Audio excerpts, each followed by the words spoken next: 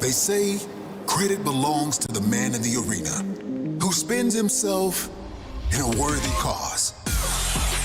The glory is reserved for the few who, no matter what, answer the call to enter the arena. It echoes out, reverberating across the globe. It only acts to reach the bold, never the timid. The call delivers victory to the deserving and rewards the devoted. For when your time comes, there is only one option. Enter the arena. Fight for the call.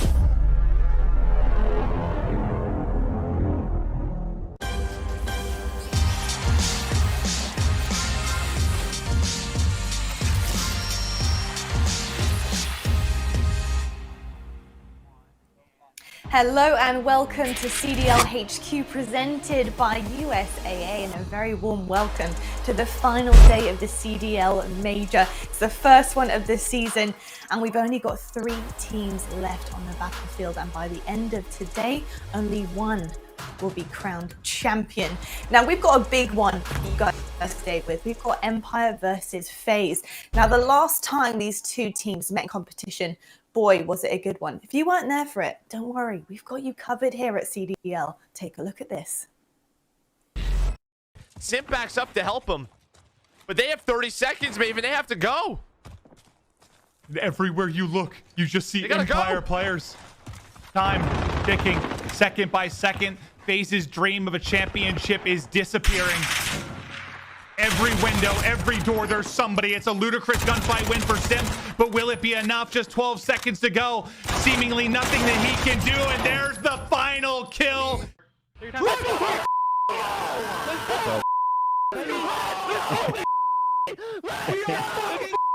Now, Dallas take the ultimate dub in that match, but this season could be a different story, especially with the battle of these world champ duos. Stud, Nameless have you guys on the desk yet again, but Studdy, I got to start by saying, who would you rather have on your side in this study?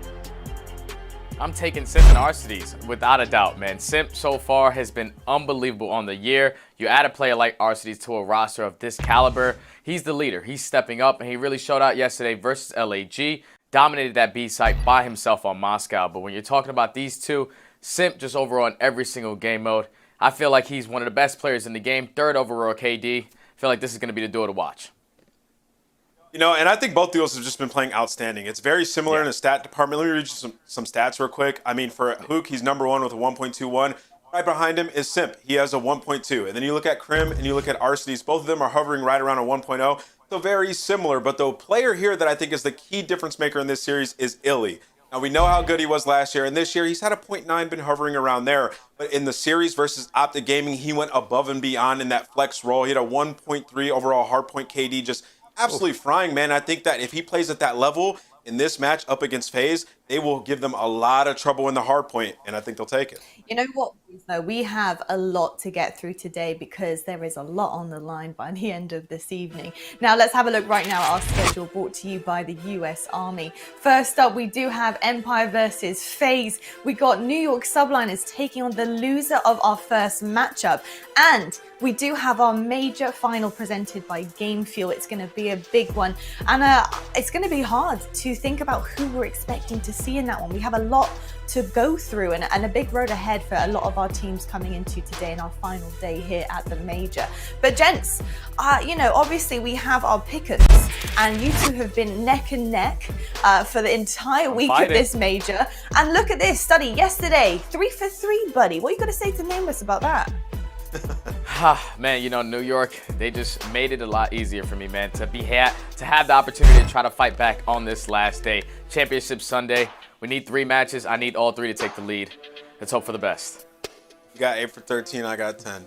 It's been easy, man. Like, I'm telling you. Now, my bracket doesn't look anywhere as good as my pick show because I've been doing picks day by day, but it's been a fun competition, man. You're gonna need a miracle today to beat me. It has. I tell you what, I think this feud needs to end because, to be honest, Chance has beaten the both of you try it times double. No. Champs is the ultimate stats god, so you don't want to try and go up against him, that's for sure. But I tell you what, we do obviously have our pick'ems to get through. Gents, I want to know what you're thinking in terms of our first game today. So Study, who are you taking for it? So when you look at both of these teams, they're two top powerhouses. You put them up evenly and basically in all the respawn game modes. It's going to be about the search and destroy for me. 6-4 for Dallas, 7-1 for Atlanta. I'm going to go Atlanta. Yeah, you know, it's a good call. You can't go wrong either way here. I think this is a Game 5 series, but I'm leaning more towards Dallas Empire. If you saw last year, I mean, Atlanta was the most consistent team that we had throughout the year. Still, when they were faced against the Dallas Empire, Empire took it. Empire's been evolving over this game. They had their rough patch. They bounced right out of it, and they've had the tougher opponent in this tournament. They played OpTic Gaming all the way to the end, and they took the victory. They're battle-tested. Whereas Atlanta, they played LAG. So they're coming into this series. I think Dallas takes it, man. The mental block will kick in for Atlanta once again. Okay, I see where you're both coming from here, and there's something else we need to talk about before we head to a break, and that is NYSL, what they managed to do against OpTic. They smoked them, and obviously that is the team that one of our first two teams are going to be meeting if they do fail to take the dub over the line here. So I want to know really how you feel about that Study. How did you feel watching NYSL manage to 3-0 OpTic Gaming, and what are their chances for the rest of this major? Well, watching them yesterday, they just look like a completely different team. We saw them play two maps that they have never played before, which was Crossroads and that Garrison S&D. They win those with ease, and then they ended up beating OpTic on their very first loss in Control. I don't know what the ceiling is for this team. Yesterday, they just all looked like gods, especially Diamondcon. A diamond in the rough really stepped up. But if they can keep up that same performance that they had yesterday, just opening that map pool is going to throw a lot of these teams off. You know, it's a bit weird when you think about NYSL because they've been just performing at a level that we didn't know that they were capable of. Diamondcon with a 1.1 KD, he's just been absolutely destroying everything. He's really been a diamond in the rough, right? So you look at the teams that are left. You look at Atlanta and you look at Dallas. I think it's going to be incredibly tough for Subliners to take either of those teams down. So I think their time has come to an end. I think whatever team loses and goes and faces against New York, it might be a beatdown, but no, I could be wrong. The stats say that New York should lose. The stats say they should lose, but they've proved us all wrong before. They could do it again. Well, I tell you what, their time might be coming to an end, Nameless, but I got a watch on here that tells me it's major time. And I know that the stakes couldn't be higher for the players competing here today. But the leader in 5G is raising the stakes for you guys, the fans, with a major edition of the T-Mobile 5G weekly drop. Because in this league, only the top players survive. Text 5G GOAT to 313131 during the Empire FaZe match for your chance to win an epic grand prize package that includes Call of Duty Cold War Season 2 battle passes, signed Astro Gaming CDL A40s from yours truly, and to top it off, a brand new T-Mobile 5G device of your choosing, so you can stay at the top of your game on America's largest and fastest 5G network. Now, with all of that being said, so many prizes up for grabs, including a lot here at our major here today as well. So I think it's about time we head to a break and get these two teams underway and competing, because this is a big matchup, folks. I hope you'll stay with us for it. So I'll see you guys after the break.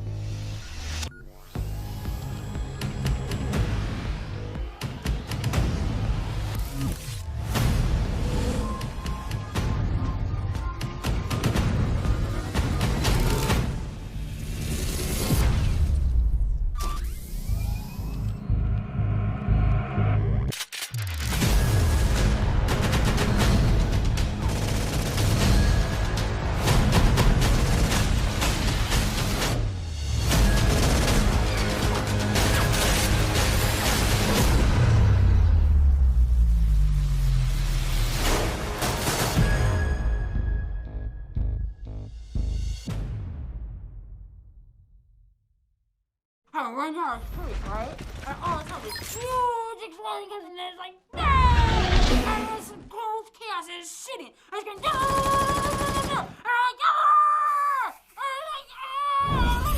Download now.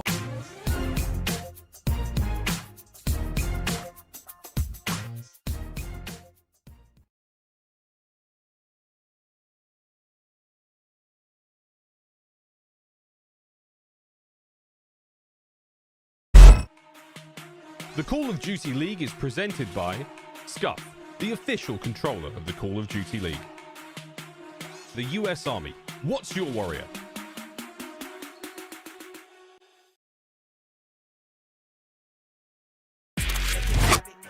Text 5G GOAT to 313131 during this match for your chance to win an epic grand prize package that includes Call of Duty Cold War Season 2 Battle Passes, signed Astro Gaming CDL 840s from yours truly, and to top it all off, brand new T-Mobile 5G device of your choosing so you can stay on top of your game on America's largest and fastest 5G network. Thanks again to T-Mobile for the drop and helping us connect in even more ways to all things CDL. So shout out T-Mobile, shout out to winning some free stuff. But Joe, baby, it is time. It's Championship Sunday. It's winners bracket final time. And, well, the storylines kind of write themselves here.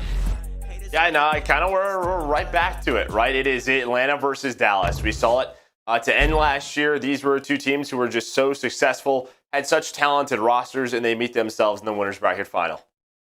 Yeah, what more can you ask for? I mean, for FaZe, you're looking for revenge. For Empire, you're looking to remain on top, be that championship caliber team. And my God, have they found form when it has mattered most? Let's take a look at this squad. First up, Dallas Empire.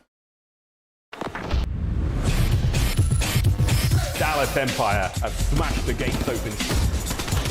Oh no, Huke is in, you mate. Oh, it's a shot punch. Oh no! Once again, they saved the day.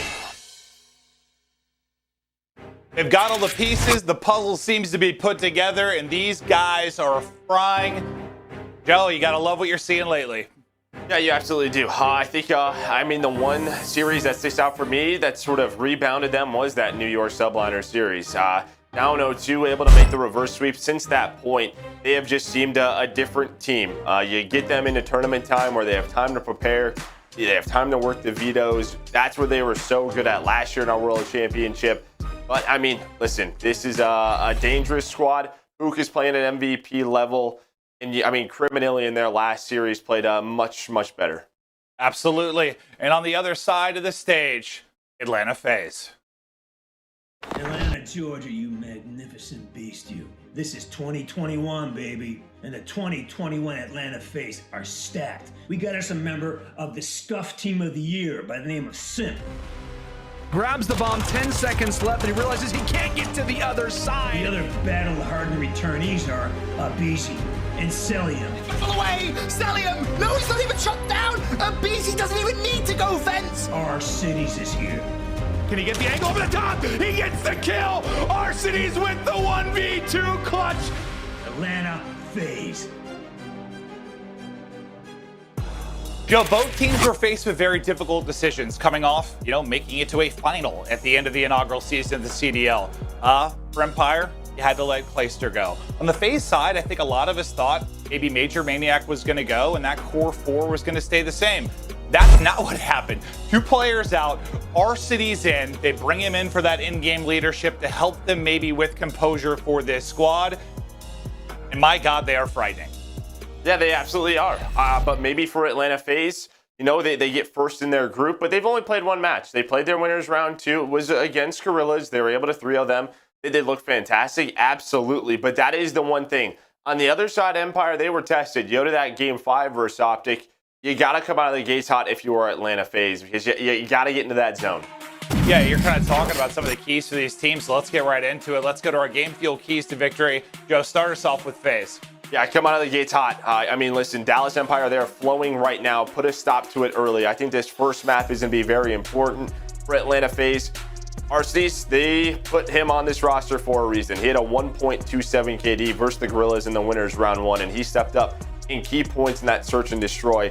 And then Simp may be the one submachine gun that can match Huke's playmaking ability on the map right now. When you compare their stats, it's number 1 versus number 2 overall at KD, number 4 versus number 1 in search and destroy, and number 3 versus number 4 in control. These two are at the tippity top of their game. Yeah, they certainly are. Now let's look at our game field keys to victory for Empire. Joe, take us through it. Yeah, Crim and iLLeY have to bring it, especially in hardpoint. With what they brought against Chicago, I mean, you see this 1.14 and a 1.26 for Crim and iLLeY in that matchup. That was huge for them. There was so much formal and Dashy hype. They put an end to that. Again, you can't rely on Huke to hard carry in every search and destroy. Look at the stats differences. He has a 1.21, and obviously this is just highlighted by that game 5, but the rest of the crew needs to step up a little bit and then use the preparation in VOD to try and limit aBeZy's impact in search and destroy. We know how good of a search player he can be. Can they, try to use that preparation time to figure him out? And I know some of you have been asking for it. You want to see the veto process and where these teams targeted it. It's going to be interesting, more so in some matches than others. It becomes trickier when teams have wide map pools like you have here. But now we'll have the maps and modes, and you can see how the hardpoint search and destroy and control ban process went for these teams. Joe, when you take a look at the overall best of 5, was there something in particular that stood out to you? Well, I like the crossroads for both of these teams. But one thing that does stand out to me is map 5 raid. The reason is Dallas Empire has not played it. How do you prepare for it if you're Atlanta FaZe if they haven't played it? Where the Atlanta FaZe side, they've had a couple of, repetitions on it. But that's really the one difference. Everything else, you have 2 of the top teams in the game. It's pretty much good maps for all of them. Yeah, I think that's what I said too. We were sent the maps. I'm like, these look pretty solid for both. Yeah, the only thing that really stood out was that map 5. And there's 2 sides to that because, if you're FaZe, you have some reps on it. You've played it. You feel comfortable on it. And yes, I know all teams play it in scrims, but it's different when it's in a tournament setting. If you're Empire, you haven't played it in that tournament setting. But as you said, like Røkkr and RJ and the coaches and stuff on the side of FaZe, like how do you prep for it? And preparation stuff, like even one of your keys there with talking about Empire, like you can watch all the VOD in the world and you can try to get an idea of where aBeZy is going, his spots, and try to slow him down. But it's still one of those things where if he's on fire and hitting his shots, it doesn't matter. Like we've seen that time and time again, but you've got to do everything in your power to try to limit that. And I'm curious to see if they can do it because most teams haven't been able to. Yeah, I mean, I guess it's just sort of limiting those opening duels and him winning that. I guess it's just sort of figure out his routes. And even if one of them goes down, is there that fast trade to maybe force 3v3 in those search and destroy rounds? Yeah, 100%. Unfortunately, as we're getting ready to kick off this massive Sunday, excited for the competition. I believe the lobby did just crash for the players, so we're going to have to get right back into it. We'll get them locked and loaded, get ready to go for map 1. We cannot wait to get started. We'll be back after this quick break.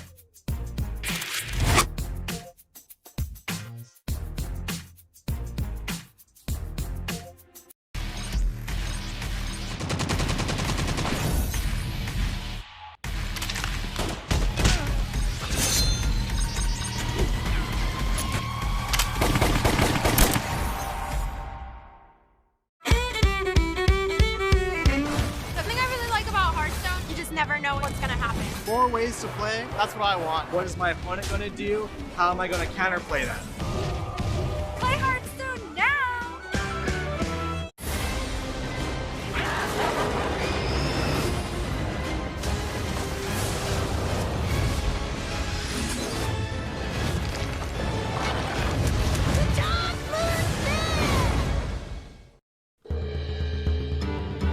Victory on deck!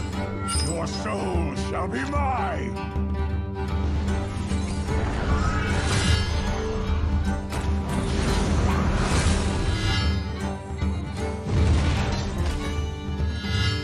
Your soul shall suffer!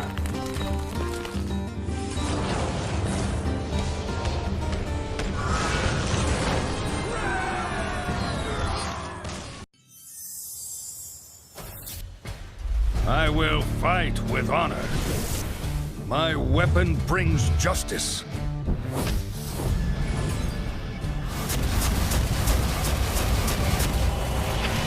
For the Alliance!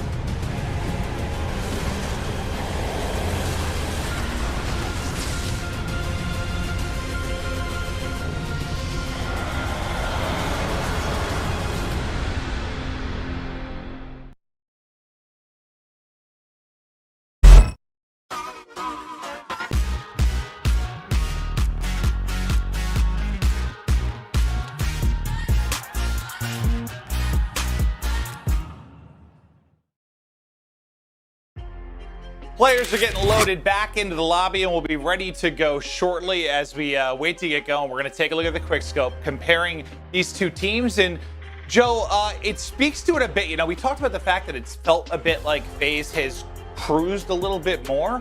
But when you look at this, I mean, really the only difference is the search. Yeah, I mean 7-1 versus 6-4. Yes, if you're an Empire fan, the one good thing is you're 4-1 in the maps that we're going to be playing in this. You are 3-0 on S&D Miami in map number 2. And then if we go to the map 5, you haven't even played it yet. So, yeah, I mean, it could look a lot worse. But I think one thing with Atlanta FaZe, we know, say these guys match up in that grand final later on today, that's where that deep map pool will make a big difference. Oh, 100%, because, you know, we started showing the kind of the vetoes there, and, you know, we're going to work on ways to, you know, improve that as we go on, but just want to get that information out to you so you can see what teams are targeting and trying to go after. But yet, it does change a little bit when we go to a best of 9 for the final, because, you know, there's only so many maps, right? Like, it's a little bit different, the process and what you're going to be targeting, so we'll get into that as we get later into the series. But you see the players just getting locked in, getting ready, and they know how much is at stake here. I mean, just getting to another final. Revenge for FaZe. Empire just trying to show their dominance. I mean, you've seen the tweets from Hastro or from Crim, just as an organization. All they care about is the win. All they care about is another trophy to go into the trophy case, and they've got a good shot to do it again here. Yeah, they absolutely do. That's just sort of been their attitude and their mindset ever since this team is, well, with last year. I mean, there was a lot of differences in the way that players handled, you know, the pandemic and, you know, playing online and this and that. And when they were just so used to different tournament formats and basically things out of their control. And Dallas said, you know what, do what we have to do and just put the work in. And that mindset got them a world championship, and they're trying to find another one here today.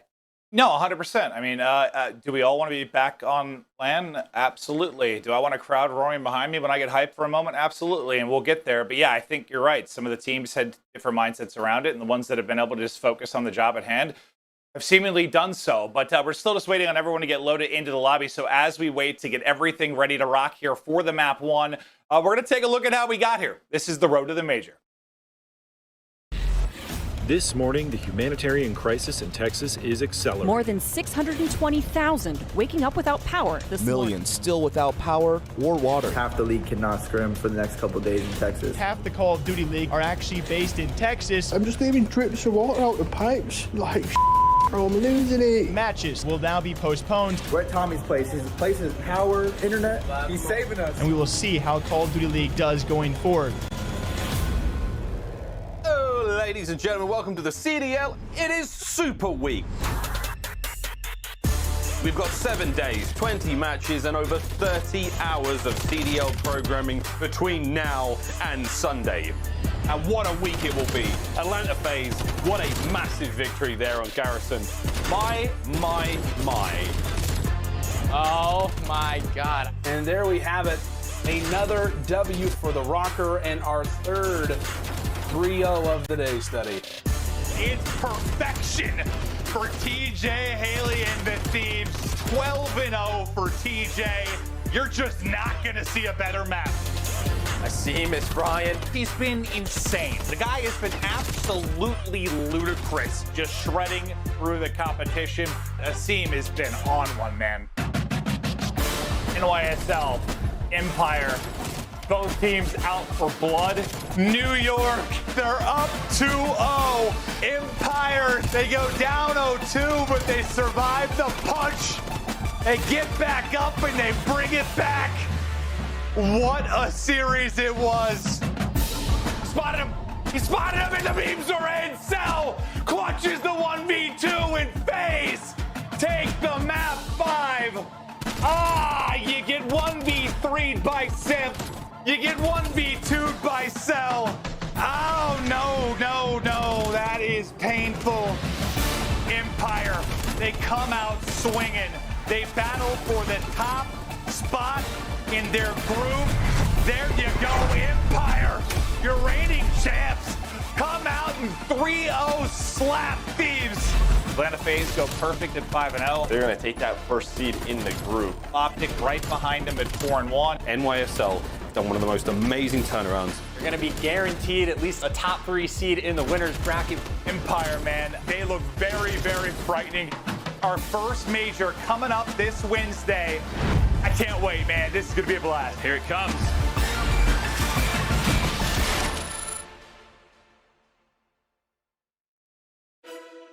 That was the road to the major. It's been an odd one. The Southern Storm's getting snow in Dallas, ice everywhere, delays it. We've got the Super Week. Suddenly a major is upon us, and now we'll look at the bracket and how everything got here. Some surprises along the way. I mean, the Guerrillas Thieves upset pops off the screen right away.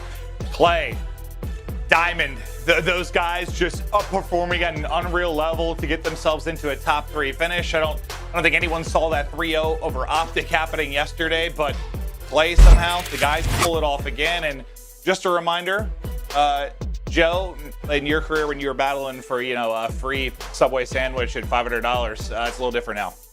Yeah, a little different. Yeah, $200,000. We are going to be giving that to our first place team. They $500,000 prize pool. You can already see it there. Chicago, they have $40,000. LA Thieves, Guerrillas, they both get 20. The bottom 4 teams get no prize, but the big money is on that top 3. That we're here. We're into that top 3. Yeah, do you just think about what's at stake here right now? Like, if you lose, this is the winner's bracket final. Like, do you have a chance? You're going to go up against NYSL. Like, you've got a shot to get back to the final, but you win this, I mean, you're at least, guaranteeing yourself an additional $40,000. And will it all be decided by that singular best of 9 that I hope is epic, absolute insanity?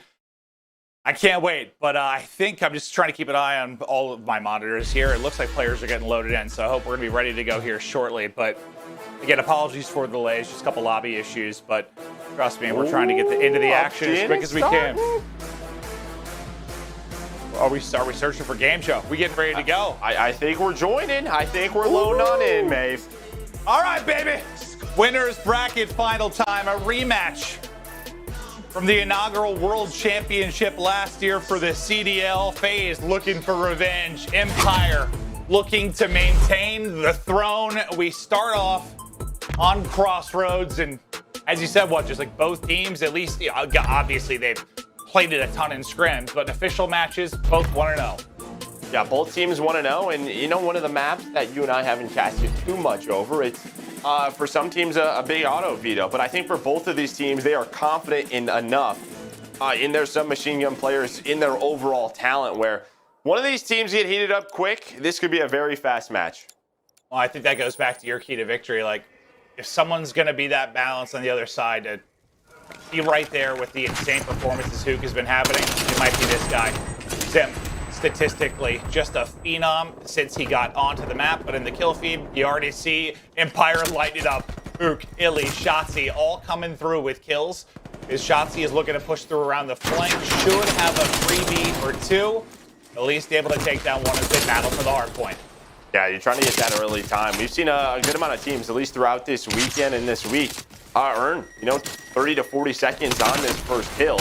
You can combine it with the second one. I know a lot of the focus is on 3 and 4, and we'll get to that, but you can sort of negate that presence at those last 2 hills, and where that enemy team is maybe earning all those points on those first 2. So that really is the difference maker for me. The teams that are good at sort of 1 and 2 and maybe breaking into 3, I think that's where you're going to find a lot of success.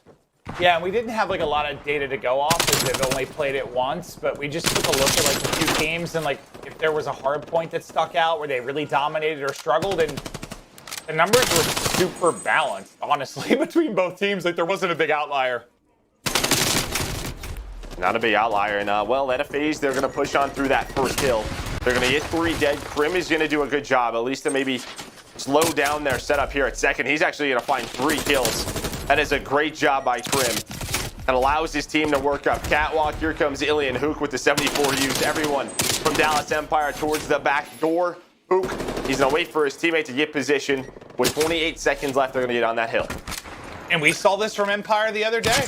The team has a pretty good setup, looks to be in good position. Somebody finds a massive entry play there. It's Crim. I think ends up with a triple, gets on through. FaZe surged back, but just not a ton of time remaining on it. Is there anyone that started off really hot? I guess you'd say Huke right now at 8-4, but we're now going to focus to our third hard point. 3 kills through now for Empire. Cellium's POV is he's got a legion of players in front of him. How many can he find? The double peek in, trying to take down both. Huke hits the edge. aBeZy's looking over him. And for now, FaZe hold on. They've got the point. They've got the spawns. Well, they just broke the spawns. That was beautifully done by Atlanta FaZe. They control the hill. They know that Dallas Empire, they're going to be playing a little bit safe. 1 or 2 spawn out, so they knew the players in the back were just going to try and slow things down, wait for their teammates to come off a spawn. But Arcitys was at the middle of the take. He was able to take down the spawners. Cellium in the back with a great play. The spawns flip. They get control. They have the lead, and now an opportunity to kind of blow this game wide open. And you can see, I mean, obviously this is smaller than some of our hardpoint maps, but you still have that frustration when you're the team trying to break. Like, you see them just sprinting towards the point. You're dealing with somebody pre-aimed or flying around the corner with shots coming in. It doesn't matter how talented you are at times. It can be so difficult to do. But this is an example of what you were talking about. The ability to chain 3 into 4. Now, can FaZe do that and walk away with a sizable lead? There's a lot of pressure here now from Empire. Shotzzy will be the point man. He's already able to pick up 1. Everything gonna fall to Simp. Simp gonna drop as well. And you still have Shotzzy and Crim set up. The safe spawn comes in. So far, so good from Empire. Yeah, that was much needed from Dallas. Huke's position, I think, just allows his team to spawn there. A couple of kills go their way. That opens up that spawn point. Simp trying to do something similar as he's working that lower cliff side. But Crim right now, he's not going for the hill. He's just watching the cross. He wants to hold on to the spawns. Beautifully done by Arcitys, though. He's picking that up. So not a ton of time earned here for either team. The last 20 or so going to go the way of Dallas. So it'll make this a very close game throughout the first set of rotations. Look at the play clock. I mean, there's 2 minutes off the clock already. If it continues like this, we're going to run out of time with a score line of 140 to 80 or something, something like that. But you imagine somebody's going to get a bit more of a rhythm. Maybe it'll be the Empire side. They're down 40, looking to get rolling. Let's go to an Astro listen in with Dallas Empire. I got one. Top hat. One shot. I got one. Cell dead. No, nice. Wonder freak. Yo, deep right. I'm helping you right. Watch out. Hell. I need over. Sit down. I will be in a second. Sit down. They double set on me. This three. Go back. To their side. He's one shot. Top cat.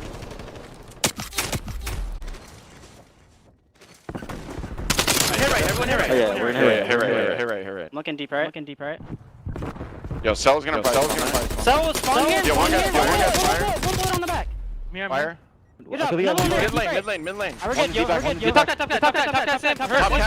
That might be the first listen-in on the year where there was actually like a 2-second point where no one said anything. Yeah, they're just kind of slowing things down. Yeah, everyone just was basically at a standstill, just trying to find the opening. You heard Crim sort of say, like, I think Cell's going to spawn there. He does. But Cell wins the gunfight. That's six kills in a row for Atlanta FaZe. They get this hill time. They get a big chunk of time. I think 40 seconds on that first hill. They have control a second. They have the spawns. Empire does get top cat control, so that'll open things up for iLLeY. He's able to take down 2. But Cellium holds on. A big play from Cell, and all this time, just gaining and growing that lead for Atlanta FaZe. When you take a look at the kills, I mean, it was about even. There wasn't a whole lot of separation at all. Like, it's not reflective of the scoreline whatsoever. And at times that can happen, but I think we were around dead even. I'd have to see it again, but yeah, that just tells you sort of the story of where are those kills happening and when are they happening. You know, maybe Dallas, a lot of the kills that they're going for is trying to break. And then guess what? Atlanta FaZe spawns right back up. And on the Atlanta FaZe side, it's sort of the kills on rotation and their ability to hold on. So, yeah, I mean, they're winning those rotations. They've had spawns. They had the big break last time. Can they do it here again? For Dallas Empire, it's almost desperation time. They have to turn this 3rd and 4th hill into some time to get them back into this game. This is your chance, right? This is your chance. to get right back into this game. Is Huke going to be the man to pop off? Nope. The guy that needed to answer the call is Simp, and he's able to take down 2. Everyone drops outside of Crim. He's got a lot of work to do. Free fires the edge, but the double push is coming in. Just simply too many targets to deal with. And FaZe will get inside. There's still someone deep. Who is it? It's iLLeY that's set up all the way. Oh, and I think because Arcitys spawned there, they thought it was open, but Arcitys spawned like in front of the rock where iLLeY was behind it. Now they're trying to hunt him down. iLLeY's trying to hold on so his team can get towards aggression. You see we have a bit of a split spawn situation right now. So Dallas Empire, they're going to be earning some time. But you still have the spawns for the 4th here if you're Atlanta FaZe, or you did for a second. aBeZy's trying to stay up. Look at the 3-man push coming right now. Here comes Dallas Empire trying to get to that back rock as quick as they can. Huke's able to win 1. Shotzzy comes off spawn. Okay, Crim took that down. That looked a little weird. They're able to get the hill control, and they get the break at a much-needed time.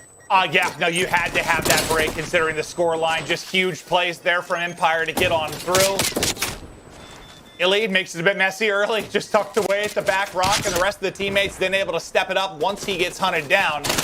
How long can they hold for? 2 Empire players will drop. Still about 25 seconds remaining on this point is FaZe are throwing more bodies at it. Shotzzy's going to be the last guy inside. He's going to get swarmed. Quality beams there from Simp to clear him out, and they'll get the final 15 or so seconds. Simp actually picks up a second before he transitions to mid-map, but we'll now get into our 3rd set of rotations. Scoreline going to be right around 200 points for FaZe, 124 for Empire. Comeback absolutely still possible, but they've got to chain something together at some point here. Yeah, they absolutely do. It's going to have to maybe start now if they can get a good chunk of time here on this first hill. Cellium, though, with a key one-on-one versus Huke. And at least keep them off of it. 3 players spawn up, so you have the side of the map that you want if you're Atlanta FaZe. Gonna try and win this game right here on these next couple of hills before we can get to that. But here come the nades, and there's that 3-man push. It's all the way down low from Dallas Empire. Trying to fight on back, but this has kind of been it. Every time they get into that situation, it's been Arcitys and Cellium that have sort of countered that push. Yeah, they've been able to get those key picks when they need them. Closer and closer to closing out this map 1. I think trying to push through with Cell, but yeah, he's going to get caught. Shotzzy's able to pick that up. But I think when iLLeY drop, the spawn then comes in for FaZe, so they're going to be able to get into this quickly. You're going to need a nice individual moment here from Shotzzy. They're still spawning safe if you're FaZe. You're going to be able to swarm this with 25 points needed to close out the victory. Shotzzy continues to go big. He is traded out. Into the point now goes Empire. They get the break on through. 3 fall. Last man is Arcitys, and he will drop. So Empire get in. They're surviving another point for now. Yeah, they're just going to have to be perfect from this point on, and that's going to be the difficult part, especially the way Atlanta FaZe have broken some of their setups. Here comes Simp and aBeZy, the tiny tears, causing more tear on the map. That is going to be all 4 dead, and that is just too easy for Atlanta FaZe. Simp up to 30. We talked about his stats. He's been so darn good. You know, a lot of the focus has been on aBeZy, Arcitys, but Simp still here, putting up another MVP event. Pop it off to close out the game. Unfortunately, well, Shotzzy a little bit faster with the shot melee as he will drop him, but the final second in, and FaZe take the map 1. And it was a scrappy beginning. It was a minute 30 or 2 minutes off the clock, and not a lot of points earned, but FaZe finally got rolling, put Empire in a such a tough position where you said exactly, you've got to be perfect. They couldn't allow for scrap time, early time, anything, and FaZe just too tough. But your key to victory.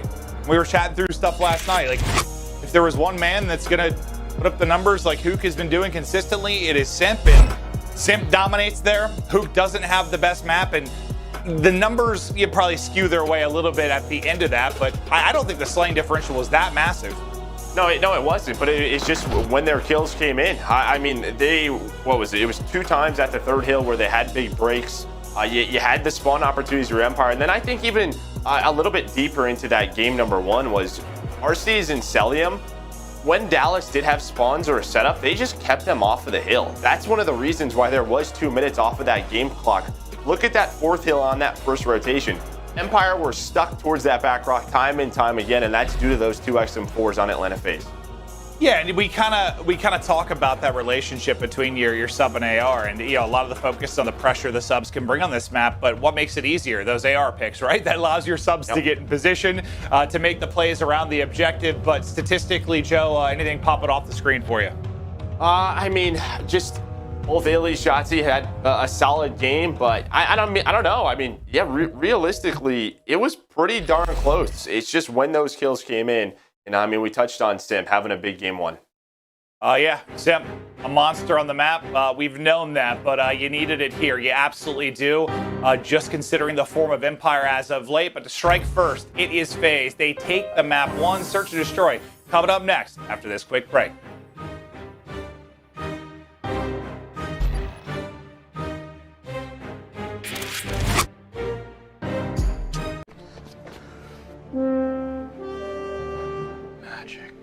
So in.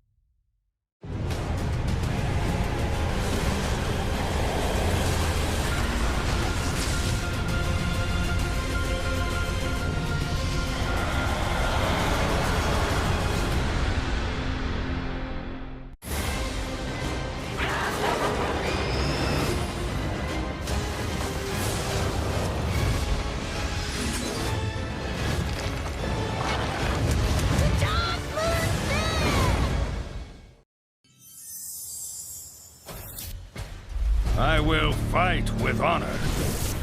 My weapon brings justice.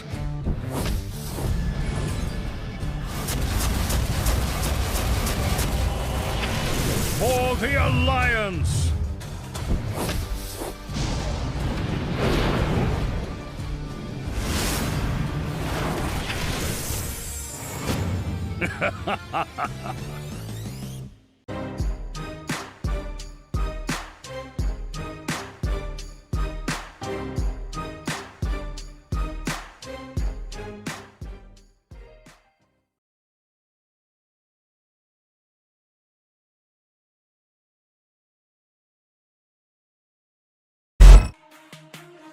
The Call of Duty League is presented by T-Mobile, now America's largest and fastest 5G network.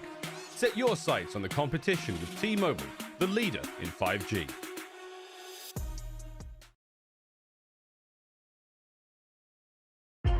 Welcome back to the winner's bracket final of our first major. FaZe take the first map, another look at the maps and modes and kind of how the veto process went down. But Joe, whose pick was that for map 1?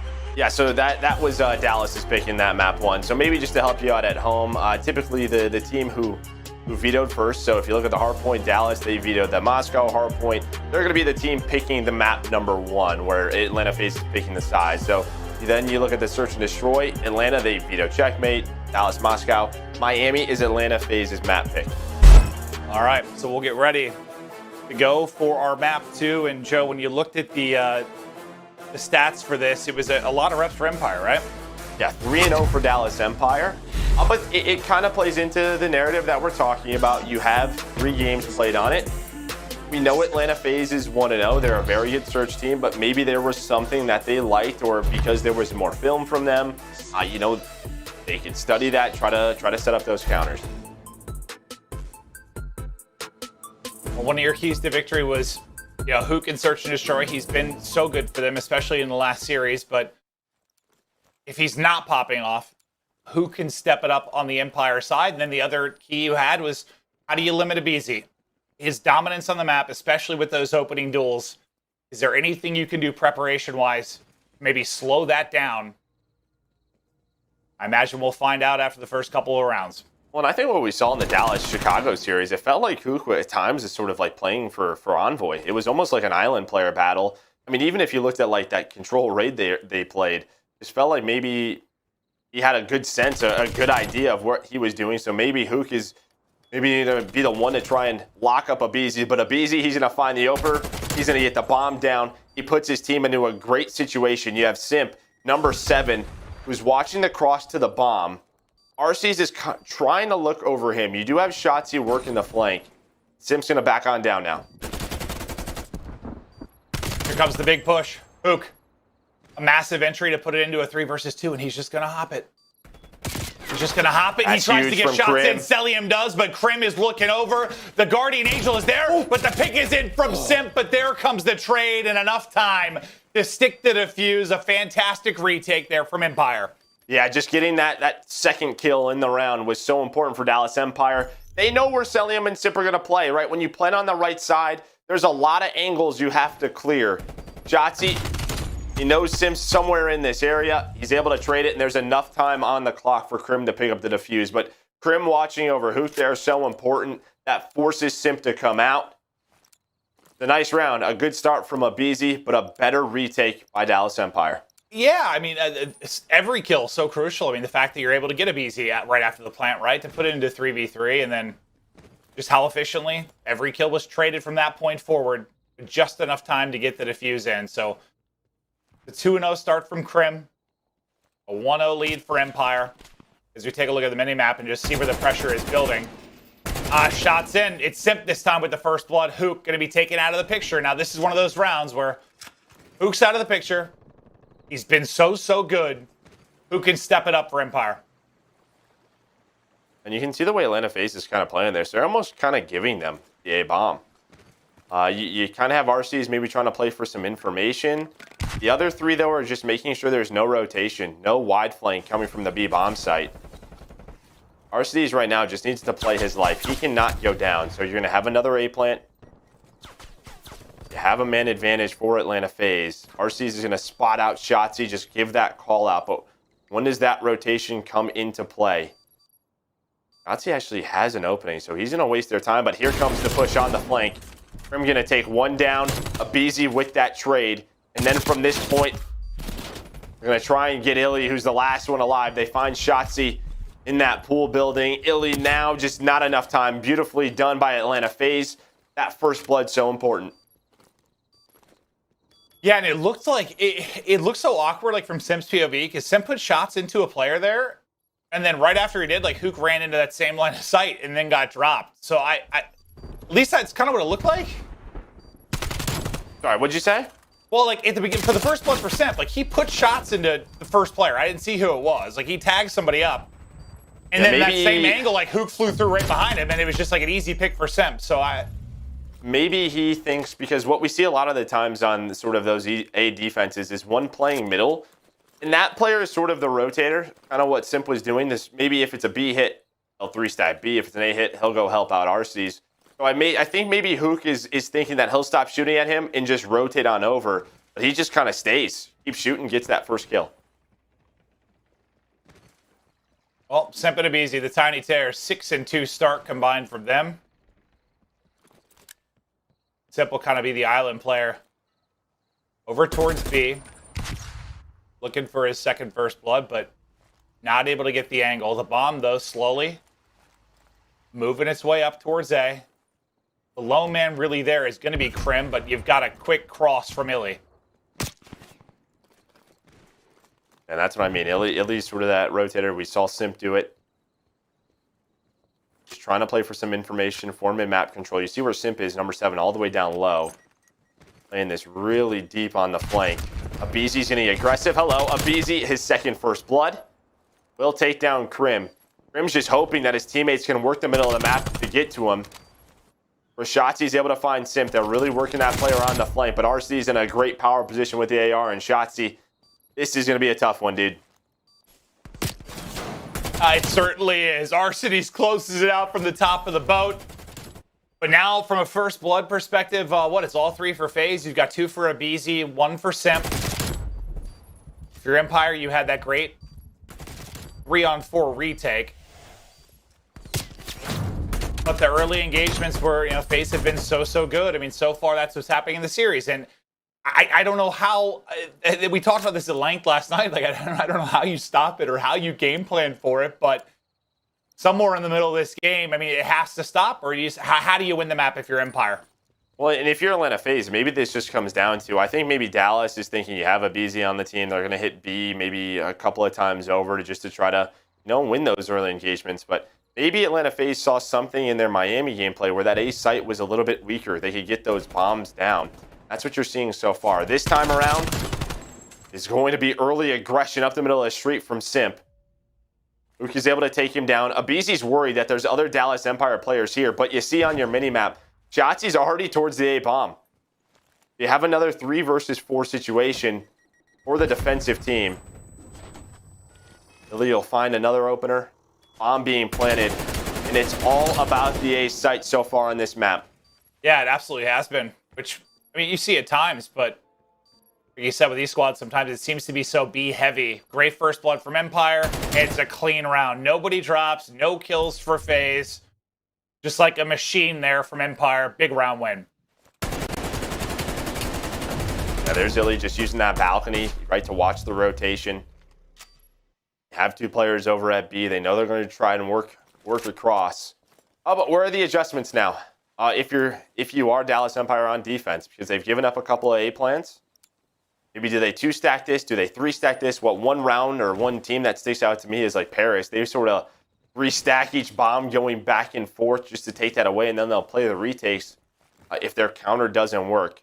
This time, though, from Dallas, it is heavy mid-presence. And on the other side, this time it's heavy B presence from FaZe. So they're going to go back to a B side hit. They've got 3 players there. RC's going to be the low man on the other end. aBeZy, another first blood, his 3rd in this game. Huke will drop. Bomb getting planted. Empire players rotating across.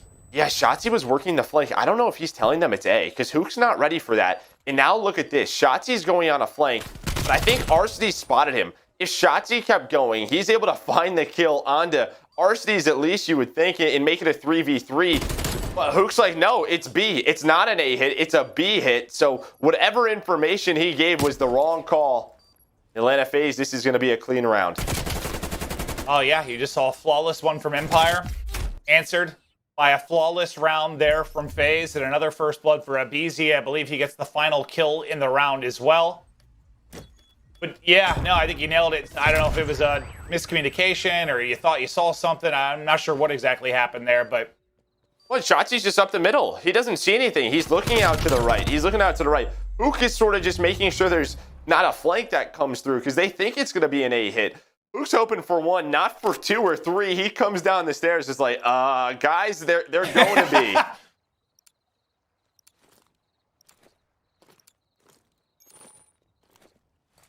Well, last time, great on offense from Empire. Let's see what they opt to go with this time.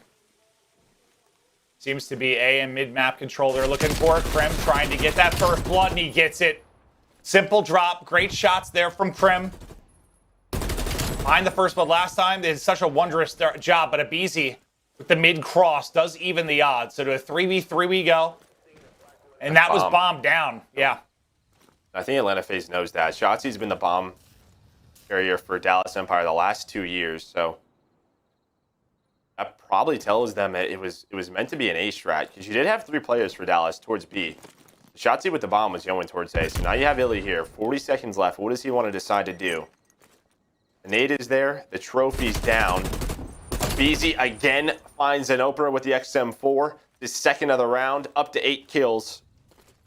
Takes down Crim, and Crim, his he worked so hard for that first blood on the Simp. Yeah, I mean, what? Empire have won 1-4 versus 3. It looks like FaZe a chance to now do that as well. But iLLeY will work to get the plant down. We'll see if iLLeY and Huke can pull this off. On planet at B. aBeZy gets eyes. I think he spotted him going top as well, so there's a bit of information. They know Huke's there, though. Who can make the play? Now they know he's there. aBeZy traded out. One player left. It's iLLeY. He will fall. The retake in. They win the 3 versus 4.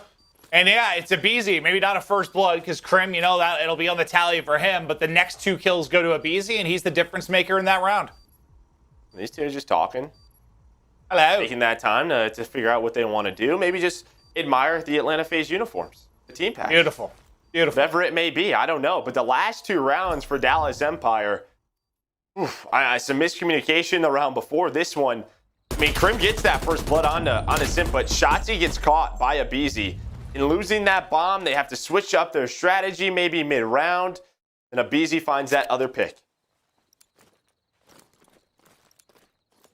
He's 9-3 now. Taken over in the game, too. They already won the hard point. Chance to go up 2-0 in this best of 5. They win this series. They're guaranteed a finals appearance at our first major. They still have to close out this game, too. And aBeZy, he's got eyes from the back into top purple.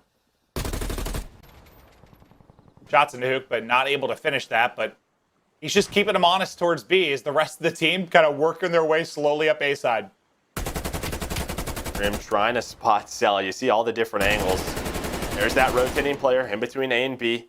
You usually see shots come in from that position as well, top balcony. So I think with Crim spotting, should tell them that it's going to be an A hit, but who is it? It's aBeZy with another first blood, and he's doing it differently. It's with an XM4. Usually we see it with aggression with the 74U, but so talented. He's able to pick it up. He finds his second up to 11. He finds number 3 as well. aBeZy is beaming. Taking over the map. We wondered if there was a way to slow him down. It doesn't appear there is. Give the young man the ace. All 4 in the round. 5-2 lead to FaZe. aBeZy, you monster. This is just disgusting from aBeZy. Does not matter what weapon he has. He is picking Dallas Empire apart. Keep on challenging him, please. I don't know what you do. You and I were going through the keys to victory last night for like an hour, just chatting back and forth and just thinking, like, I think I flat out asked you, like, how do you gameplay it for? You're like, I don't know. Well, you usually have to trade it, right? Like, you know, you just expect him to have a lot of aggression with the 74U, but this time he's slowing things down. He's just working the picks. Maybe a more traditional aBeZy round we're about to see right here. It is going to be both teams going for B. aBeZy finds the first blood. Simp is there. The Tiny Terrors terrorizing Dallas Empire. Yeah, what is that? 5 or 6 first bloods in the game now. Crim, though, doesn't want to get him out of it yet. aBeZy will get dropped. Some lovely shots from Huke. You've got a 2 versus 2 now. Every round must win for Empire. Cellium, though, able to track down Huke. It all falls to Crim in a 1 versus 2. 45 seconds on the clock. Bomb is down. He's just hits a guessing game now. What side's it going to be on? You picked wrong. Simp gets the final kill. FaZe take it 6-2. And once again, in a search and destroy, it's too easy for aBeZy. In this, there were trades back and forth early on in the game. The mid-game, well, I think it was round 5 and 6, were really odd for me for the Dallas Empire. Not odd, just some miscommunication, I think, on both ends. They made some mistakes. Guess who takes advantage of it? It's Atlanta FaZe. And then, those last 2 we just watched? We talk about talent. Sometimes you just can't stop talent from making plays. aBeZy makes that play, gets them that ace. No, the snap to top purple was just stupid. Like that. Just to read that, though. I mean, he's just so good at just recognizing the positions on the map and who's the next player up. Well, it's a 2-0 edge so far for FaZe. They are dominating the match. We'll take a look at the stats now. And the Tiny Terrors, aBeZy and Simp, they combined to go 21-8. And yeah, it was 5 of the 8 first bloods in the game for aBeZy. That is very good. And it's not like 5 first bloods where he's immediately traded after either. And I know it wasn't the counted as a first blood, but when Crim gets that pick on a Simp, who gets the 2, that sort of swings the favor into their round. It wasn't a first blood, but it was the next 2 kills, and it gives them the man advantage. Yeah, it's like you might as well chalk it up as one, right? Yeah. But we're going to take a look at our U.S. Army tactical play. It's got to be round 7. The ace from aBeZy. We got to see it again because this was special. Yeah, and again, it's just his ability to use it with any weapon. You're going to see he was on that car early on, just trying to spot players up top. I think it was Huke and Shotzzy who were in this position. But now just working the map. And when we talk about that rotating player in between A and B, he's able to catch iLLeY. Then it's just sort of, okay, who's next? Is there going to be a flank? He's watching the flank for a little bit. There's nothing on the flank. I'm going to challenge another gunfight. Who's the one rotating this time? It's Huke. He's able to take him down. He's like, all right, where's Shotzzy? Finds the second. And you might as well just keep going. It's a heat check right here. Yeah. A heat check is one way to put it, but what a round. Just beams there. AR sub, it does not matter for aBeZy, and yeah, this might not be a shocking stat for most, but Joe, guess who leads the league in first blood percentage? Yeah, aBeZy. It's aBeZy. FaZe up 2-0 in the best of 5. This is the winner's bracket final. The winner, you get to the final fighting for your share of that $500,000 prize pool. FaZe just 1 map away from getting there. We'll be back for the control after this break. OC dub, way up like a rocket. Acting that way out of pocket. For the grind, for the hustle, I can't knock it. Do what it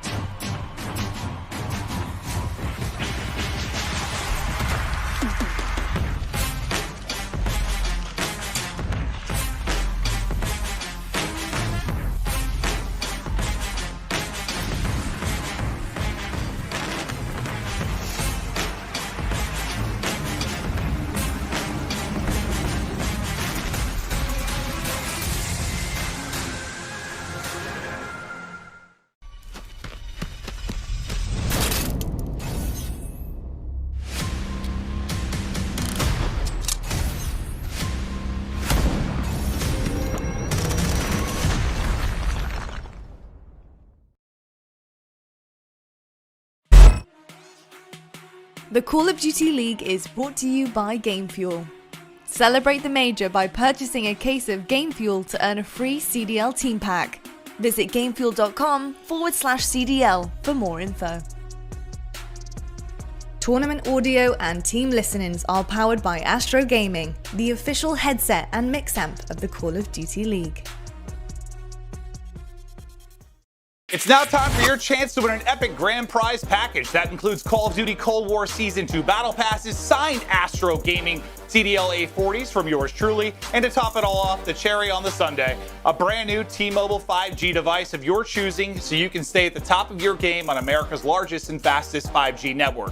So if you want this supercharged prize pack, text 5G GOAT to 313131 during this match to be entered. But yeah, some awesome giveaways, whether you're watching this stream or entering some of the various prizes we have, a lot here. But one story I want to focus on before we get into the control. FaZe made it to the most finals last year. They also had the most finals losses. They struggled to close out at times, and they needed someone to be brought in for that in-game leadership to help them keep that composure. That man is Arcitys. Let's talk about his impact. No. After our United run, I really didn't want to lose him as a teammate because me and him were very close. He was an amazing teammate. Towards the end of BO4 was the best main AR in the game, especially since we switched his role to main AR towards the lower half of the game. And I just can't wait to like get on the grind with him again because he really brings that leadership and like criticism to a team that we needed last year. We were really just based off of like talent. I mean, we did have that leadership at points, but it really didn't pull us through when we needed it to. And I feel like this year we're going to be way more structured as a team because I feel like aLLeY will bring that to our team, especially going into 4v4. They needed someone like me, like who will step up in those moments and who want to lead at those moments. So I'm very excited to be playing with these guys. I'm very excited to be playing for this org with this coaching staff. Joe, we talk a lot about leadership and preparation, and you have a great coaching staff on the FaZe side of stuff, but there's only so much you can do, right? You prep before the game, but once you're actually into the game, you need somebody that's going to step it up, especially in the big moments. And FaZe struggled last year. Is Arcitys going to be that guy to get them over the hump in the big moments? Well, I think that's why, aBeZy and Simp, they won a world championship with them. They knew, I think, what they were missing last year.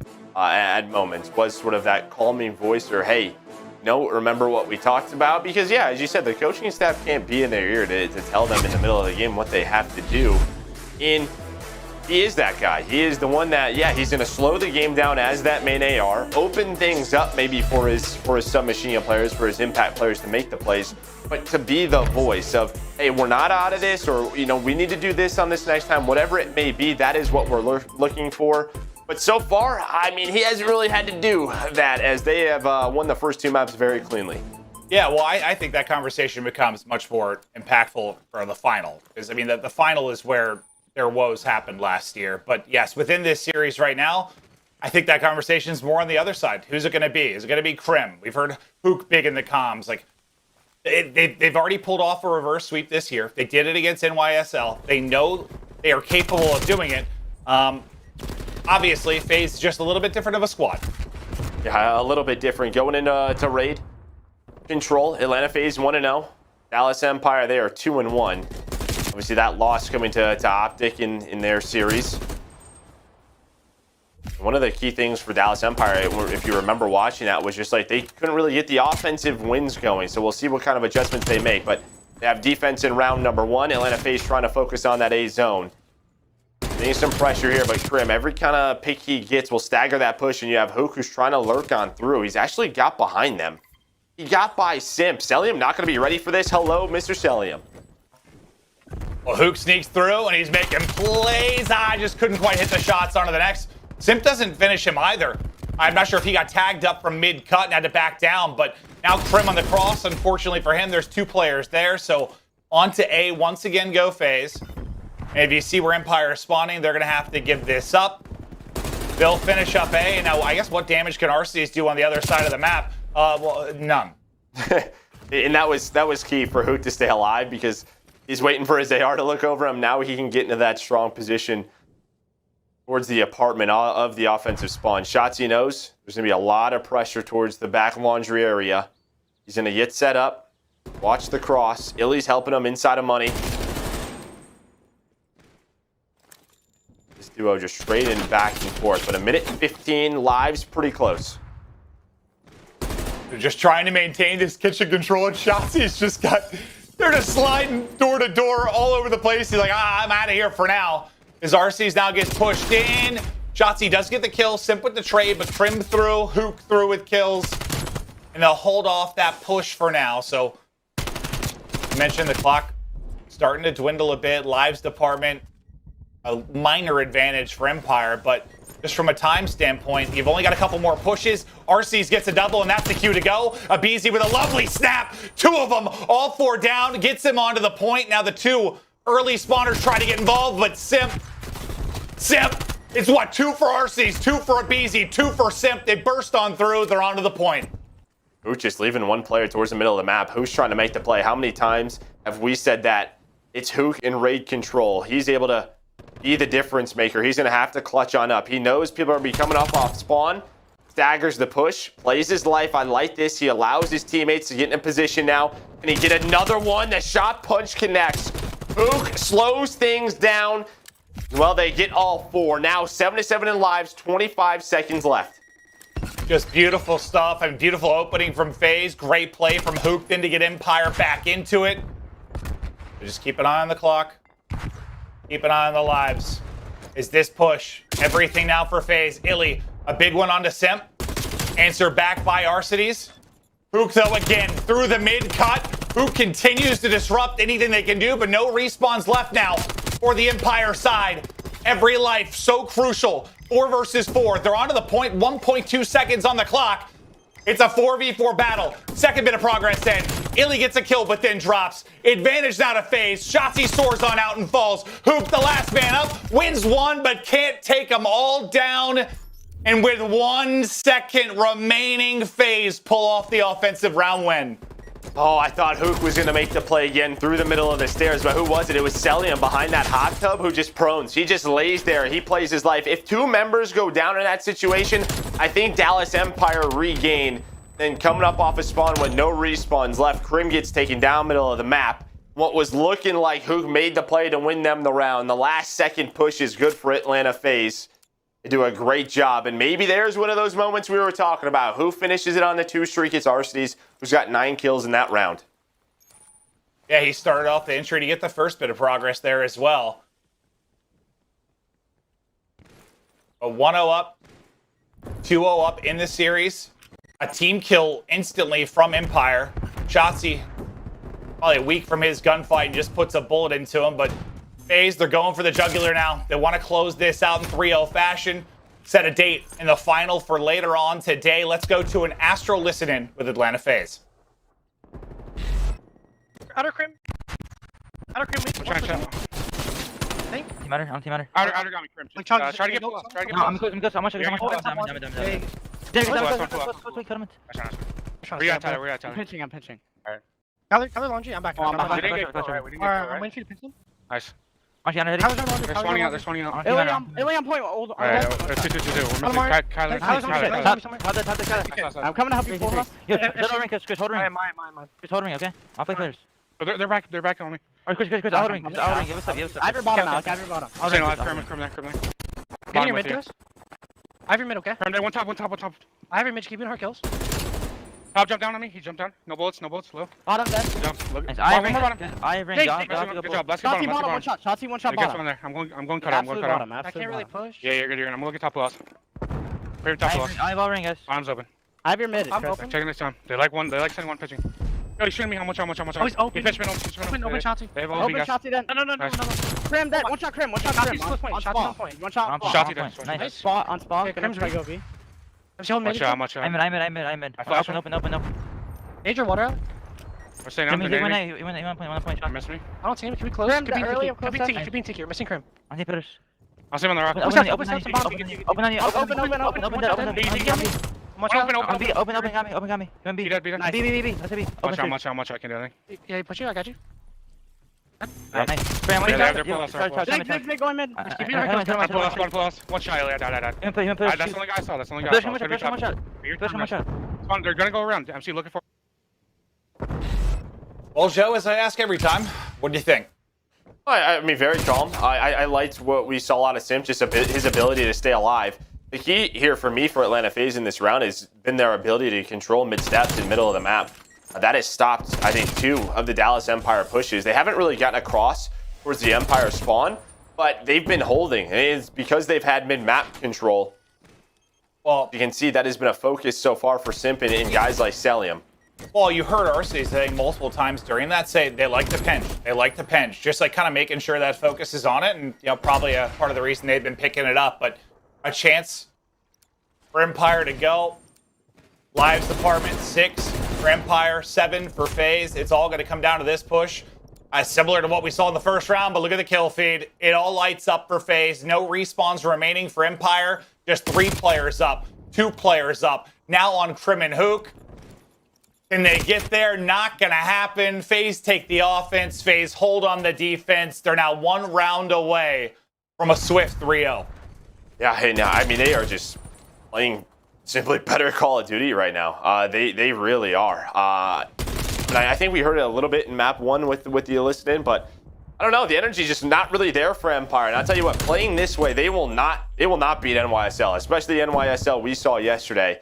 We'll see if they can get things going, maybe extend this map, but being down 2-0, I don't know how they get out of this hole. And you see on the right side of your screen, what is that? 10 kills in a row to end that round. Yeah, I think right as I was saying, this is your last chance, like 3 Empire players dropped. And I was like, well, that does not bode well. Empire are going to have to rip off 3 straight rounds. They're going to push this to a hard point. Huke, I thought was going to take down 3, but he will end up falling. And now all the focus over towards B for Atlanta FaZe due to Shotzzy's position. This will be the focus. That's a big gunfight win there from Cellium, but money control still to Huke. But they're on the point. They're stopping the clock. They're getting some progress. How do you retake this now if you're Empire? Well, I think they recognize that they're not stacking it, so they're not over-challenging, which I think at times we do see. And that's what they're trying to force themselves to do. But they thought the nade would be the opener, and now here comes that stack at B. They do not want to lose this early on. They're going to fight for it with 2 ticks, or are they? It's just going to be iLLeY, and that's it. Everyone else is going through A. Dude, their bait and switch with like people sliding across in the AR chow looks so annoying to deal with. Like, how many times have we been on Empire POV, and it's just someone sprinting, sliding across your screen, the next thing you know, oh, there's the AR shouldering across. Like, wow, yeah, the gameplay on point from FaZe. They get B. They've got 6 life advantage here as well.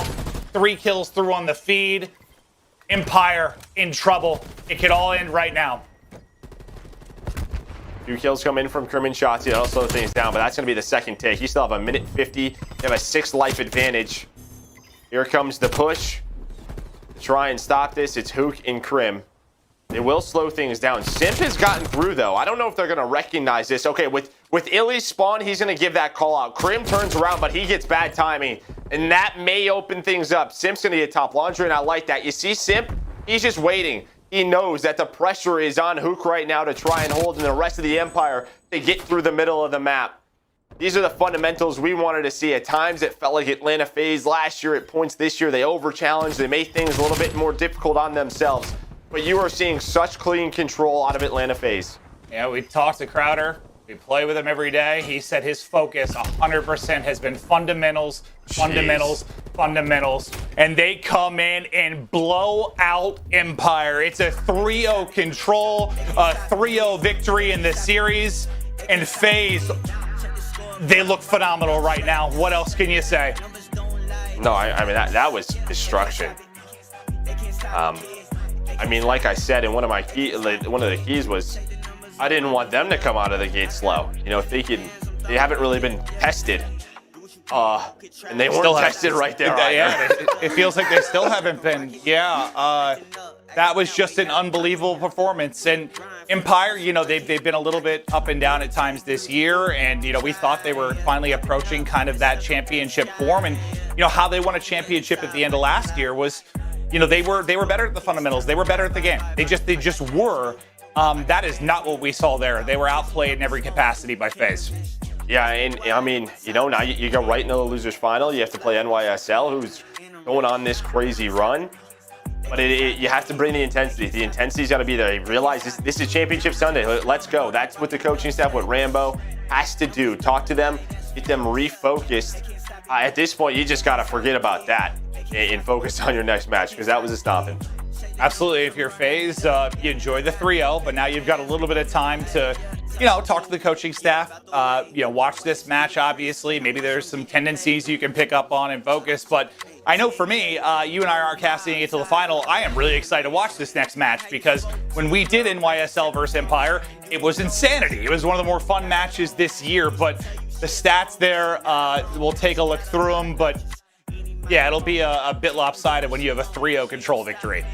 Yeah, I mean, maybe I guess one thing, Shotzzy and Huke, not below 3,000 damage. But, I mean, 3-0, I don't even know. Just, you got destroyed. There's not really anything to say. Atlanta FaZe, if they're going to play like that, they're going to be tough to beat. Well, and I think that's why when we saw this team formed at the beginning of the year, a lot of us internally, at least just with the broadcast talent, like, okay, that's the best team. Like, instantly. Like, as soon as they got Arcitys on the squad, we're like, how are people going to rival this? And can they be beaten? Absolutely. They haven't yet, but they can be. But when they are on point like that, it's going to be hard. It's going to be very, very hard to take them down if they are going to be as fundamentally sound as they just looked. 100%. Obviously, you know, we had that crazy game 5 with OpTic, and that was earlier, right? They've learned from that mistake. From what we've seen right now in the major, they are perfect 6-0. And, you know, maybe that Guerrillas win isn't like the craziest thing, but that one in the winners final, that 3-0 over Dallas Empire, that's a statement. Yeah, absolutely is a statement. And we're going to take a look at our Scuff play of the game. And it's just going to be some of the great moments from FaZe over the course of that, because obviously it's at 3-0 and there wasn't some, four-piece insanity, but there were just little key moments, key rotations where FaZe dominated. Yeah, and I think you kind of pointed out in the first round, it was like 2 from Arcitys, 2 from aBeZy, 2 from Simp. That sort of broke the setup of Empire. Empire has to go. It felt like Huke made the play earlier in that round. I think that one stings them a little bit. Into the defense, they didn't even get pushed up to the Empire side. Like that normal sort of setup that we usually see, it was all mid-map control. They were breaking the offensive pushes through the middle stairs as those players were trying to cross under money and onto the zone. Just a little bit different than what we've seen from previously from everyone else. Absolutely. And that's, I kind of wanted to start to focus on the next match a little bit, just because it's Empire versus Clay. And I know, I hyped that up quite a bit last time we commented it. But I don't think a lot of us saw Subliners, going as deep into this tournament as they were able to do, but they've made the run. They've been red hot. Diamondcon is playing absolute insane Call of Duty. And yeah, you get this rematch of Clay versus former team. And I love it. I love it. I mean, this is what everybody wants. Like, get a little drama. The last one goes the full game 5. They get reverse swept. Empire was able to do it, but I got no idea what's going to happen in this series. No clue. But I know Clay is putting it all on the line. That's for sure. Yeah, I mean, they have to be pumped up, right? I mean, this is where you just kind of come out of the hot. This is where you want to win that map 1. Don't allow Dallas Empire to get sort of back into their rhythm, back into their zone. And they recognize that situation. I know that is what Clay and the coaching staff is telling NYSL. But you got to think about maybe that interview that we saw with Clay. I think that mindset is a little bit different now. I mean, they survived yesterday. They beat some really good teams. Everyone was coming up in clutch moments. You have to think for Clay, there's a lot more confidence in his teammates. Yeah, no, I think that's got to be building. I don't know if he himself, he said be happy with top 4. Now they're top 3. Can they get top 2? Who the hell knows at this point? But I've said it before. If I've learned one thing in my career, never doubt Clayster, because I've done it many times, and I eventually learned not to. The guy finds a way to make a run, and his young teammates are making play after play. But we're getting ready to go to break. After that, Arcitys, the new addition to the FaZe roster. We're going to have him sitting down with Jess. We'll be right back.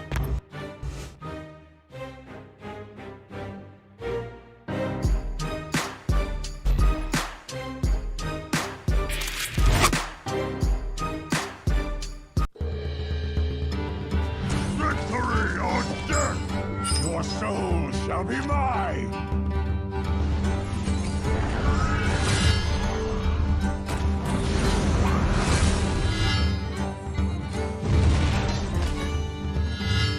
Your soul shall suffer!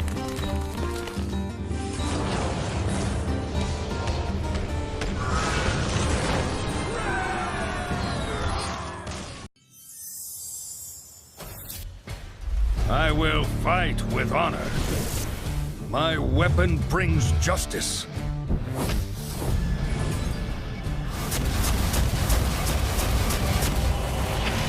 For the Alliance!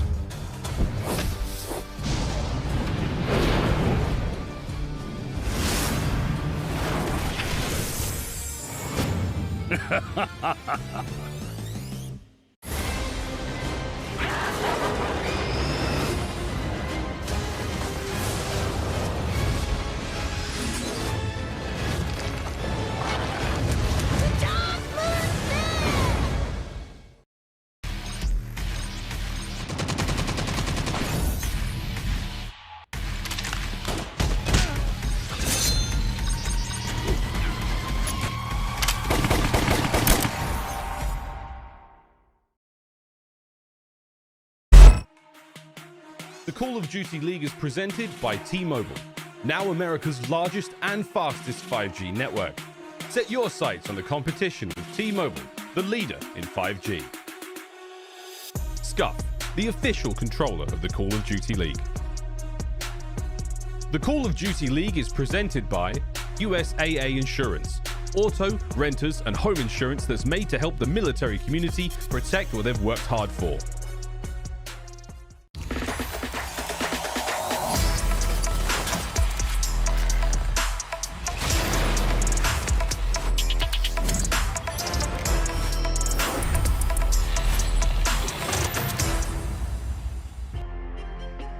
welcome on back. We're here again with another Game Fuel Victory Spotlight. This time we have Arcitys from the Atlanta FaZe coming in hot off of that victory. I mean, Arcitys, that is the way COD is meant to be played. I mean, this is the first time we've seen you face the Empire this season. Were you expecting to make such quick work of them? I wouldn't say quick work.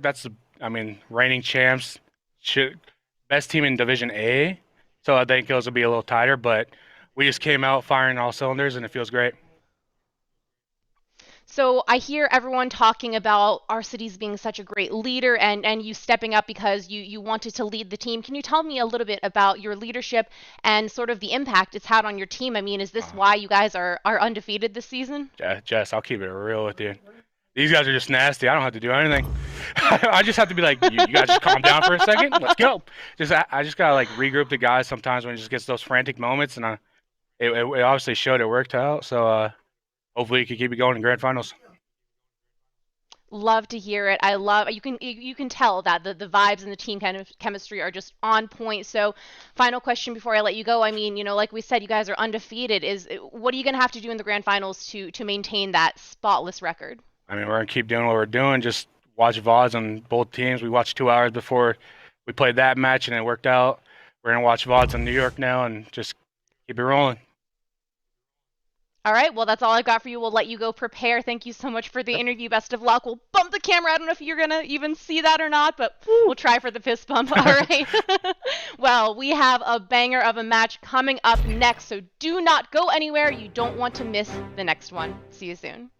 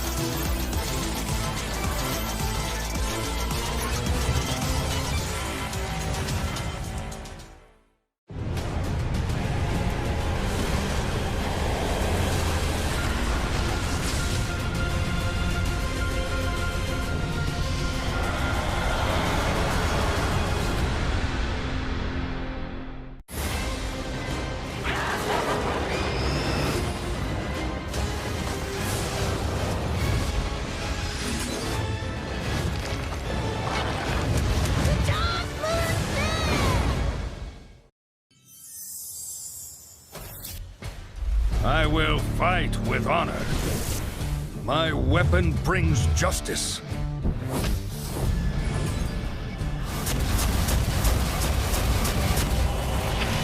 For the Alliance!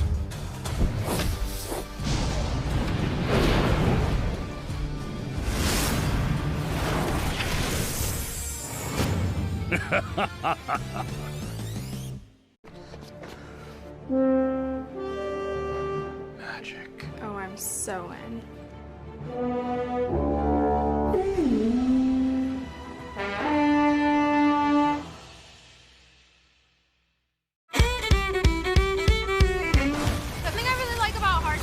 Never know what's gonna happen. More ways to play, that's what I want. What is my opponent gonna do? How am I gonna counterplay that? Play Hearthstone now!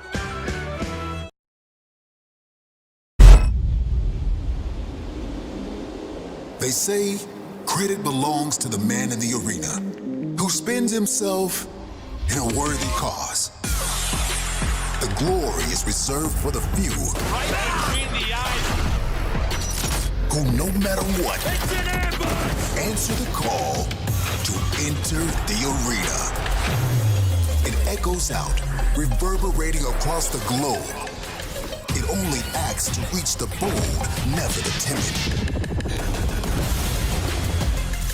The call delivers victory to the deserving and rewards the devoted. For when your time comes, there is only one option. Enter the arena. Fight for the call.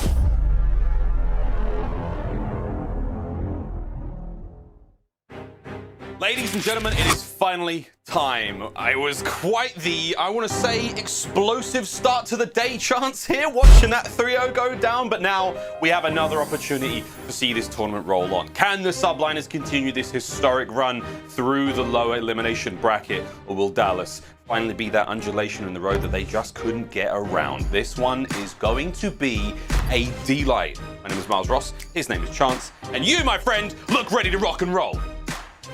Dude, I cannot be more excited for this. There's so many options of what we could talk about, but Clayster, for me, absolutely going to be the focus point, man. This team was one map away from getting double 3-0'd out of the tournament. Instead, Clayster now finds himself in a spot where he can just go on the revenge tour. Take down OpTic. Next, Dallas just got handed up on a silver platter by FaZe. He gets to play against his former team that he won a world championship with, and if he beats them, well, then he can go back and try to beat the teammates that he won a world championship with the year before and the players that he's got on Atlanta FaZe. It's a herd of goats right now, but ladies and gentlemen, I think it's about time we get to it for this tournament matchup. Cannot wait to roll on this one. Let's meet them, the New York Subliners. Don't let us down. Bring home a championship. Not one, not two, maybe 3 or 4. Yo, Clayster, you don't bring home the championship, you out of here, boy. Hey, if there's one thing about the city that I understand, it's that they don't tolerate losing. He's in from behind again. Clayster with 2. So I'm bringing championships. We're bringing them by the dozen. Just make sure the snipes is hitting. Headshots only. Anything higher than the headshot is uncivilized. What a Zuma is? He's on Zoom meeting. The stallion is frying. The stallion is cooking. Not quite what I was thinking. You guys gonna kill it out there. Good luck this season. Thank you guys so much. This season's for y'all. Subliners, way to go. New York's behind you 100%. We're bringing a championship to New York City.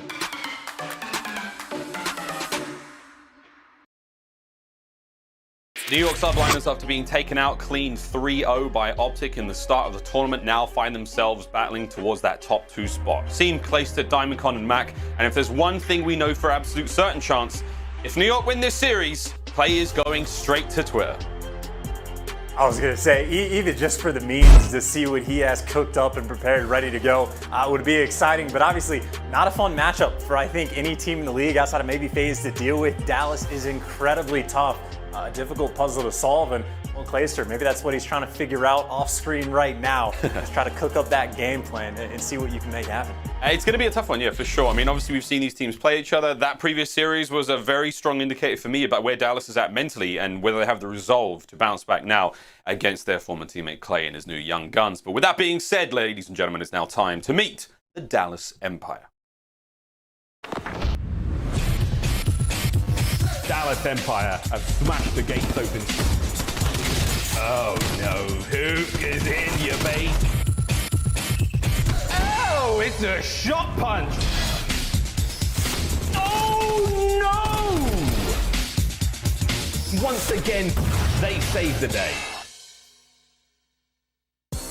Dallas Empire, current reigning world champions, just handed a very swift and deft 3-0 from Atlanta FaZe, but for Shotzzy, Crimsix, iLLeY, and Huke, this could well and truly be another day in the office. Do they have the resolve, the mental game, the acuity to honestly bounce back after a very tough loss chance? I think they do. I think they really do, and I think there's that edge of sort of fun, personal, I don't want to call it a vendetta, but going up against a team like NYSL, I think there's a little bit something special on this matchup. I mean, it's just, make no mistake, right? Like, every loss is going to be tough for this team, but the one team they want to not lose to more than anyone else is whatever team Clayster is on. That is like the ultimate dagger of this is the man that you drop. You know you got to play against him. It is every single time, if Clayster picks up a 2 or 3 piece or clutches around in search, whatever it's going to be, all the players on Empire are going to have Clayster's voice in the back of their heads screaming at them. They spent a year with him. They know what it's like teaming with him. And they know if you let him get too hyped, it is not going to be a fun player to deal with. So that's very much a mental game right now for Dallas Empire. Don't let Clay get hot, man. Need to bounce back from the past series. It is just purely how well they can regain. Scary thing as well, I mean, for this entire roster, they have been playing out of their minds for as long as possible. But let's have a quick look now, in just a moment, our game fuel keys to victory for this series. We've prepared them, we're ready to rock and roll on this one. I think we're looking at Dallas' first chance. I mean, after that loss, it is going to be a very, very tough comeback without a shadow of a doubt against a team that has such an incredibly hot hand going into this match. And look, the regain is the most obvious point possible, but it's obviously the most important one. It's not like Dallas Empire have like holes in their gameplay or don't know what's going on the map. They're an incredible team.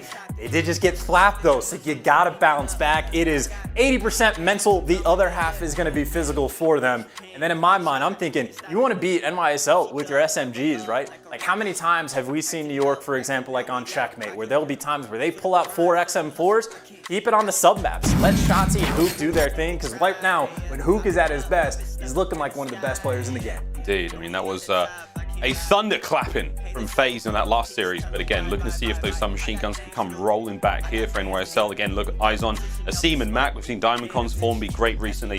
If they can keep up with the likes of Shotzzy and Huke, that is another one. We're going to look now at our game fuel keys to victory. New York, baby. Let's see what they have to do, chance to keep rolling in this tournament. I mean, it's all about momentum. I mean, even generically for this team, it seems like they're either getting 3-0s or being 3-0. They are very streaky. And right now, they have the hot hand. This is going to be their 5th series they have played in this tournament alone. And then, of course, more importantly for them, well, on the flip side, Dallas is coming in with 0 momentum. So it is all about making sure that you get off to the gates with a very nice start, all out on the first hard point, and make sure you give Dallas no life at all. No life whatsoever. Keep them down bad. But now we are going to take a quick look at our maps and modes. We don't exactly have the, I think we may have the map vetoes. I might have just received that from production. That sounds very cool, very exciting. And there it is. We do have the picks and bans. There we go. It's going to be Crossroads, Checkmate, Checkmate, Moscow, Miami, Chance. And there we have the vetoes as well.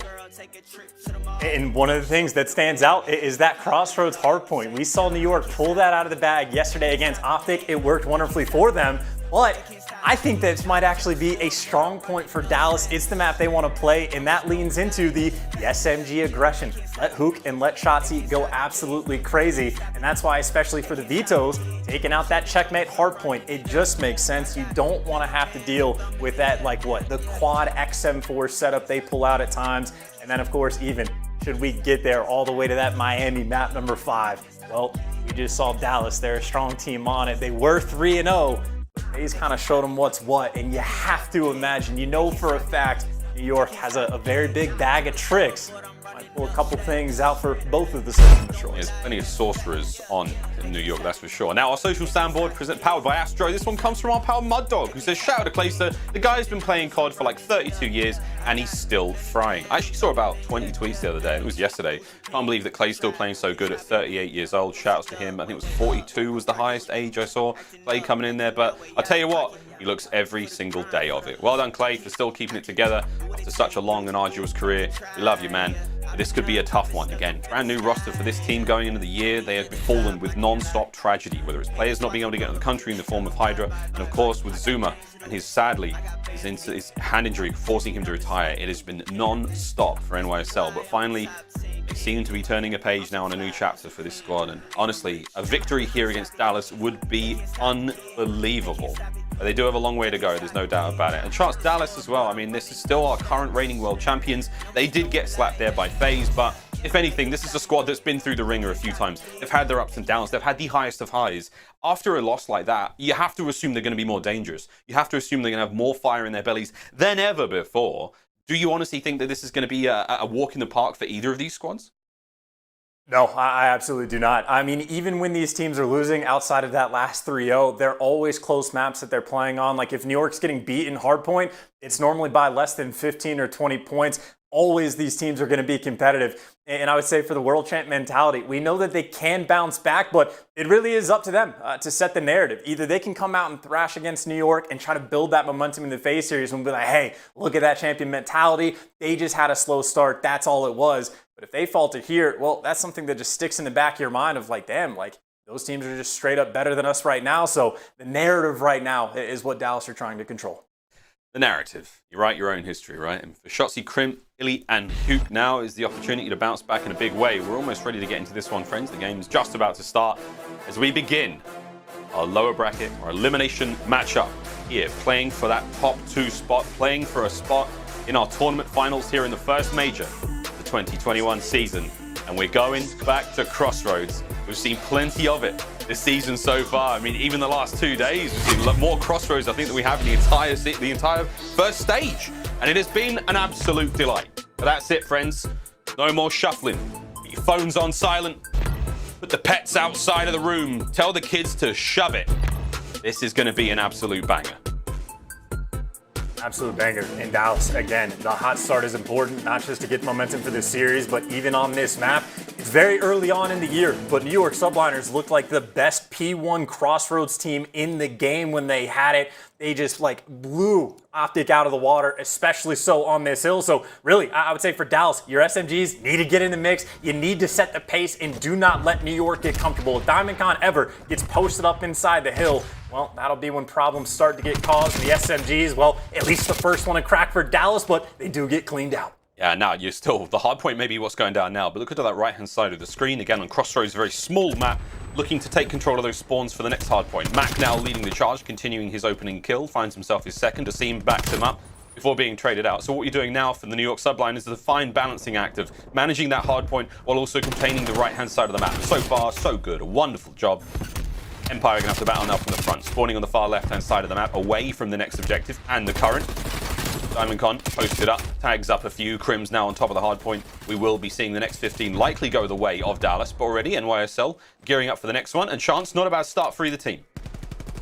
Not a bad start at all. Again, just trying to get that ball rolling. And now Diamondcon, well, he gets caught trying to find a nice little spot underneath the cliff. Crim goes hunting. Huke flying out of the window, hunts down a player as well. And frankly, P2 spots him. You just see their goal right now is to find Clayster and kill him. Job done. You secure the spawns. It's not trying to get that hill time. You see Diamondcon putting on the pressure from the P1 side of the map while his teammates coming in from cliff. It very well identified there by Dallas. They did not let Diamondcon get any closer to sort of put pressure on that close hard point. From up top, Clay's going to win the trades, and a nice shot into iLLeY, but not enough to get the full kill. iLLeY finds one, Crim finds the other two, and with that, NYSL back on spawn, far side of the map. Not a good thing for the time being. They still have 30 seconds left in this hard point, but not a bad thing whatsoever when it comes to grabbing the next hard point over by third. That's going to be the fire building.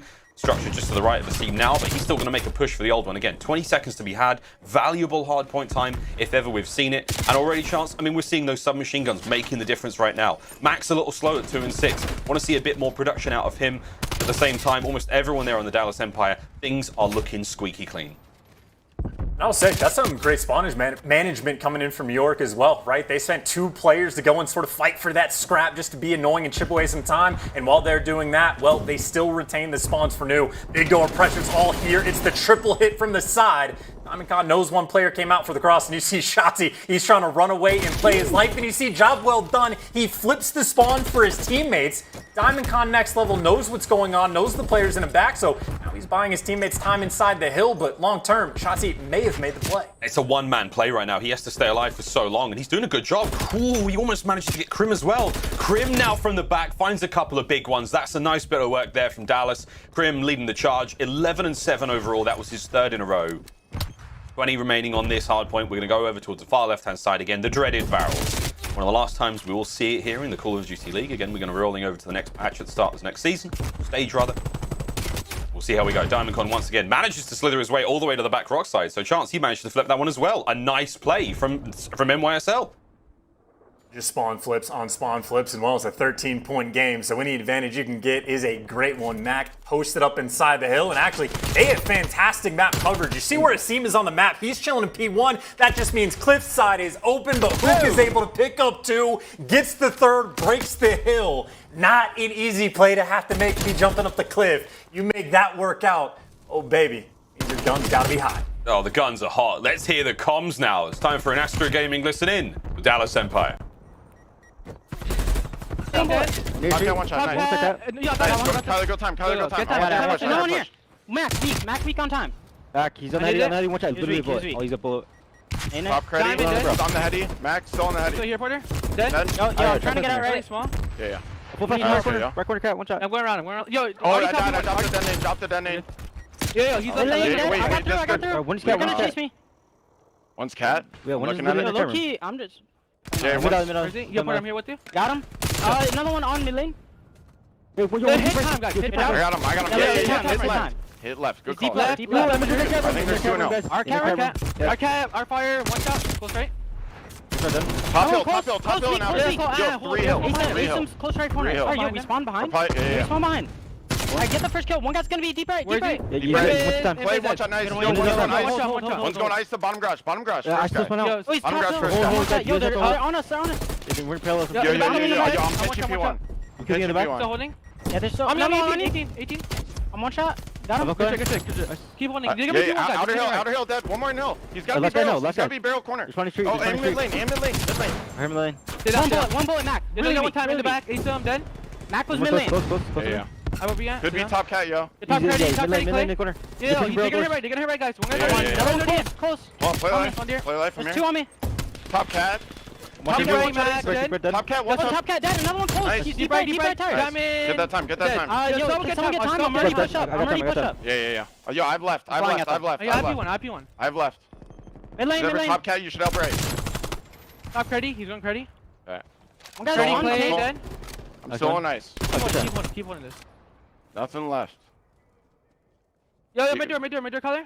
Is he pushed out? Yo, our top cat is open, by the way. I'm looking cat. Yo, mid door. Yo, help right. Yo, top cat ready. Mid lane. Last guy.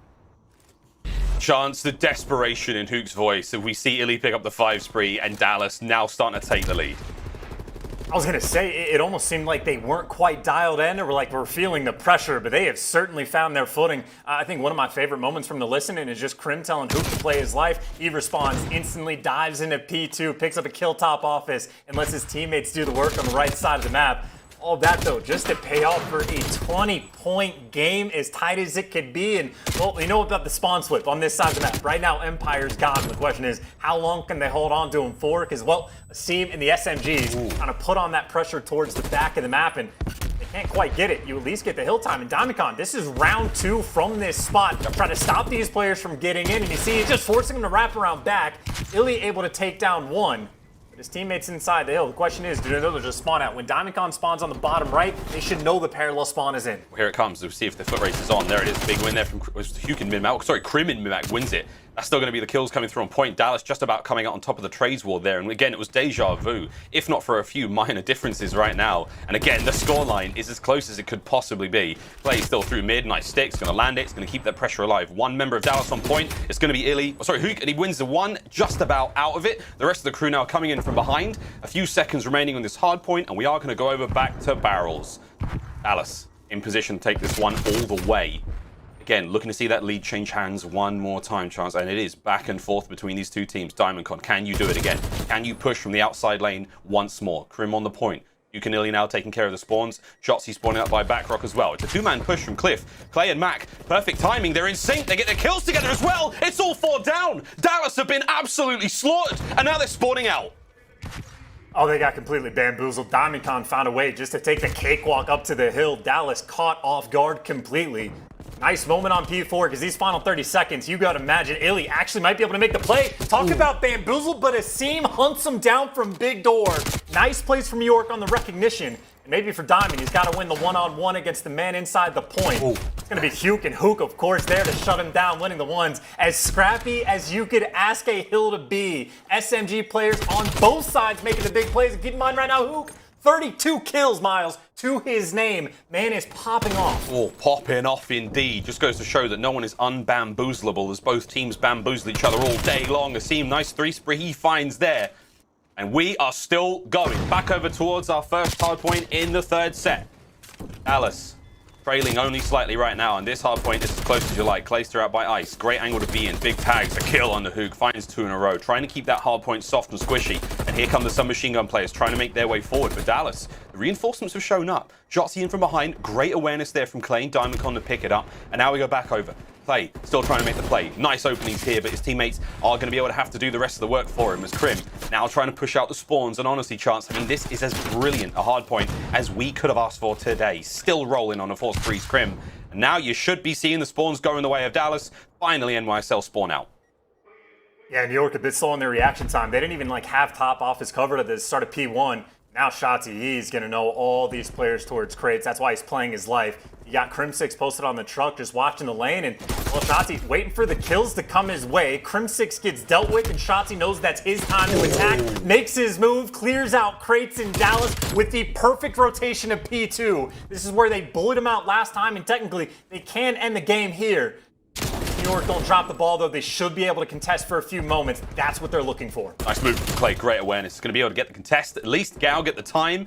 That's a bit of an advantage you've got now for the Subliners, but they still have to hold this for a long time. Clay driving the spear forward, trying to keep these kills going.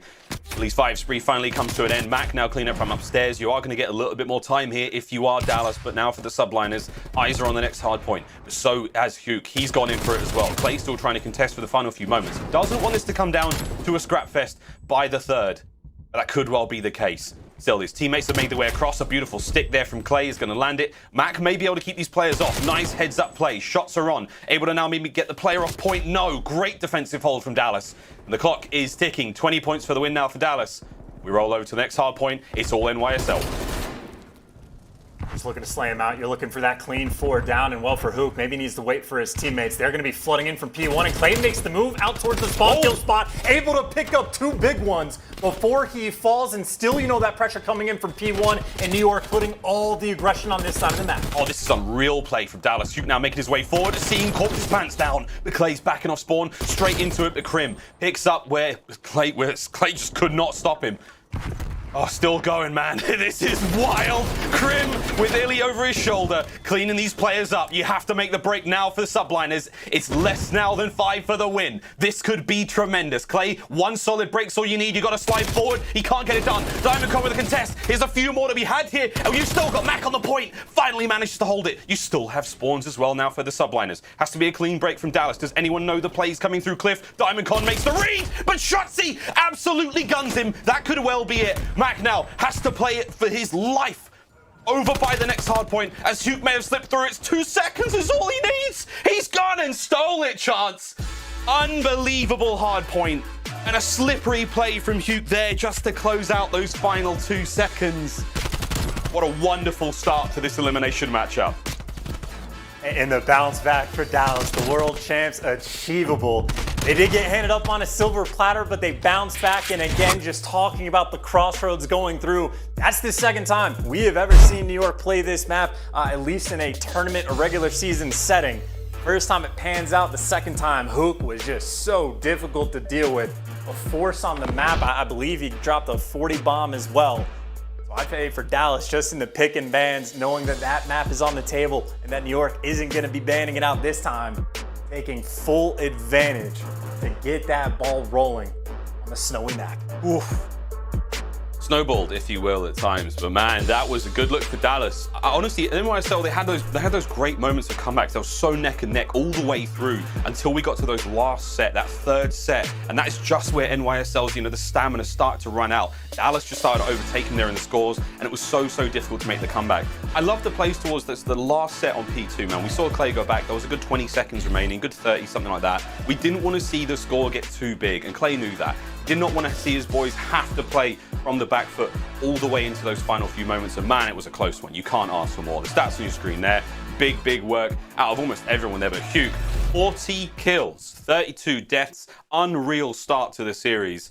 Dallas, they may have taken the loss to FaZe, but they look like their strong usual self. Now we're going to take a quick break. And when we come back, it's time to go straight into our search and destroy. And we'll see if the NYSL boys have got what it takes to bounce back and make a real series out of this one. Don't go anywhere, friends. This one's going to be a delight.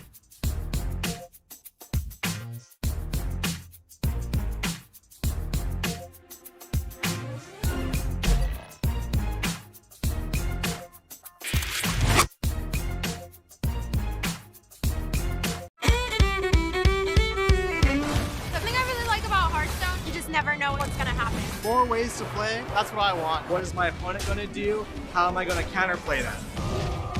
Play hard soon now!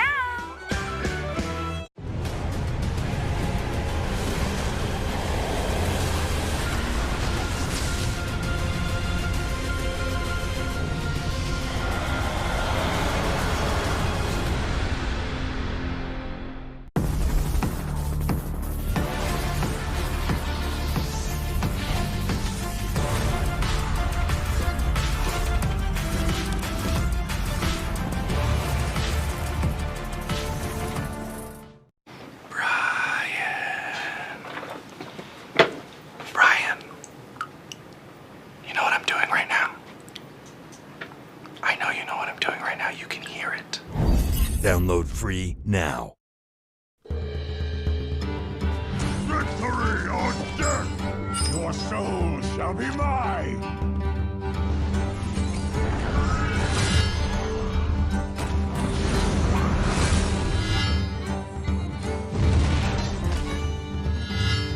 Your soul shall suffer!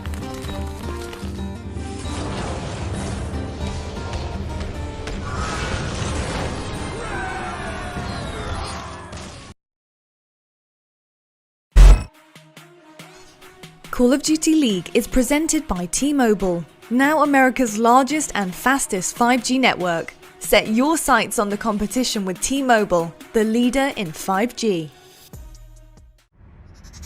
The New York Subliners. This is basically a brand new roster for the Subliners. All things have changed, and here we go. Clay once again comes up clutch. He is the true veteran. Diamondcon, oh, keeping this run going. Asim has really been having himself a hell of a series. Mack popping up in the peak. Shout out to Mack, that was a killer two-piece. And a fantastic end to the round there for New York. Now it's time to play some Search and Destroy, boys and girls. As we go into this one, Dallas managing to win the Crossroads hardpoint quite quickly. The chance, the double dose of checkmate now, mate. How do both teams fare here? Well, for at least checkmate, Search and Destroy, both teams 2-1, right? You remember the big win Dallas had against OpTic, the Game 5, round 11, so you know they can play that map well. The checkmate control is incredibly interesting because obviously a defense-heavy map, unless you're New York, they win so many of their offensive rounds on that map. I think they're undefeated on checkmate control as well, so I think Dallas rolling the dice just a little bit, letting that one go through instead of the raid, so a bit of spiciness for these next two maps at the very least. Well, spiciness is exactly what the Subliners are going to need to try to get back into this. But I would say in their case, losing the Crossroads, by no means the end of the world. If anything, that might be an expectation. That was not their map pick. If you're going against a team like Dallas, you got to be prepared for taking an early loss. An early loss might not be the end of the world here for the Subliners. If they can bounce back in the checkmate Search and Destroy now, that's an opportunity to be had. That control, things look a little bit different. But boy, we are in for a long and wonderful series without a shadow of a doubt.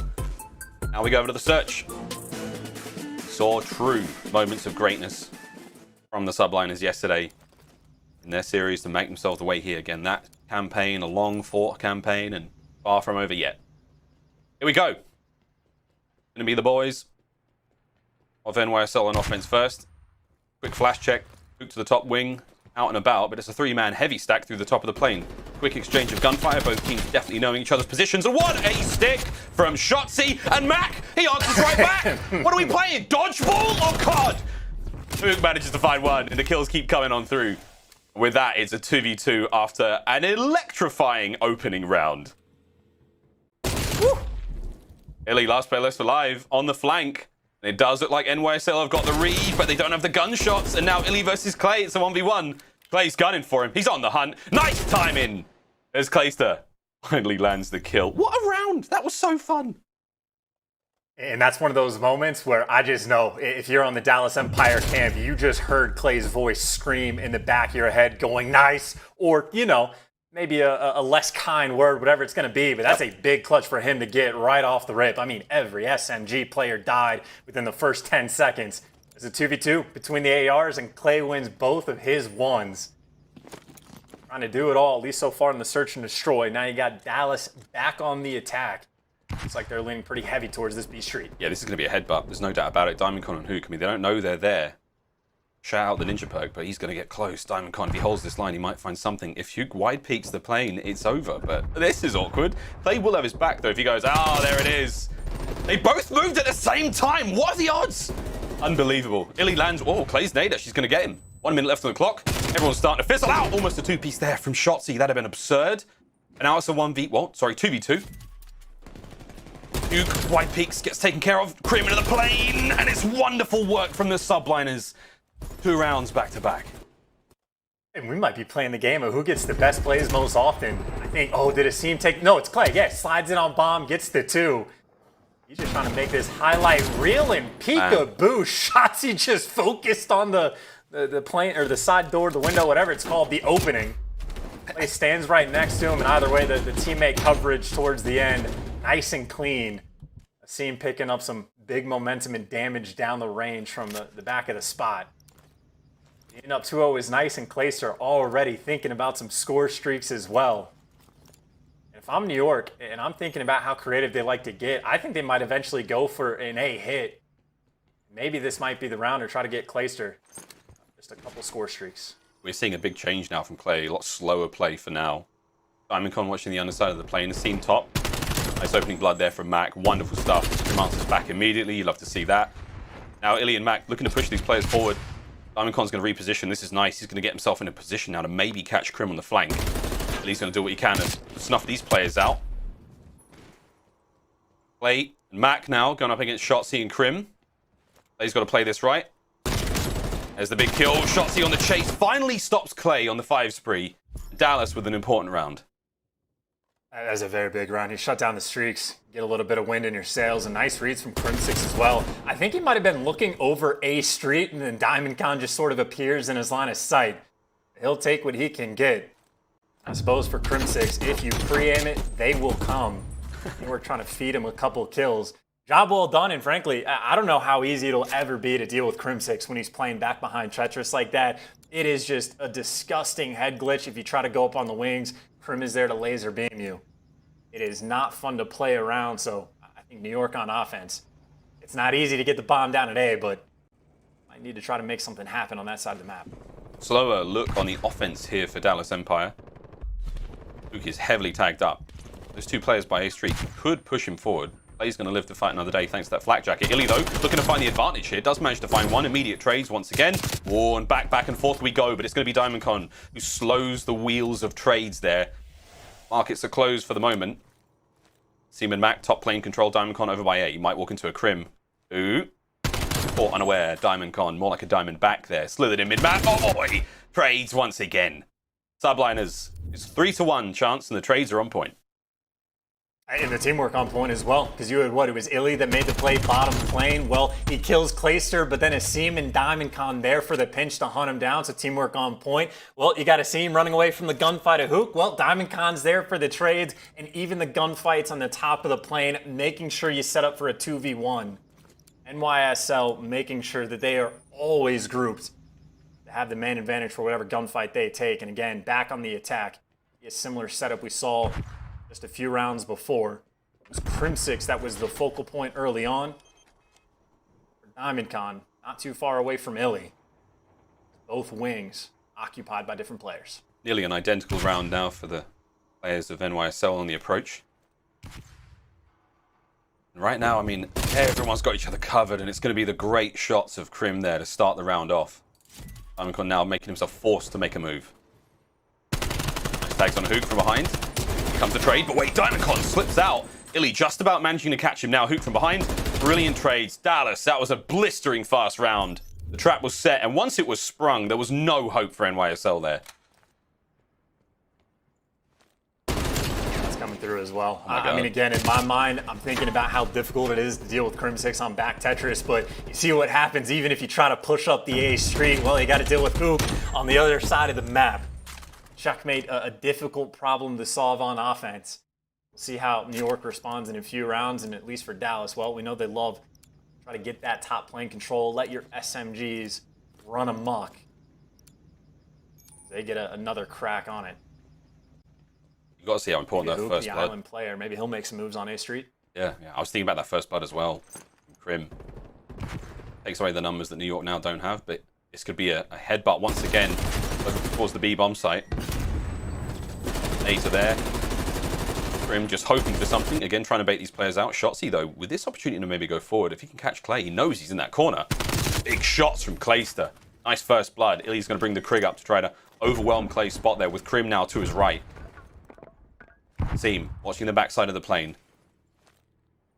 Clay's going to start to maneuver around somewhat. We've got Diamondcon taking these engagements on the wing. Very, very close. And Mack, what a spot that was onto iLLeY. Wonderful work. 43 seconds remaining. Mack's going to stay in this position. The bomb has been dropped just on the outside of the B-bomb site. Huke now trying to change the game. 35 remaining. Nice big 1v1 win. Flash check doesn't land onto a player, I think, but now he's going to make the push. Oh my word, so close on the timing. Mack there once again. It's 2 this round. Could he make it 3 versus Crim? Crim, last player left alive, slides out. Mack's going to play it sensibly. Here come the reinforcements. Here comes the pinch. And shortly, this should be the round from the Subliners. Crimsix is in a very tough spot. And New York play it magnificently. That's that 4-2. This is the swing round for Empire. You were on defense. You need to get this win. A massive difference being down 5-2 compared to 4-3. And of course for New York, well, if they're able to pull off this offensive win, they're going to be sitting nice and pretty. Feeling confident about their checkmate for the moment. And again, we see the problems that New York is going to be trying to solve on offense. Crim loves to play back Tetris. You know, Huke, well, he'll mix and match. That honestly might be one of the most difficult players to try to deal with. Huke just does so many different things on defense, it's impossible to keep track. And him and iLLeY, even in time, switch their spots. But you see the idea, everyone stacked up on that right wing. Except for Diamondcon at the plane, and Crimsix again, same spot, first bloods, running to the gunfire, line him up. Huke picks the new spot and takes him down. Oh, Diamondcon, 1v3. Technically a 1v4. Dodges the nade. 1v2 with the immediate trades. Dallas, a crucial round not to drop. And once again, Crim with the first blood. But this play, like, they sprinted right in towards Huke. They held hands, and Huke just gave him the old whack-whack. What a round. And the whack-whack was obviously the shot call, too. I mean, again, Huke, he plays over towards A Street with an AR some rounds. He'll double back and forth between under the wings with an SMG. He'll play the top right wing on defense. He has 8 different things that he likes to do on this map. Good luck trying to guess which one he's going to do. And then for Huke, again, if he's on point, it's just so difficult to deal with. Under the plane, though, he gets ripped by Mack for the first blood. Yeah, a bit of a change now. So we are encroaching on that B-bomb site if you're Dallas. Mack trying to play it slow here from the truck. One eye on A, one eye on the wings. How many more eyes does he have? Let's find out. Asim doesn't see anyone making his way forward. The trophy gives away enough information, but again, the mere fact that the trophy's up there, as expected, would just be bait. Shotzzy shows a little too much. iLLeY now looking for the pick forward, and I love the angle, but will he find any more? iLLeY is hungry for this one. Will Clay expect the push up close from his former teammate? Bomb now being planted at B. Clay, he is antsy, desperate to try to find some information, desperate to try to find the angle, but iLLeY is going to be right there in position. There it is, the veteran play from Crim. Catching these players unaware. Now Asim making his way forward. The big charge now as it all falls down to iLLeY on the defense in a 1 versus 3. Now a 1 versus 2. Will iLLeY be able to check the bomb? Check his corners. He does take care of Clay. He has no idea that Asim's the last player left alive on the bomb. Now Asim's going to go for the hunt. iLLeY may have turned this around. Asim, both players regen, and he's been gifted from the COD gods with plenty of time. Asim, we were all a little bit clenched there. That could have well and truly been 4-4. Oh, that is a heart stopper of a round for New York. The Pope making the plays, and honestly, the decision to jump out of the plane, as good as it gets. Just expecting that he's going to be hunted down. Nice reads on the gunfight of Clay. And again, just to have the state of mind, to not do a maniac play, no sliding into check bomb. If you do that, you're just going to die. Really making the next level play, but unfortunately, too tough of a spot to be in. New York closing it out. Just 1 round away, and they will take game number 2, but at the same time, situation we've seen many times, the problem solving, the code for Dallas Empire on defense. They have been so strong. They're mixing it up too, by the way. You got Crimsix not in the same spot. He's playing back Finn, and everyone else stacked up around the plane. That point, Subliners. If this adaptation pays off, heavy stack on towards that B-bomb site. You've still got Clay playing the backside as well. So again, the sort of dads of the team right at the back, cheering on the boys at the front. Go on, boys, win the bomb site. Mack down low. Oh, he spots iLLeY. 100%. No one really wants to make the play. Waiting for the call. Now Shotzzy with the damage dealt forward. Oh, my word. In and out we go. We are playing footsies on this aircraft, gentlemen. Someone's got to give. Someone's got to buy someone a drink. Maybe even dinner. But this is tense. Diamondcon has 2 bullets in his magazine. He has got no idea. Reload, brother. You got to reload. This is tense. We get it. There's the reload from Diamondcon. Still stacked up. Huke now. From down low, wins a massive fight against Mack. Trade comes through straight away. Asim through the window. He finds it. Huke comes through immediately. Now it's a 2v2. The dads have had to come forward. Huke's going to find another one. Straight towards the back of the plane we go, and it's Clayster in the 1v2. There's the first kill with the Krig. This is massive, and it's the old heads going at each other now tete-a-tete. 10 seconds on the clock. Clay has to hunt Crim down or plant the bomb. And here comes Crim. He's going to check it surely. He's going to see the shoulder of Clay, and he's going to gun him down. Dallas will live to fight another round. 5-4. Chaos of the trades, man. Every single kill back and forth, but Huke is the man that's able to pick up the big 2. Does he get a third? Okay, Mr. Untradeable, I take that back. He just goes and rips through. All of his teammates were the ones falling. He's the man there for the trades, and either way, that's his teammate up. Make sure you get that defensive round win, but pressure absolutely on. Someone's got to be the playmaker right now for the Dallas Empire, and Huke, well, likely suspect number 1. You see he's rocking the XM4. You're looking for an A Street pick. We know Diamondcon loves to play on back P2, or maybe the play call here. Take it slow, feel out the round. See if you can find the first blood, and Huke, by the skin of his teeth, stays alive. My God, that was a matter of a fraction of a second. Will Mack find something here on Shotzzy? Oh, Shotzzy just hello. No, this is dangerous. Out he goes. We're fortifying that B-bomb massively, but here he comes. Playing MajorManiak Club right now. They're going to be going for this one. Clear the plane. Go, go, go. Asim with the shots. iLLeY trying to bait the play forward. Mack still holding the line of the bomb. This is not the campaign, boys. This is truly the highest level of COD competition. That nade. Here it goes. Oh my! I thought he stuck Asim. My God. Here comes the push, though. Mack finds the first, lines him up. Mack gets the traded out immediately. iLLeY, wonderful work.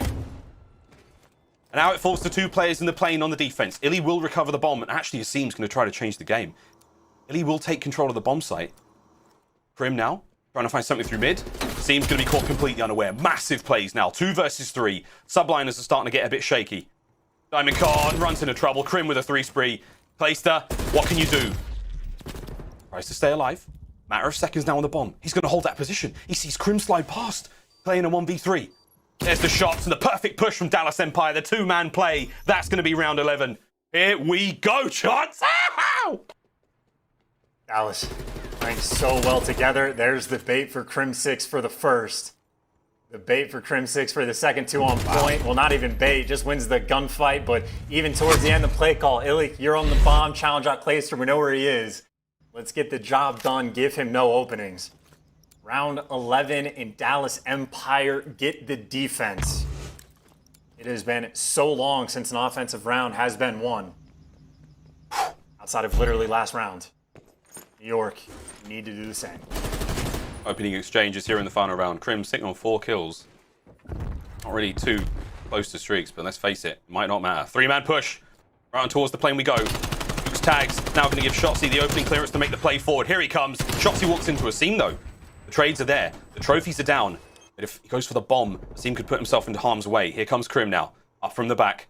Asim charges out. Immediately cut down, but Clay, the old generals go battling against each other, and Clay comes out on top. It's going to be a 2v2. iLLeY and Huke now versus Clay and Diamondcon.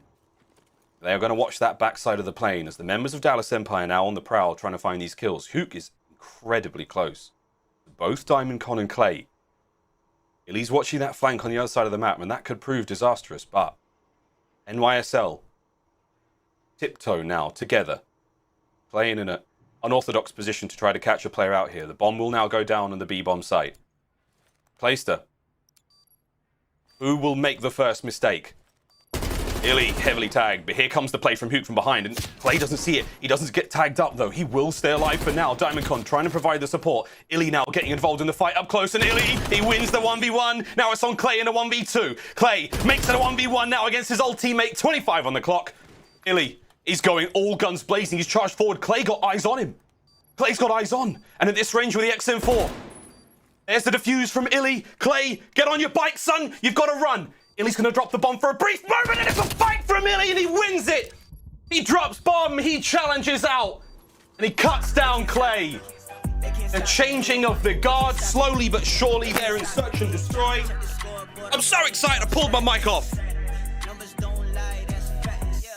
Pull the mic off. Wait, gotta put that back on. The search and destroy wizard from iLLeY. Big brain plays, hunts down Diamondcon, and then makes the read on Clay. Says, oh, you're that far away, you have to come check the bomb. Even hops it for a second just to sort of feel it out, but knows Clayster will make the right play. He's gonna come check it. And iLLeY gets the timing perfect for the challenge out.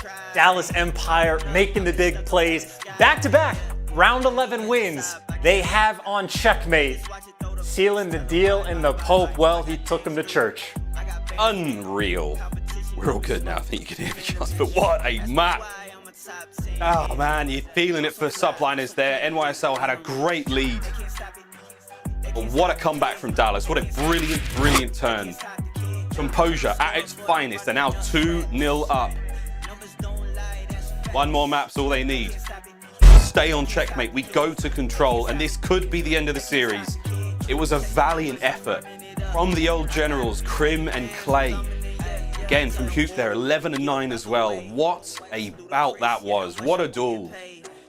Once again, another round 11 on checkmate. You can't say it's not exciting. I know the fans out there, there's mixed opinions about the map, but you gotta love it. Those round 11s, they're just so exciting. Honestly, ripped my microphone clean off standing up, put my foot on it. I was so twisted. Whoa, bit sweaty. Right. We've got a US Army tactical play. It is going to be the final round. A chance, you called it perfectly. iLLeY had perfect awareness of where Clay was. He knew he was too far to really come for the play, and he just turned around and ran. And one thing about this round too that was great is the situation Empire in. They were so split across the map. Both players were like, all right, look, it is not our move. We're playing the chess game. It is on checkmate. They are going to be forced to do something with this bomb, so let's play it out. So once you get towards that 2v2, it just becomes stationary. You basically flip the sides, and it's about 20 seconds. Just a nice little stalemate. Once the bomb gets forced to plant, well, nice on iLLeY to not get picked by Clay when he crosses towards the back of the plane. Diamondcon gets caught out. A little bit too aggressive trying to hunt him down, but then the timing on this. Clay right now, in my mind, almost has the advantage. iLLeY's pinned in the back, but once he lets him run to the bomb for free, that's when the tables turn. Now iLLeY has the better chance to win it. He knows Clayster's forced to sprint in. And iLLeY, well, just skipping his way to that round 11 win. Timing perfect, job well done. A situation that iLLeY has been in, I mean, thousands of times, I'm sure, over his S&D career. Doing it against the 3-time. Wow, what an incredible search. How tight this series has been so far. I mean, I don't even know how far control can go. It's going to be a round 5 for sure by this rate. Ladies and gentlemen, that has been that. Search and destroy. Dallas Empire now up 2-0 in the series. When we come back, this could well be it. It's going to be the end of the run here for the Subliners. Will Dallas make their way to the grand finals? Find out after this break.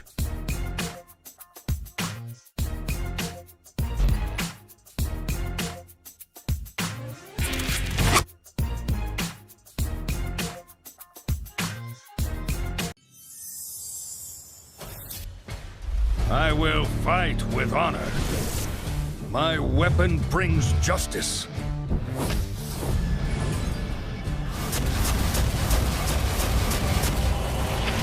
For the Alliance!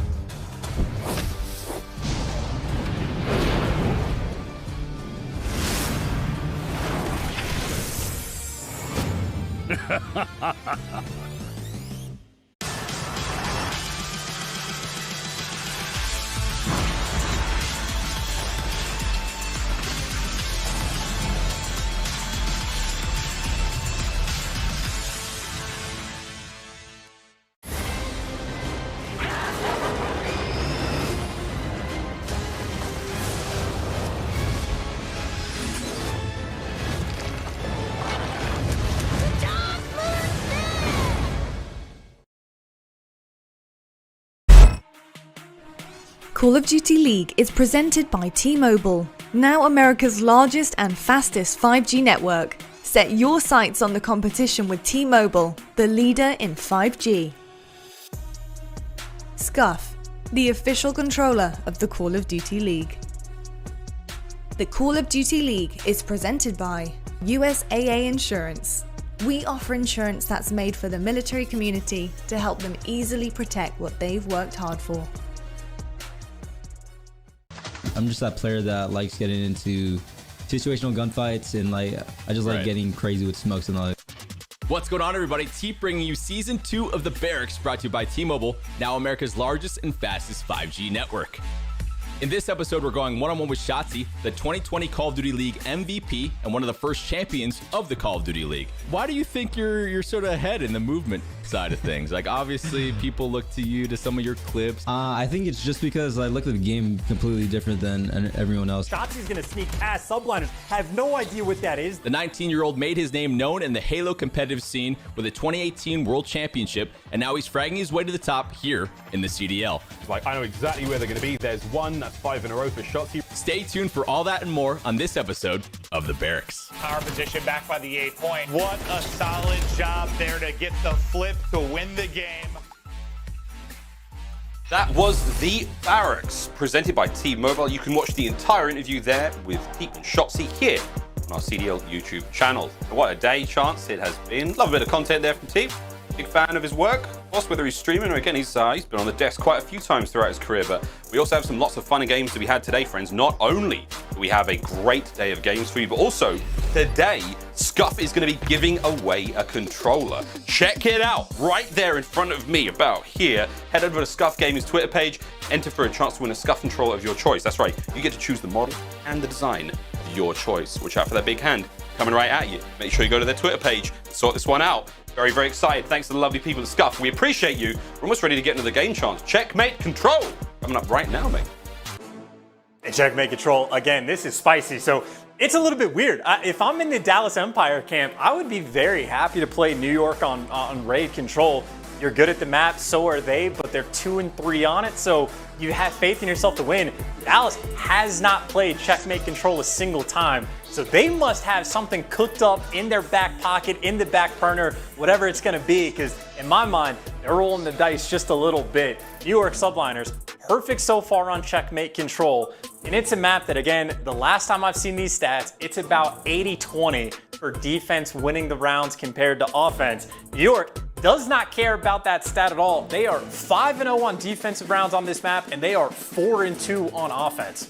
So they have an argument for potentially being one of the best offensive Checkmate Control teams in the game. It's specific, but it matters.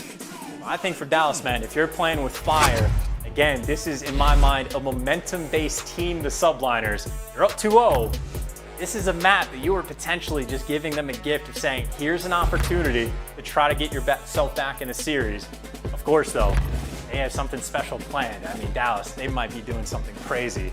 It'll be fun to see. That's what I worry about. You know, you haven't got the stats, but Dallas have got some tricks. We just don't know, man. You just don't know. Dallas have got some dirty tricks up their sleeves here on Checkmate. But we'll see. We'll see. We could be flapping our gums. It could just be like, no, this is a gut check. And, you know, Ray, when the videos came through, he was like, let's do it, boys. I believe in you. But this is it. Last chance for New York Subliners. Dallas Empire win this map, roll on back to the finals, another shot of Atlanta FaZe. See who is crowned our first major champion here the 2021 season. Crim on the up top wing. Again, we are seeing the defense stacked a little heavily towards that A zone, and already we're seeing Mack find the 2-piece. The pinch was there, but Crim should be able to contest this. No, Diamondcon there with a 74U finds the kills, and already we're starting to cap A. Just about perfect off the opening break. Maybe only an extra player or two is going to fall. He got 2 bodies on point. Second tick nearly coming through. And, well, Mack wants to stay stacked, so he doesn't want to take the gunfight, but gets ripped through the box. The wall bangs on point. Clayster can't find the second kill, and, well, maybe that first push going to get stuffed. You're not quite spawned trapped, stuck in your base, and Asim, well, needs to open up the room for his teammates down low, able to win his one. Mack does as well. The SMG pressure right now for New York. Wouldn't work. Try to open up this round. Dallas on the bounce back. They do a great job of recovering from these difficult situations. Still, back over to A we go. Third tick now starting to close out. Huke's in there. Cut down immediately. Here come the remaining players from Dallas up over the top rope. It's going to be iLLeY. Mack, can he find the third? He can't. Shotzzy's going to gun him down eventually. That was 5 in a row for Mack there. We still have Asim on the point. Should be able to capture A in its entirety, and already attention towards B. And it's going to be Clayster playing a sneaky spot there by the 5th hard point, but that is going to be that. Close him out. Asim can't keep the streaks alive. Dallas will now wind up now for the solid defense over by the B zone. Mack trying to keep this interesting. Huke looking to deal the damage now in spawn. Depending on the play opportunity, he might end up shooting quite a few players in the back. Mack, by the way, 10 kills to his name already. He gets shut down. The flank is in. Huke with the kill, and now the spawn trap is set up. Everyone needs to get past Huke from this point on. Until he dies, you are screwed. Clayster finally able to take him down. Either way, just a minute and 12 off the clock. You're down a life, and you have 0 map control. Crisis averted with a kill on the Huke there, and again, you're trying to keep the life count at this point even. Have to make your way forward for the NYSL. iLLeY up top. Huke now reinforcing the plane. But Mack's going to play this slowly until more players can get involved in these fights. Here they come. On the right flank is going to be his teammates trying to make something happen, but Huke wins another big one. He is outstanding, as is iLLeY. All 4 down for NYSL. Here comes the push. Dallas making their way forward, and Huke once again leading the charge. Mack with a good read. We are going to see the trap now start to be set. Over to Shotzzy on the left flank. He's going to hold these players back as long as he possibly can. Every kill helps, and hello, Clay. That's going to be one. Shotzzy now. He can smell the weakness. He can smell the opportunity to make the play. There has been an opening on the left flank, and now you've got the players of NYSL making their way forward. Clock will be stopped. You still have Shotzzy in spawn, able to deal some damage. If Dallas can keep these players off the point, they will be falling straight into the mouth of Shotzzy. And here he goes. 5 in a row. Diamondcon's last player left. Wonderful work from Dallas here on the defense. Diamondcon, anyone he can take with him as a plus. That's a wonderful first round. And you have the Subliners. They just have the theory back from Black Ops 4 of the round is never chalk. They go for the wins no matter what. They are happy to not even play the lives game, so it was tied for a moment. They end up down by about 7. That is a wonderful round for Empire to win, frankly, because Mack went crazy. He started out 10-2. And sort of the big brain play sort of ideas. You see, after they captured the A point, Mack switched over to the XM4. They are making adjustments constantly. It's the reason they're making these big plays. All 12 kills, objective kills, by the way, for Mack. Just sort of a nutty stat line, but not really getting too much help from the ARs on the team. Clay and Diamondcon, 4 and 17 combined in round 1. Here we go. This is going to be NYSL on defense. Let's go for a very quick Astro Gaming listen in with the New York Subliners. One might be getting in our base. Might have pushed your P5, yo. I'm gonna look from wood side. I don't see yo, iBeZy long pushed out. iBeZy long pushed out. I'm playing our wood wall for a sec. I'm playing our top Manny. One shit. He's Tetris. I'm holding our open crate right now. They're open crate. Ended over B. I'm gonna come back to top lane. Under B. Open crate, open crate. A-wing one shot. I have to A-wing, wrap to me. Got one. One more on A-wing, one on A-wing. You went A long, 2 A long. Weak, Porter on A long, looking for you top lane, 1 yellow crate. I need over. Top yellow crate, top yellow crate. Heard you. I needed you. I need flash over. One shot on A-wing, one shot. I'm looking on A-wing for him. He's on Go back to their side, their side, search. I'm one shot. Tube, weak. Our plane's open now. I'm under A-wing. There's 1 point. Ants weak our side, He's pushing our side, he pushed it out. Plane's open, I'm working out the right, yeah, top plane's open, I'm working out the right. Weak and open crate. Dead. We're missing the last kid in with Top tail's on their back stairs. One back step. Good kills here, guys, come on. Great kills, come on. It's P2 open, open crate P2, he's pushing up A long right now. iLLeY could be top lane, guys. Trying to help A right now. I got double needed. I have your push A long. He jumped from yellow crate, he's on A. Chance the defense was fantastic, the comms were good, but now you finally got Dallas on point. Real quick thoughts there on Subliners comms. Surprisingly calm, and it does crack me up when Clay starts screaming call-outs and someone's just like, I hear you, like, we're good, I understand, just to making sure that everybody's on the same page. But while this is happening, Shotzzy looking for the spawn kills, 18 kills to his name on a 5 spree. Looking for 2 more, and honestly, this is sort of how you win offense. Now, granted, they need to make sure they capture A in New York. Well, they might just be giving it up to focus on B. They're trying to ignore this Shotzzy problem. They at least deal with Huke. They have B secured. Maybe they can start setting up for some spawn kills themselves, but Shotzzy, the ever-present problem, can't quite get the streaks. He gets dealt with. New York able to stabilize. I mean, it's one opportunity that Dallas needed a break on through there, and they managed to get A. Can they keep the play live towards B? 15 lives to work with for Dallas Empire. Just under a minute on the clock. Here comes the cap. It's all on. Oh my god, it is all on Crim there on the B zone. Diamondcon now being forced to back up. The war for the plane control rages. You heard it in the comms how important how it is to have a plane control. Open plane is not a good thing. Asim loses a big one as Crim starts to heat things up. This is starting to get a little bit dicey. Still got players in and around the point, but they have been cleaned up for now. So, Subliners, just keep an eye on that clock. Don't let anything get out of hand. 30 seconds remaining. Mack's going to play this one real slow from the cabin side. And once again, Huke trying to find the flank, making his way on behind his players, and he has slipped through. He will be able to grab top lane control, bar any wild shenanigans, and that's going to be it. Now you've got top lane control. Allow your teammates to make their way forward. Maybe find a few more kills. But again, time is of the essence right now. Subliners just have to hold on. There goes the kills from Clay to take care of Huke. Clock stopped. 12.2. Clean these players up if you can. Clayster finds the kills just about there. Onto Crim now. He's going to make the wide peek and will get it. He jumps off the point. And Dallas, that's going to be the kills. And my God, Chance, this is it. This is match point. Match point and Shotzzy, a big reason why they got this win. You win on eliminations. He's the man that's set up for spawn kills. He's the man that goes on the 6 spree, opens it up.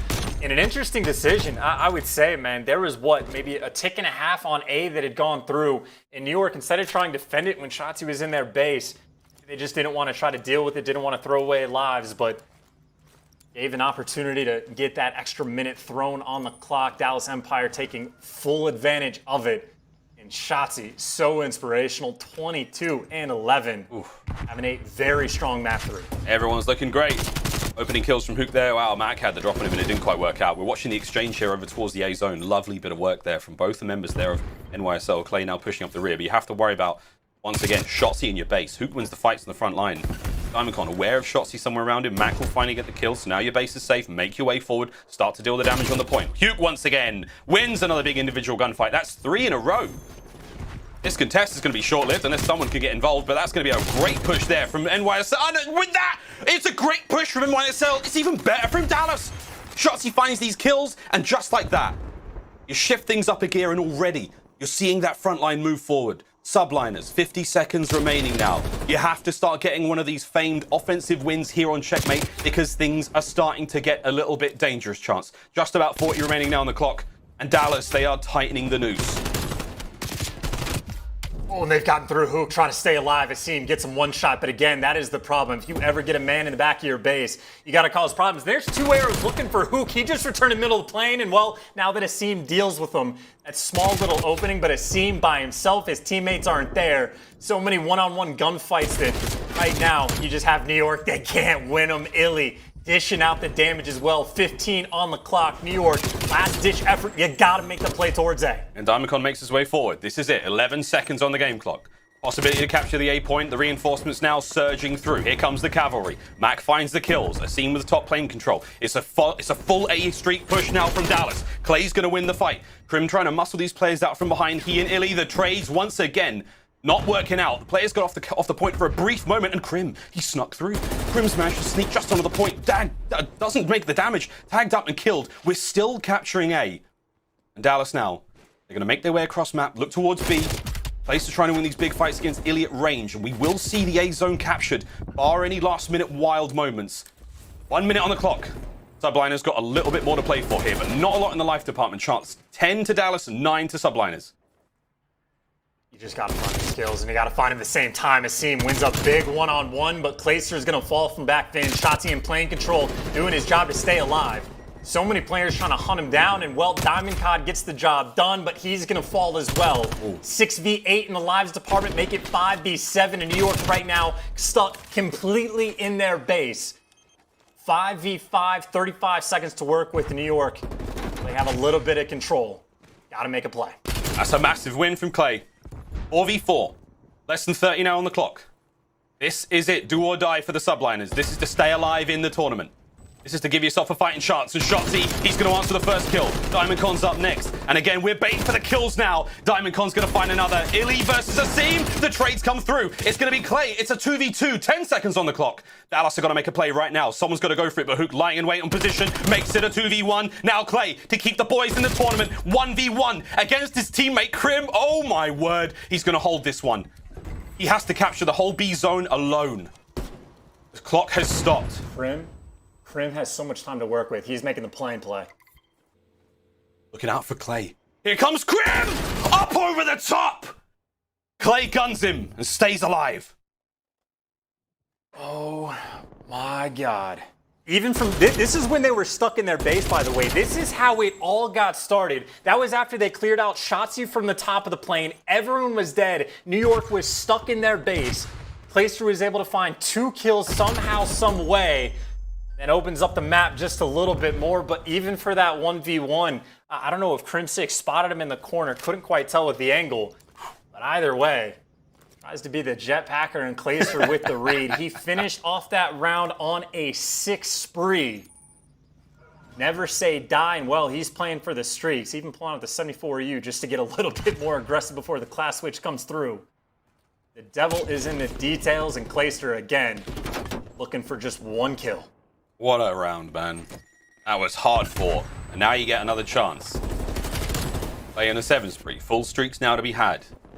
Can't imagine what he's saying to the guys right now. Just breathe that fire out of your belly. Forget how to feel. Let's do this again. 1 minute now. And it is pure, relentless aggression from NYSL.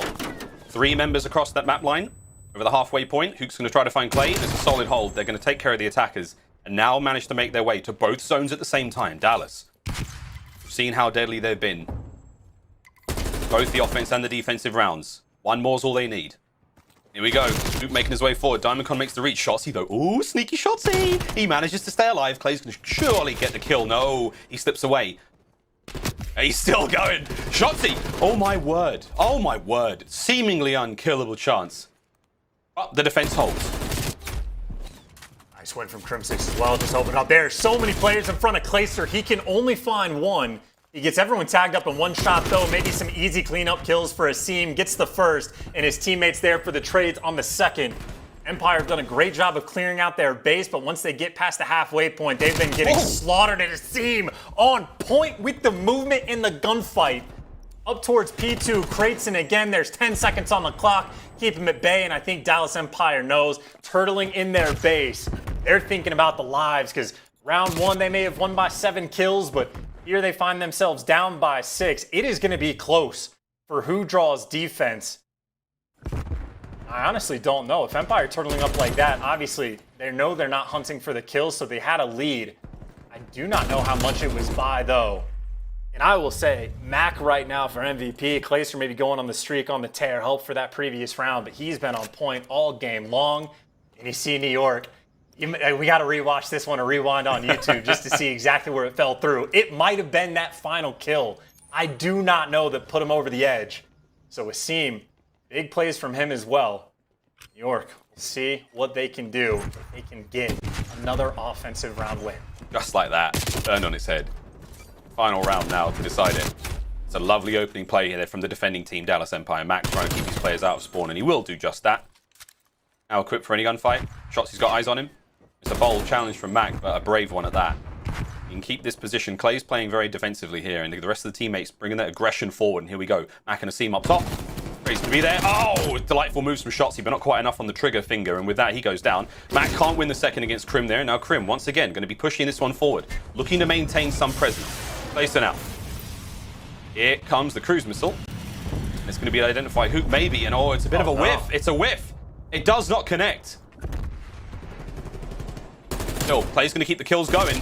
Push these players out. Finds a nice 2. Gets it done with the XM4. Shotzzy's up next. Great work from Clayster. That's 3 clean kills. Can his teammates get forward, though? Chance 30 seconds on the clock. He's trying to help him out today, too. He's trying to make the cuts. iLLeY's causing problems, and he tries to creep out. iLLeY picks up a big 2 over towards A Street. Clayster dealt with. 18 seconds on the clock, and on defense, Empire so far have been on point. Another kill from Huke. He's again in their base. He gets taken down. NYSL, you got to sprint to B. You got to get on the horse. Got to get on the board. He's going for it. Make the play through. The kills come, and that's going to be big. Huke will be able to contest. 3.6 seconds. If he finds the kills, he can win the match. This is it. 2.5. The contest come through, and Huke wins another one. Unbelievable. Can he find the third? There's no need. His teammates have done it, and Huke the nuke seals the deal with 2 big wins. And even with streaks, the comeback could not be completed. Dallas just too strong. Empire, man, they start off the day getting 3-0. They respond immediately with a 3-0 of their own. It got dicey in control, but they shut them down. And again, that life count towards the end, the play call just to sit in your base. Don't give away anything. Make sure you can get the defense. Pays off. Also, I will say, even just from an opening break standpoint, Dallas Empire, just every single round, it felt like on checkmate, next level. Crim, well, it's time for him. He knows just to get to work, man. Nice bounce back for the Empire. Staring down the barrel of the Atlanta FaZe gun. They certainly got a little bit of momentum back in their favor, the wind in their sails. Didn't even have to burn out too much energy to make it happen. And on the flip side for New York, Miles, I'll say a hell of a run from the losers bracket. Just didn't quite have enough steam on Sunday. The fairy tale comes to an end, but I think this is the beginning of a much longer, taller tale that we will be telling all season long. Quick look at the stats after that electric series between two brilliant teams. Gotta give the love. Crim, 6,000 damage, clean 6K. Mack went insane as well. I mean, dude, what? Even with streaks, like the momentum swing, NYSL just, they couldn't find anything there. There was nothing to be found in that final round. I mean, we saw Dallas, just they turtled up slightly. The timing was a little bit off. Clay couldn't really get involved. He couldn't help out too much. The squad just collapsed magnificently upon them. That was an unbelievable turn. And now Dallas, they get to take one more swing at Atlanta FaZe in our tournament finals here in the first major. Commiserations again there to NYSL, a really hard-fought campaign, but man, what a day this has been. Right, let's have a quick look at our scuffed play of the game now. It was going to be the final moments of that last round, and the 2v1 situation from Huke saves the day. The contest finally came through chance, but it simply was not enough.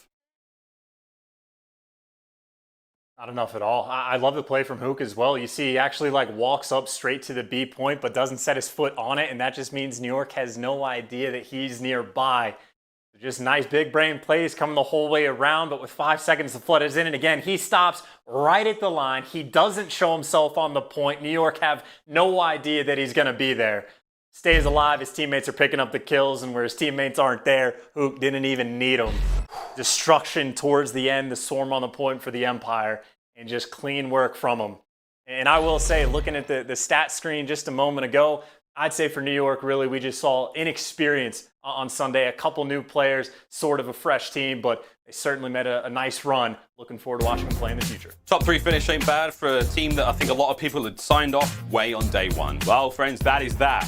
The elimination finals are done. Now it's time for our grand finals. Before that, it's over to Lottie and the boys on the desk to break it down and to gear you up for this big finals. See you after the break.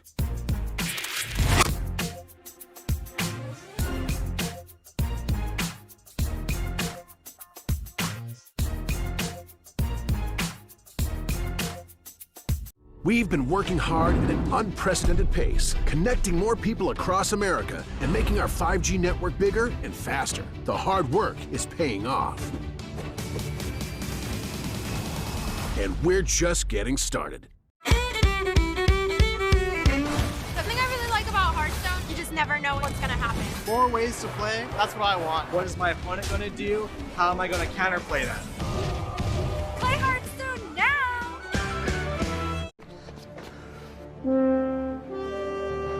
Magic. Oh, I'm so in.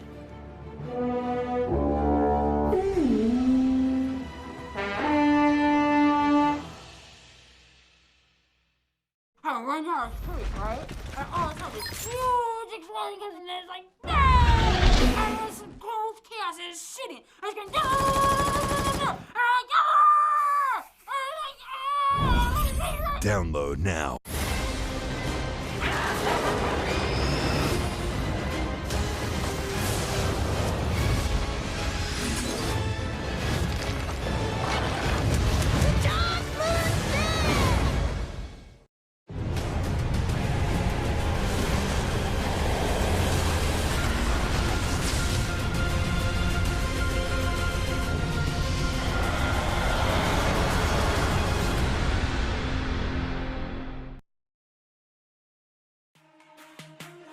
The Call of Duty League is presented by T-Mobile, now America's largest and fastest 5G network. Set your sights on the competition with T-Mobile, the leader in 5G.